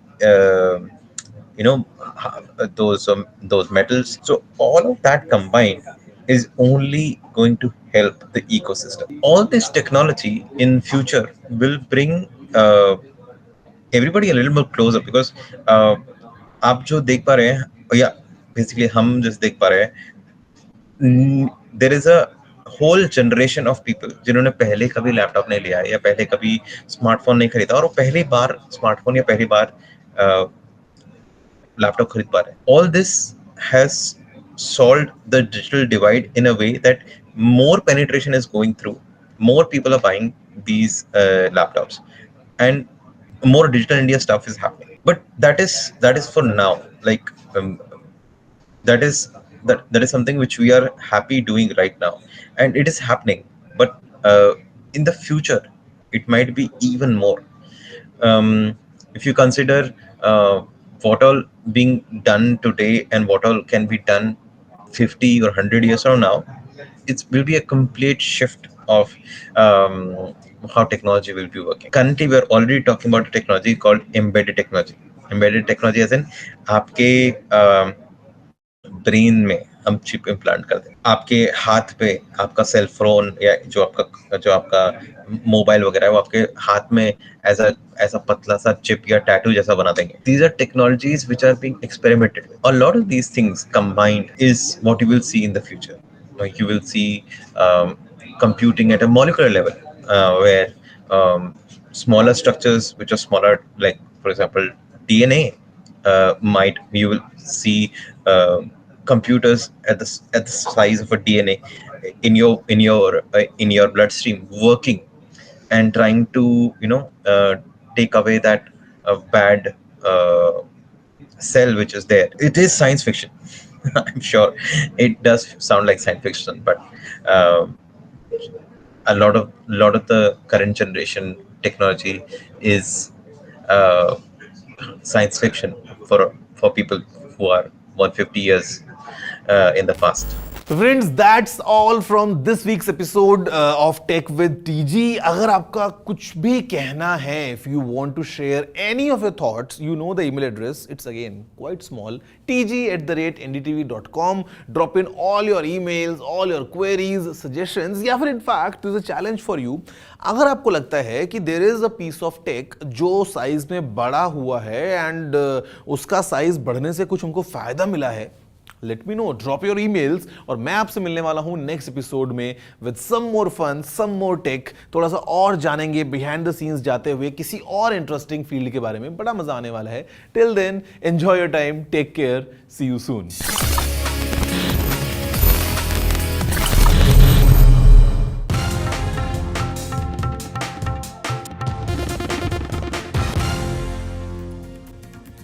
The Sports Minister of Tamil Nadu and son of Chief Minister M.K. Stalin, Udayanidhi, was elevated as the Deputy CM with additional responsibility. He will be sworn in today in a cabinet reshuffle that saw the return of Senthil Balaji to the Council of Ministers 2 days after securing bail in a money laundering case. Udayanidhi will also be inducted as the Deputy Chief Minister. While BJP terms it dynasty politics, DMK says it was about time Udayanidhi's good work was recognized within the party. Opposition ally, in fact, Samajwadi Party Chief Akhilesh Yadav has congratulated Udayanidhi. He also spoke, in fact, Udayanidhi, Stalin spoke about the elevation and said that he will take suggestions and constructive criticism with the same spirit. வாழ்த்துக்களுக்கெல்லாம் நன்றி தெரிவிச்சுக்கிறேன். நிறைய பேர் விமர்சனம் வச்சிருக்கிறாங்க. அந்த விமர்சனங்களுக்கும் சேர்த்து என்னுடைய நன்றியை நான் தெரிவிச்சுக்கிறேன். கண்டிப்பா ஒவ்வொரு வாழ்த்துக்களை எப்படி நான் உள்வாங்கிக் கொள்கிறோனோ அதே மாதிரி விமர்சனங்களையும் உள்வாங்கி அதில் தவறுகள் இருந்தால் திருத்திக்கிறதுக்கும் என்னுடைய பணிகள் இன்னும் சிறப்பாக அமைவதற்கும். Today they conducted another program at Kanchipuram only to prime the minds of the people and to compel the alliance partners to tell that Udayanidhi should become the Deputy Chief Minister. I am asking whether it is democracy or dynasty. Democracy means father Chief Minister, son Deputy Chief Minister. What happened to the senior ministers? Before Udayanidhi was born, so many ministers, so many leaders were involved in the growth of the party. You should have given the Deputy Chief Minister post to a Dalit MLA. My colleague Sam Daniel joins me for more on this story. Sam, it seems to be an interesting move by the party elevating Udayanidhi Stalin as the Deputy Chief Minister, a son of the Chief Minister, and the opposition clearly claiming that it is undemocratic. But tell us a little bit about the good work that Udayanidhi Stalin has done for him to warrant this position. Rika, this elevation was quite expected. At least over the last few months, both MK Stalin and the party leadership were tacitly suggesting building towards this kind of an elevation. From the party side, they cite Udayanidhi's campaign during the 2019 and 2024 Lok Sabha elections, a key factor in the DMK sweeping these two elections. This time they won all the 40 seats in Tamil Nadu and Pondicherry.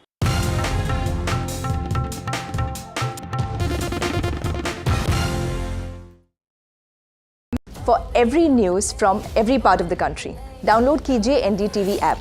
सिर्फ एक app जो आपको बताता है क्या हो रहा है in the world of business, politics, sports and entertainment. देखना ना भूलें हमारी movie Yudhra in the theatre. Read all about Yudhra on the NDTV app. So download now. Loan मिलेगा या नहीं ये आपके क्रेडिट स्कोर पे डिपेंड करता है, तो आज ही अपना क्रेडिट स्कोर चेक करें फ्री में पैसाबाजार.com पर। लोन की जरूरत कभी भी किसी को भी पड़ सकती है। ठीक से एक्टिंग नहीं। पैसाबाजार.com। Hi, I'm Kareena Kapoor Khan. When it comes to news, NDTV stands for trust, for integrity, for truth, for news that matters. Watch NDTV and don't forget to watch The Battle of Murders अपने नजदीकी cinema घरों में। कैसे मारा? New day, new show, a new experience. Start your day with the news, not views. We bring you stories that matter and impact your life. News that informs and keeps you ahead. From Maximum City, Mumbai, to the seat of power, Delhi, NDTV brings you the best breakfast show. Breakfast news on NDTV, 8 a.m. every day.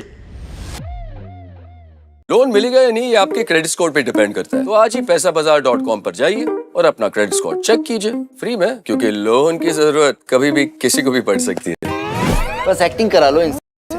पैसाबाजार.com, credit score check, आदत अच्छी है। I've been reporting on all issues big and small from Andhra Pradesh, Telangana, rest of South India, bringing you all the action, all that you need to know, all that you want to know. The energy of Maximum City is infectious. I bring in that energy in our news coverage from financial capital Mumbai.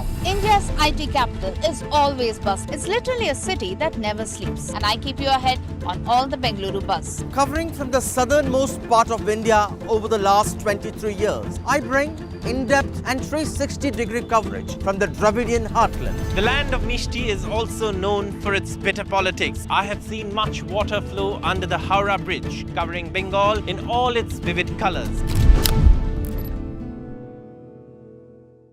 Loan मिलेगा या नहीं ये आपके credit score पर depend करता है। आज ही जाइए पैसाबाजार.com पर और अपना क्रेडिट स्कोर चेक कीजिए फ्री में, क्योंकि लोन की जरूरत किसी को भी कभी भी पड़ सकती है। चल एक्टिंग थोड़ा भेल बनो। पैसाबाजार.com। Stay informed and entertained with the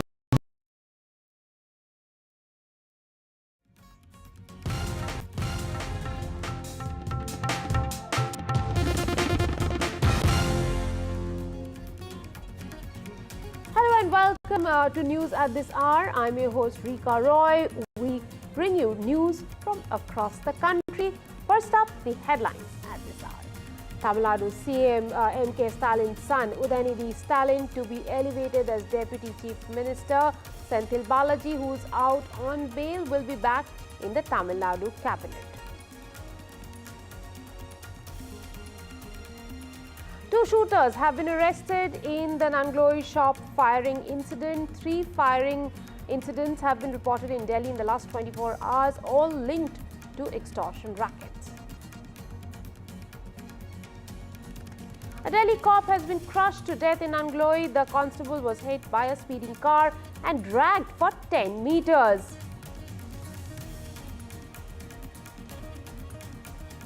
It is the last day of campaigning for the final phase of Jammu and Kashmir polls, which will take place on the 1st of October.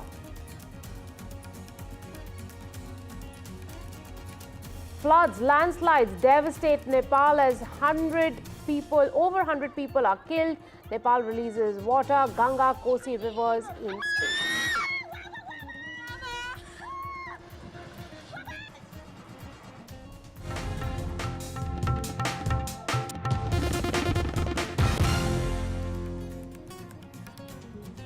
And here's our top story coming from Tamil Nadu.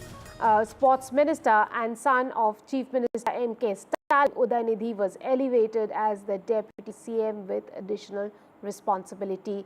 In a cabinet reshuffle that saw the return of Senthil Balaji to the Council of Ministers 2 days after securing bail in money laundering case, while the BJP terms it dynasty politics, DMK says it was about time that Udayanidhi's good work was recognized within the party. Opposition ally Samajwadi Party Chief Akhilesh Yadav has congratulated Udayanidhi Stalin. Well, the former sports minister also spoke about his elevation and said he will take suggestions and constructive criticism with the same spirit as before. I'm joined by my colleague Sam Daniel for more on this story.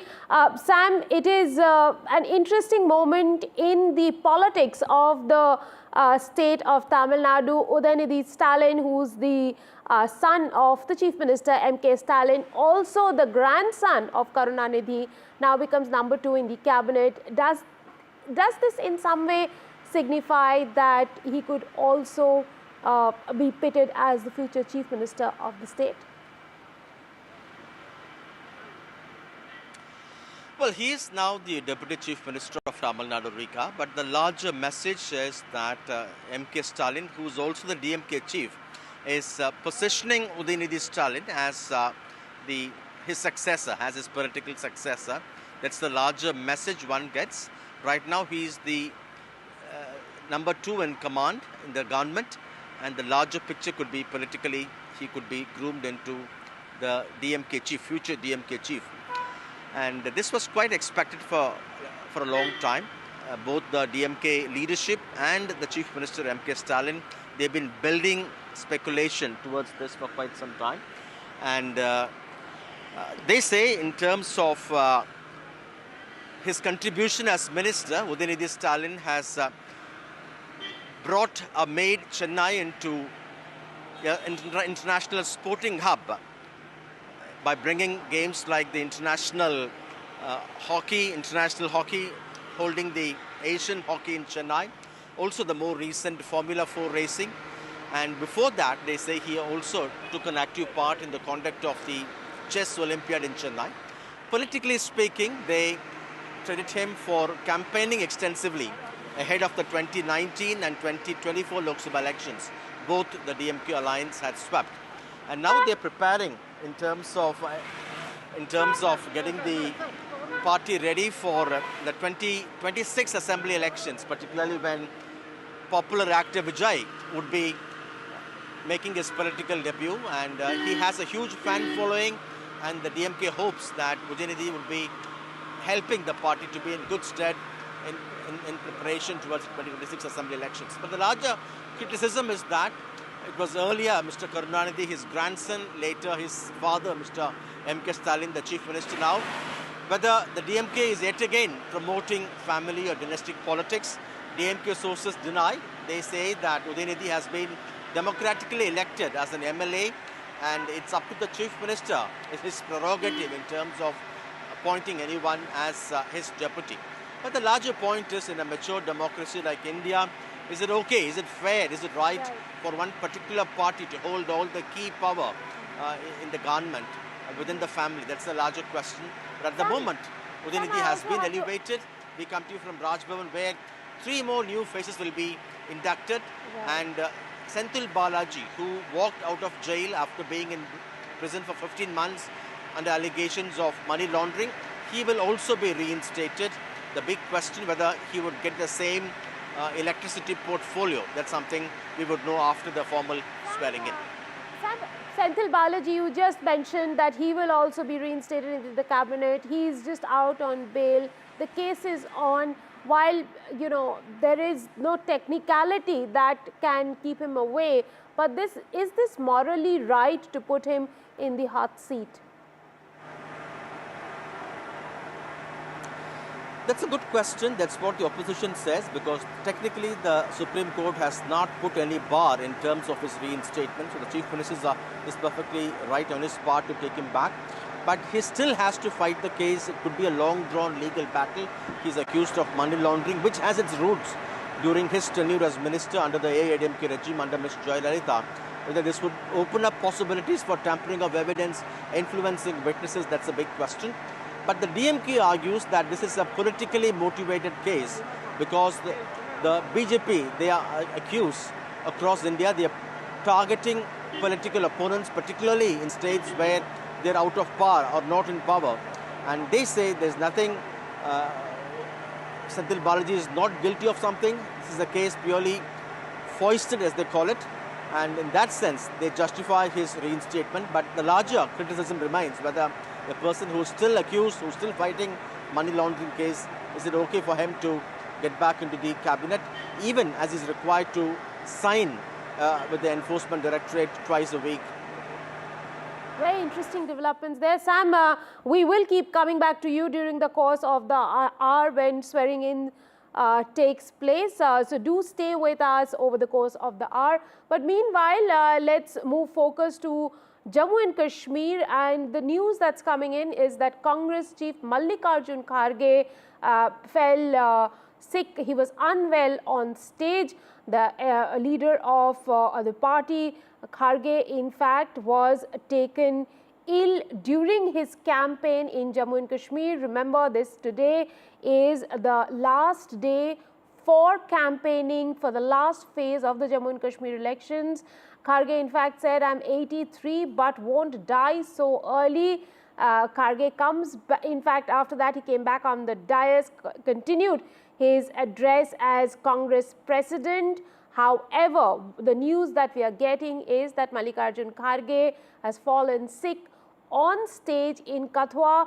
These are the areas that goes to polls on the 1st of October. It is the last day for campaigning for the final phase of Jammu and Kashmir elections. In fact, statehood जरूर देंगे और उसके लिए हम जरूर लड़ेंगे, चाहे कुछ भी हो। मैं ऐसा ही छोड़ने वाला नहीं। अब मेरे को तो 83 इयर्स चल रहे, इतना जल्दी मरने वाला नहीं हूँ। जब तक मोदी को नहीं हटाएंगे तब तक मैं जिंदा ही रहूँगा, आपकी बात सुनूंगा, आपके लिए लड़ूंगा।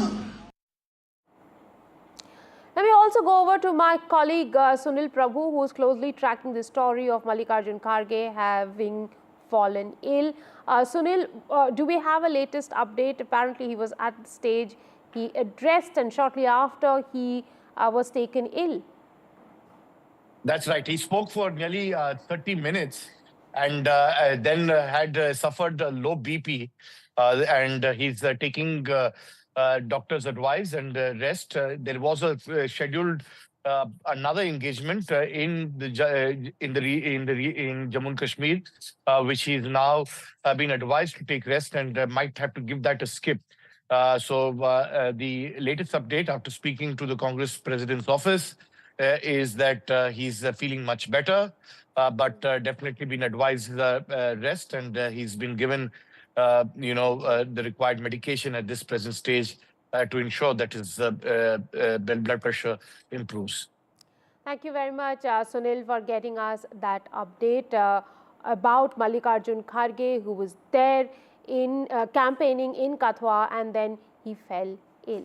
Now, it is the last day for campaigning, for the last phase of polling in Jammu and Kashmir. Parties have taken out mega campaign rallies as voting is scheduled for the 1st of October. People's Conference Chief Sajjad Lone and Syed Bukhari are some of the key faces who will be fighting it out in the last phase as far as the key seats are concerned. They are Kupwara, Baramulla and Kathua. These three seats, along with the others, will be going to polls in the last phase. Let's listen into some of the reactions coming in from the valley. ये लोग कभी चुनाव नहीं करवाना चाहते थे। अगर करवाना चाहते तो 1 साल, 2 साल, 3 साल में करते थे। लेकिन जब सुप्रीम कोर्ट ने ऑर्डर दिया कि जम्मू कश्मीर के इलेक्शन होना चाहिए, तब उस सुप्रीम कोर्ट के ऑर्डर के बाद इन्होंने चुनाव के लिए तैयार हो गए। ये दिल से नहीं, ये अपने आप को चुनाव नहीं करवाना चाहते थे। आप सभी जानते हैं यहां पर केवल 2 पॉलिटिकल फैमिलीज ने बराबर सियासत और सियासत को ही तवज्जो दिया है, इस मुल्क का विकास नहीं किया है। लंबे समय तक उन लोगों ने यहां पर हुकूमत की है। दोस्तों, यह जम्मू कश्मीर का चुनाव या कोई साधारण चुनाव नहीं है। यह हिंदुस्तान की जमहूरियत की ताकत और उसकी मजबूती का मुजाहिरा है। यह चुनाव आपके जमहूरी हक का एहतराम है। लापरवाही इनकी तरफ से रही, हालात इनके दौर में खराब हुए, यात्रियों पे हमले इनके दौर में हुए। अब बीजेपी के पास पिछले 5-6 साल का और कुछ बेचने के लिए है नहीं, लोगों के लिए उन्होंने कुछ किया नहीं है। लास्ट फेज के लिए आज कैंपेनिंग खत्म हो रही है, कितनी कॉन्फिडेंट है एनसी और कांग्रेस, कितनी सीटें आ रही हैं आपको? आपकी इंटरनल कोई सर्वे कहीं ना अगर इंटरनल है तो इंटरनल ही रहेगा ना। आप अपना इंटरनल करिए और अपने सर्वे करिए ना। अब हमारे इंटरनल हमारे हैं, वो 8 अक्टूबर को फिर पता चलेगा अगर वो सही है या गलत है। लेकिन आप सरकार नेशनल कॉन्फ्रेंस और कांग्रेस की बनेगी ना, इसके अलावा और कोई सरकार यहाँ बनेगी नहीं। It's the third phase and the final phase of elections in Jammu and Kashmir, and as my colleague Nazeen Masoodi has been reporting, that this is the phase that will finally decide the winner and the loser. Perhaps the fight will go right down to the wire. Nazeen, thank you very much for joining us once again to get us all stories on the campaigning in the last phase. It's not just some of the key areas going into polls, but some of the key faces, some of the big faces who are fighting in this round of the elections as well. Tell us how big the battle looks like, really. It's a very, very crucial phase, and the last phase of Jammu and Kashmir Assembly elections, which are taking place after a gap of 10 years. And out of 90 seats, 50 seats have already gone to polls, and 40 seats will go to polls in this very phase. And today, now just few hours are left for this campaigning here. As we heard, Mallikarjun Kharge of the Congress campaigning, Rajnath Singh, Defence Minister campaigning, Umar Abdullah, Sachin Pilot of Congress also. They are campaigning. I am here in Reshimgarh colony in Jammu. Look at this. This area clearly explains all the houses having these BJP flags. Now, let's move to this side. And houses here are having the Congress flags, and that gives an indication of some kind of, contest here, which would be in Jammu. And you can see all these, these people, these youngsters going and coming with the BJP flags, campaigning for the BJP. Aakhri din hai bhaiya? Huh? So, campaigning for the BJP here. So, that is the thing, and we have seen here today political parties are trying their best to woo voters in this election. Let me talk to youngsters. आप voter हैं यहाँ के? आप voter है? अरे आप BJP के साथ है अभी? बीजेपी। अच्छा बीजेपी। हाँ जी हम बीजेपी के साथ। अच्छा क्या मुद्दे हैं इस इलेक्शन में? इस इलेक्शन में मुद्दे। वो मुद्दा मालूम नहीं? He doesn't know the issue, but he is saying आप बताएं क्या है? भाई हम कांग्रेस पार्टी के बंदे हैं। आप कहा जिसके भी हो मुझे क्या करना? हमने कांग्रेस को वोट देना है। कांग्रेस को वोट? वो बीजेपी का आप कांग्रेस को? नहीं मैं उसको बोला रुक जा, वो आ रही है आपकी रैली आ रही है, उसको बताओ कि कांग्रेस के बंदे आ रहे हैं, बीजेपी आ रहे हैं, सभी आ रहे हैं इधर। तो क्या मुद्दा इशू क्या है? छोड़ो इशू कुछ नहीं है सर, इशू कुछ नहीं है। जो पब्लिक परेशान होती है जब रैली वगैरह आती है, सभी सब कुछ नहीं होते हैं, उनका पंगा है सब।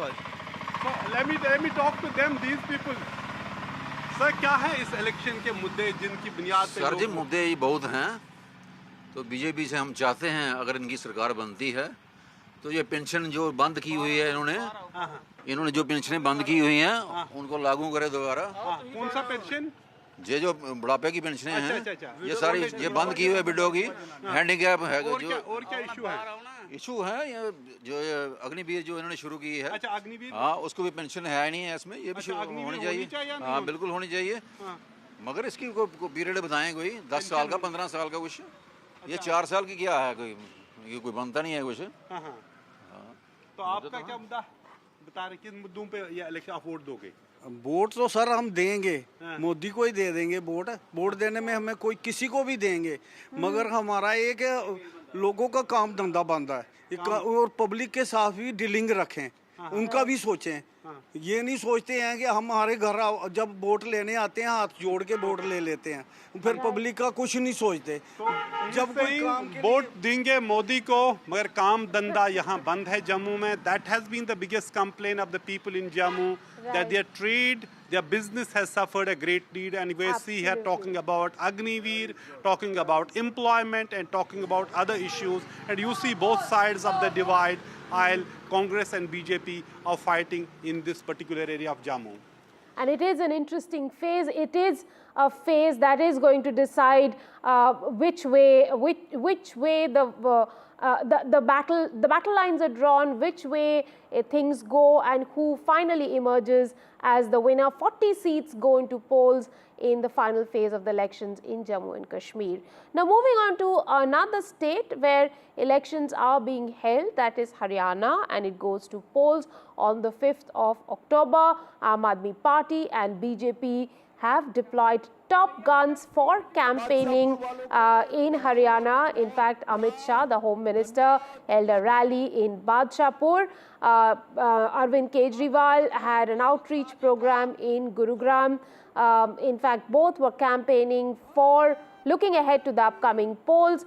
Amit Shah launched a veiled attack on Congress. He says that Rahul Gandhi wants to bring back Article 370. On the other hand, Arvind Kejriwal says that he is guaranteeing Haryana 5 promises. Free electricity, Mohalla Clinic will be there for Haryana if Aam Aadmi Party is voted to power. He also promised Delhi model governance and launched a sharp attack on BJP. ये राहुल बाबा जो है कांग्रेस के, जानते हो ना जरा? अरे जानते हो या नहीं जानते हो? ये राहुल बाबा ये झूठ बोलने का मशीन है। ये राहुल बाबा कहते हैं कि अग्निवीरों को इसलिए योजना लाए हैं कि सरकार उनको पेंशन वाली नौकरी नहीं देना चाहती। मैं आज कहकर जाता हूं हरियाणा की माताओं को, बहनों को, आपके नौनिहाल में सेना में भेजते वक्त मत झिझकिएगा। हरियाणा के एक एक अग्निवीर को हरियाणा सरकार और भारत सरकार पेंशन वाली नौकरी देने वाली है, पेंशन वाली। आज मैं आपको 5 गारंटी देके जा रहा हूं और ये केजरीवाल की गारंटी है, पक्की वाली गारंटी। जो काम दिल्ली और पंजाब में करके आया हूं वही गारंटी दे रहा हूं, झूठी बात नहीं कर रहा। पहली गारंटी, आम आदमी पार्टी को वोट दोगे, सबसे पहले आपकी 24 घंटे बिजली कर दूंगा, बिजली फ्री कर दूंगा। दूसरी गारंटी, जैसे दिल्ली के सरकारी स्कूल शानदार बनाए, आपके बच्चों के भी सरकारी स्कूल शानदार बनाएंगे। आपके बच्चों को अच्छी शिक्षा देंगे, मुफ्त शिक्षा देंगे। तीसरी गारंटी, शानदार सरकारी अस्पताल बनाएंगे।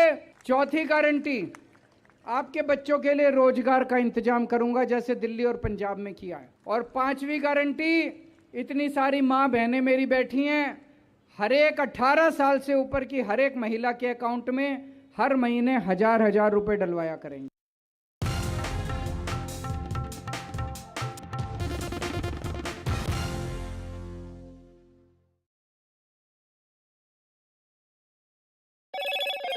Hello, Moto. Motorola Razr 50 Ultra comes with Google Gemini.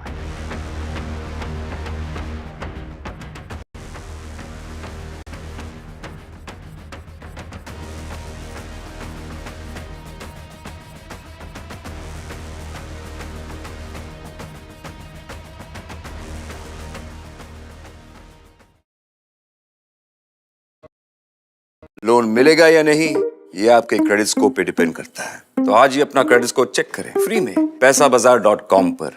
Loan की जरूरत कभी भी किसी को भी पड़ सकती है। ठीक से एक्टिंग नहीं। पैसाबाजार.com। For every news from every part of the country, download कीजिए NDTV ऐप। सिर्फ एक ऐप जो आपको बताता है क्या हो रहा है in the world of business, politics, sports and entertainment. देखना ना भूले हमारी movie Yudhra in the theatre. Read all about Yutra on the NDTV app. So download now. I've been reporting on all issues, big and small, from Andhra Pradesh, Telangana, rest of South India, bringing you all the action, all that you need to know, all that you want to know. The energy of Maximum City is infectious. I bring in that energy in our news coverage from financial capital Mumbai. India's IT capital is always buzz. It's literally a city that never sleeps. And I keep you ahead on all the Bengaluru buzz. Covering from the southernmost part of India over the last 23 years, I bring in-depth and 360-degree coverage from the Dravidian heartland. The land of Mishti is also known for its bitter politics. I have seen much water flow under the Howrah Bridge, covering Bengal in all its vivid colors. Hi, I'm Kareena Kapoor Khan. When it comes to news, NDTV stands for trust, for integrity, for truth, for news that matters. Watch NDTV and don't forget to watch The Buckingham Murders अपने नजदीकी cinema घरों में। कैसे मारा? Loan मिलेगा या नहीं, ये आपके क्रेडिट स्कोर पे डिपेंड करता है। तो आज ही पैसाबाजार.com पर जाइए और अपना क्रेडिट स्कोर चेक कीजिए फ्री में, क्योंकि लोन की जरूरत कभी भी किसी को भी पड़ सकती है। बस एक्टिंग करा लो इनसे। पैसाबाजार.com, क्रेडिट स्कोर चेक, आदत अच्छी है। New day, new show, a new experience. Start your day with the news, not views. We bring you stories that matter And impact your life. news that informs and keeps you ahead. From Maximum City, Mumbai, To the seat of power, Delhi. NDTV brings you the best breakfast show. Breakfast news on NDTV, 8 a.m. every day. Loan मिलेगा या नहीं, ये आपके credit score पे depend करता है। आज ही जाइए पैसाबाजार.com पर और अपना क्रेडिट स्कोर चेक कीजिए फ्री में, क्योंकि लोन की जरूरत किसी को भी कभी भी पड़ सकती है। चल एक्टिंग थोड़ा भेल बनो। ए आयो भाग बोल। पैसाबाजार.com। Stay informed and entertained with the new and updated NDTV News app. You can watch all our channels live, listen to podcasts, read breaking and exclusive news from around the world and more. Download the NDTV app today and get access to the best journalism and storytelling on your smartphone or tablet. The NDTV app. News that matters to you. I've been reporting on all issues, big and small, from Andhra Pradesh, Telangana, rest of South India, bringing you all the action, all that you need to know, all that you want to know. The energy of Maximum City is infectious. I bring in that energy in our news coverage from financial capital Mumbai. India's IT capital is always buzz. It's literally a city that never sleeps. And I keep you ahead on all the Bengaluru buzz. Covering from the southernmost part of India over the last 23 years, I bring in-depth and 360-degree coverage from the Dravidian heartland. The land of Mishti is also known for its bitter politics. I have seen much water flow under the Howrah Bridge, covering Bengal in all its vivid colors. Hi, I'm Kareena Kapoor Khan.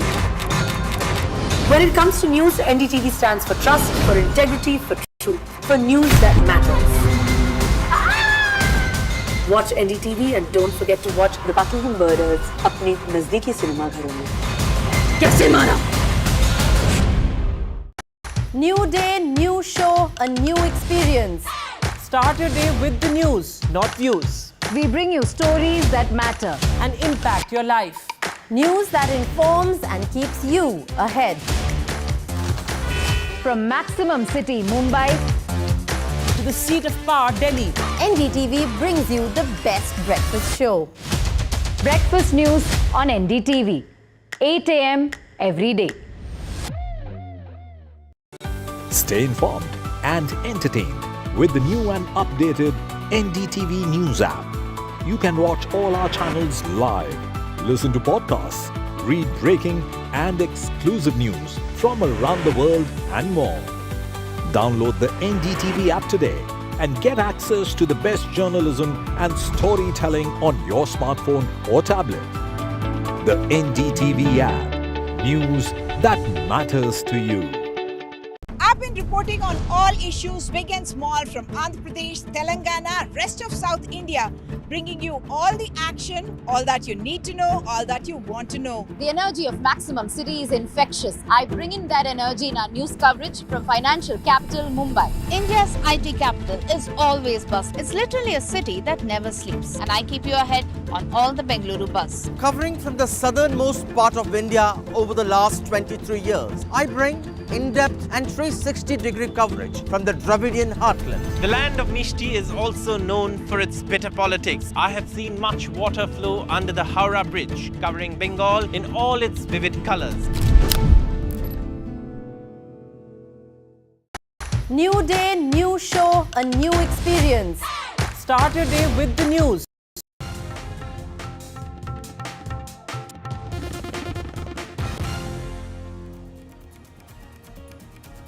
Welcome back. In 2014, Prime Minister Narendra Modi launched the Swachh Bharat mission, making it a Jan Andolan, adopting an intensive multi-pronged approach to national sanitation. From 2014 to 2020, the Government of India constructed over 100 million household toilets and as a result declared more than 6 lakh villages open defecation free. A recent study published in Nature journal by leading experts tells that India's ambitious national sanitation program has contributed significantly to reducing infant and under 5 mortality rates across the country, averting 60,000 to 70,000 infant deaths annually. Here's a special report. Take a look.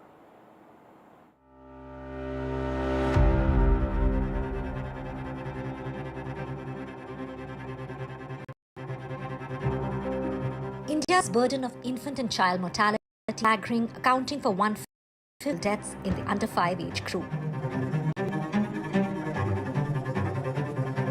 Access to sanitary toilets has proven crucial in reducing these tragic outcomes. Another key factor has been access to hand washing and hygiene. Anchored by the Swachh Bharat mission, launched by Prime Minister Narendra Modi, aimed to transform India by providing toilets to all households. This ambitious program has had a profound impact on child health. Analyzing data from multiple large nationally representative surveys covering 35 states and union territories and over 600 districts over 20 years, the relation between increased toilet access and infant and child mortality reduction from 2000 to 2020 was studied by Nature. According to the study, Swachh Bharat mission has contributed significantly to reducing infant and under 5 mortality rates across the country, averting 60,000 to 70,000 infant lives annually. Construction of toilets, in different states at district level, right up till rural and urban areas has brought out that there is very much, decline in infant and under 5 mortality. And many factors are responsible. First is that, construction of toilets, along with this sanitation and hygiene plays a very, very important role. So, there is overall change in behavior, change communication. The impact of Swachh Bharat mission is undeniable. Infant mortality rates have declined at a much faster pace since the launch of the mission, demonstrating its effectiveness in improving child health outcomes. Beyond the health benefits, Swachh Bharat mission has also empowered women and girls by providing them with greater dignity and security. The NDTV Detol Banega Swasth India campaign has played a vital role in supporting Swachh Bharat mission and promoting behavioral change. We're very sure the efforts which have been put by Reckitt into this direction of making India open defecation free, then working towards ODF++, and then putting some special efforts in the states like Uttar Pradesh, in Bihar and Maharashtra. And till date, we have not stopped working on making India Swasth and Swachh both. As at Reckitt, we always say hygiene is the foundation for the good health. And as soon as the Prime Minister Modi actually announced from the Red Fort on Swachh Bharat mission, we were among the first few companies who actually, committed for the first 100 crores from RTD. Together, the Swachh Bharat mission and the NDTV Detol Banega Swasth India campaign have been a game changer in the fight against infant and child mortality. In fact, by providing access to clean toilets and promoting healthier behavior, they have helped millions of children and their families.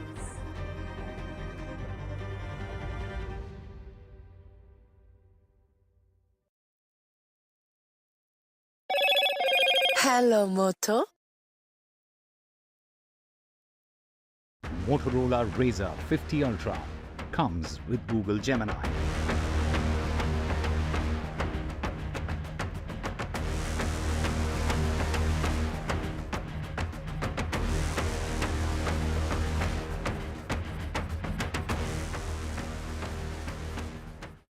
Loan मिलेगा या नहीं, ये आपके credit score पे depend करता है। तो आज ही अपना क्रेडिट स्कोर चेक करें फ्री में पैसाबाजार.com पर।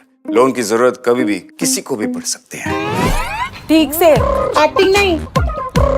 पैसाबाजार.com। For every news from every part of the country, download कीजिए NDTV ऐप। सिर्फ एक ऐप जो आपको बताता है क्या हो रहा है in the world of business, politics, sports and entertainment. देखना ना भूले हमारी movie Yudhra in the theatre. Read all about Yudra on the NDTV app. So download now. Stay informed and entertained with the new and updated NDTV News app. You can watch all our channels live, listen to podcasts, read breaking and exclusive news from around the world and more. Download the NDTV app today and get access to the best journalism and storytelling on your smartphone or tablet. The NDTV app. News that matters to you. Loan मिलेगा या नहीं, ये आपके credit score पे depend करता है। आज ही जाइए पैसाबाजार.com पर और अपना क्रेडिट स्कोर चेक कीजिए फ्री में, क्योंकि लोन की जरूरत किसी को भी कभी भी पड़ सकती है। चल एक्टिंग थोड़ा भेल बनो। पैसाबाजार.com। Hi, I'm Kareena Kapoor Khan. When it comes to news, NDTV stands for trust, for integrity, for truth, for news that matters. Watch NDTV and don't forget to watch The Buckingham Murders अपने नजदीकी cinema घरों में। कैसे मारा? Loan मिलेगा या नहीं, ये आपके क्रेडिट स्कोर पे डिपेंड करता है। तो आज ही पैसाबाजार.com पर जाइए और अपना क्रेडिट स्कोर चेक कीजिए फ्री में, क्योंकि लोन की जरूरत कभी भी किसी को भी पड़ सकती है। बस एक्टिंग करा लो इनसे। पैसाबाजार.com। क्रेडिट स्कोर चेक, आदत अच्छी है। Election sunrise is on the proverbial paradise. Jammu and Kashmir gets set to vote in assembly elections after a gap of 10 years. For the BJP, it's a referendum on Article 370. For the Congress and regional parties, it's a battle for survival. An election that will go down in the history. Watch the most comprehensive, the most nuanced, and the most power-packed coverage only on NDTV. I've been reporting reporting on all issues big and small from Andhra Pradesh, Telangana, rest of South India, bringing you all the action, all that you need to know, all that you want to know. The energy of Maximum City is infectious. I bring in that energy in our news coverage from financial capital Mumbai. India's IT capital is always buzz. It's literally a city that never sleeps. And I keep you ahead on all the Bengaluru buzz. Are being sworn in. Senthil Balaji and 4 others will be sworn in at this ceremony today. Of course, Udayanidhi Stalin has been granted the responsibility of the deputy CM of the state. Rajendran என்னும் நான் தமிழ்நாட்டு அரசின் அமைச்சர் என்ற முறையில் எனது கவனத்துக்குள்ளாவதும் தெரிய வருவதுமான எந்த பொருளையும் அமைச்சரின் கடமைகளை உரியவாறு நிறைவேற்ற தேவையான அளவுக்கன்றி ஒருவரிடமோ பலரிடமோ நேர்மையாகவோ மறைமுகமாகவோ அறிவிக்கவோ வெளிப்படுத்தவோ மாட்டேன் என்று உளமாற உறுதி கூறுகிறேன்.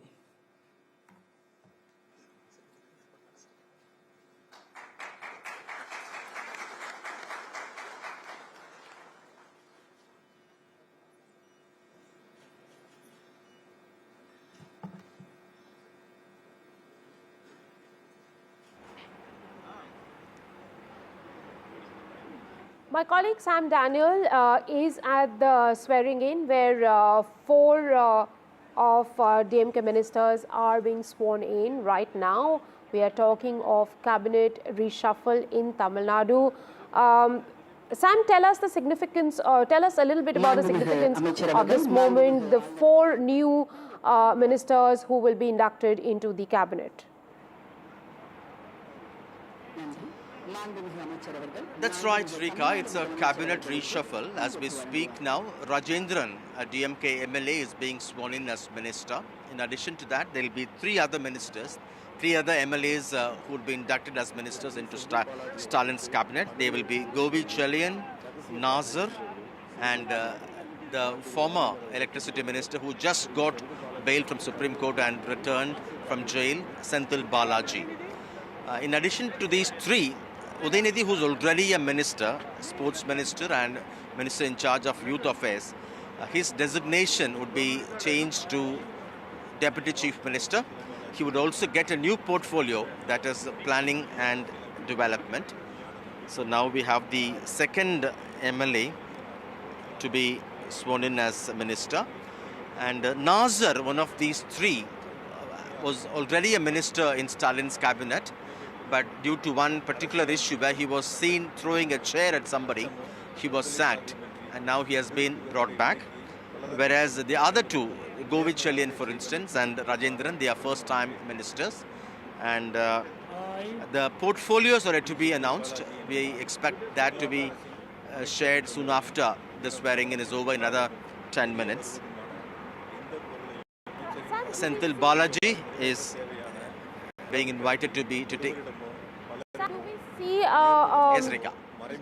Do we see Udayanidhi Stalin also being sworn in at some point? Or there will be no swearing in for him? Technically, there is no need, because he's already a minister and only his designation changes. But we have to wait and see whether they would want him to be sworn in as deputy chief minister. There's no clarity on that yet, but early we were made to understand that he does not have to be sworn in again, because a deputy chief ministership is not a constitutional position. It's just like any other minister with an extra designation. And as we speak now, Senthil Balaji is taking oath as minister. Remember, the Supreme Court had granted him bail. He was behind bars for 15 months on allegations of money laundering in a case filed by the Enforcement Directorate. And just last week, on Thursday, the Supreme Court had granted bail. Although technically there is no bar on the Chief Minister to take him back as minister, some have expressed concern that morally it may not be right for someone who's still fighting the case, particularly a case like money laundering, which has its roots during his earlier tenure as Transport Minister. It may not be right, they say, but the ruling DMK argues that the entire case is politically motivated and they don't have to really keep him out of the cabinet in that sense. And regarding Udayanidhi Stalin's elevation. Many look at this in the context of the 2026 assembly elections. Tamil Nadu will have another star, Vijay, entering the electoral, making his electoral debut. And he has a huge fan following, and the DMK believes a young actor-turned-politician like Udayanidhi Stalin could actually help the party to counter the popularity of Vijay. And they also argue that as a minister he has performed, he has turned Chennai into an international sporting hub, bringing Formula 4 racing, Asian hockey, beach volleyball. And before becoming minister, he had also played an active role in the conduct of the Chess Olympiad in Chennai. So they say it's in recognition of his performance as minister. This elevation is also given. And the party also gives credit to Udayanidhi for his extensive campaign in the 2024 and 2019 Lok Sabha elections, both swept by the DMK alliance. And in that sense, they say it's time that Udayanidhi is elevated. But of course, there are others who argue that this is paving way for yet another dynastic politics, family politics again. It was Karunanidhi earlier, then Stalin, now Udayanidhi. And this, they say, although he has been democratically elected, this may not augur well in a mature democracy. That's the criticism by opposition, particularly the AIADMK and the BJP.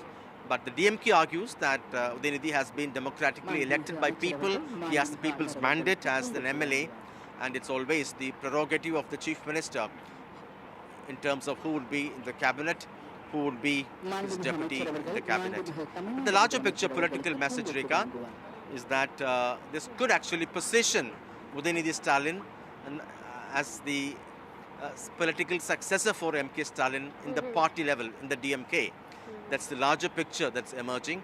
Although at the government level, he's now the second in command next to his chief minister dad, MK Stalin. Well, Sam, we will, of course, keep coming back to you, and we'll keep getting our viewers those pictures of swearing in of ministers. In fact, it is a cabinet reshuffle in Tamil Nadu. 4, including Senthil Balaji, are taking oath of office. They will be getting new portfolios. To discuss more on this story, I'm joined at this hour by Salem Dharanidharan, who is a spokesperson of DMK, Narayan Tirupati, Vice President of Tamil Nadu BJP, and I'm also joined by Ramkrishnan Upadhyay, a senior journalist. Mr. Dharanidharan, let me come to you to ask you this question that everyone's been asking. Now that Udayanidhi Stalin has been inducted as the Deputy Chief Minister, would you say it's just a matter of time that he will become the number 2 in the party as well? See, elevating anyone as a Deputy Chief Minister, or making anyone the minister, or removing anyone from the cabinet is the sole prerogative of the Chief Minister. And in fact, Mr. Uday has performed very well as a sports minister and even as an MLA, even sports minister and the MLA of Tiruvallur.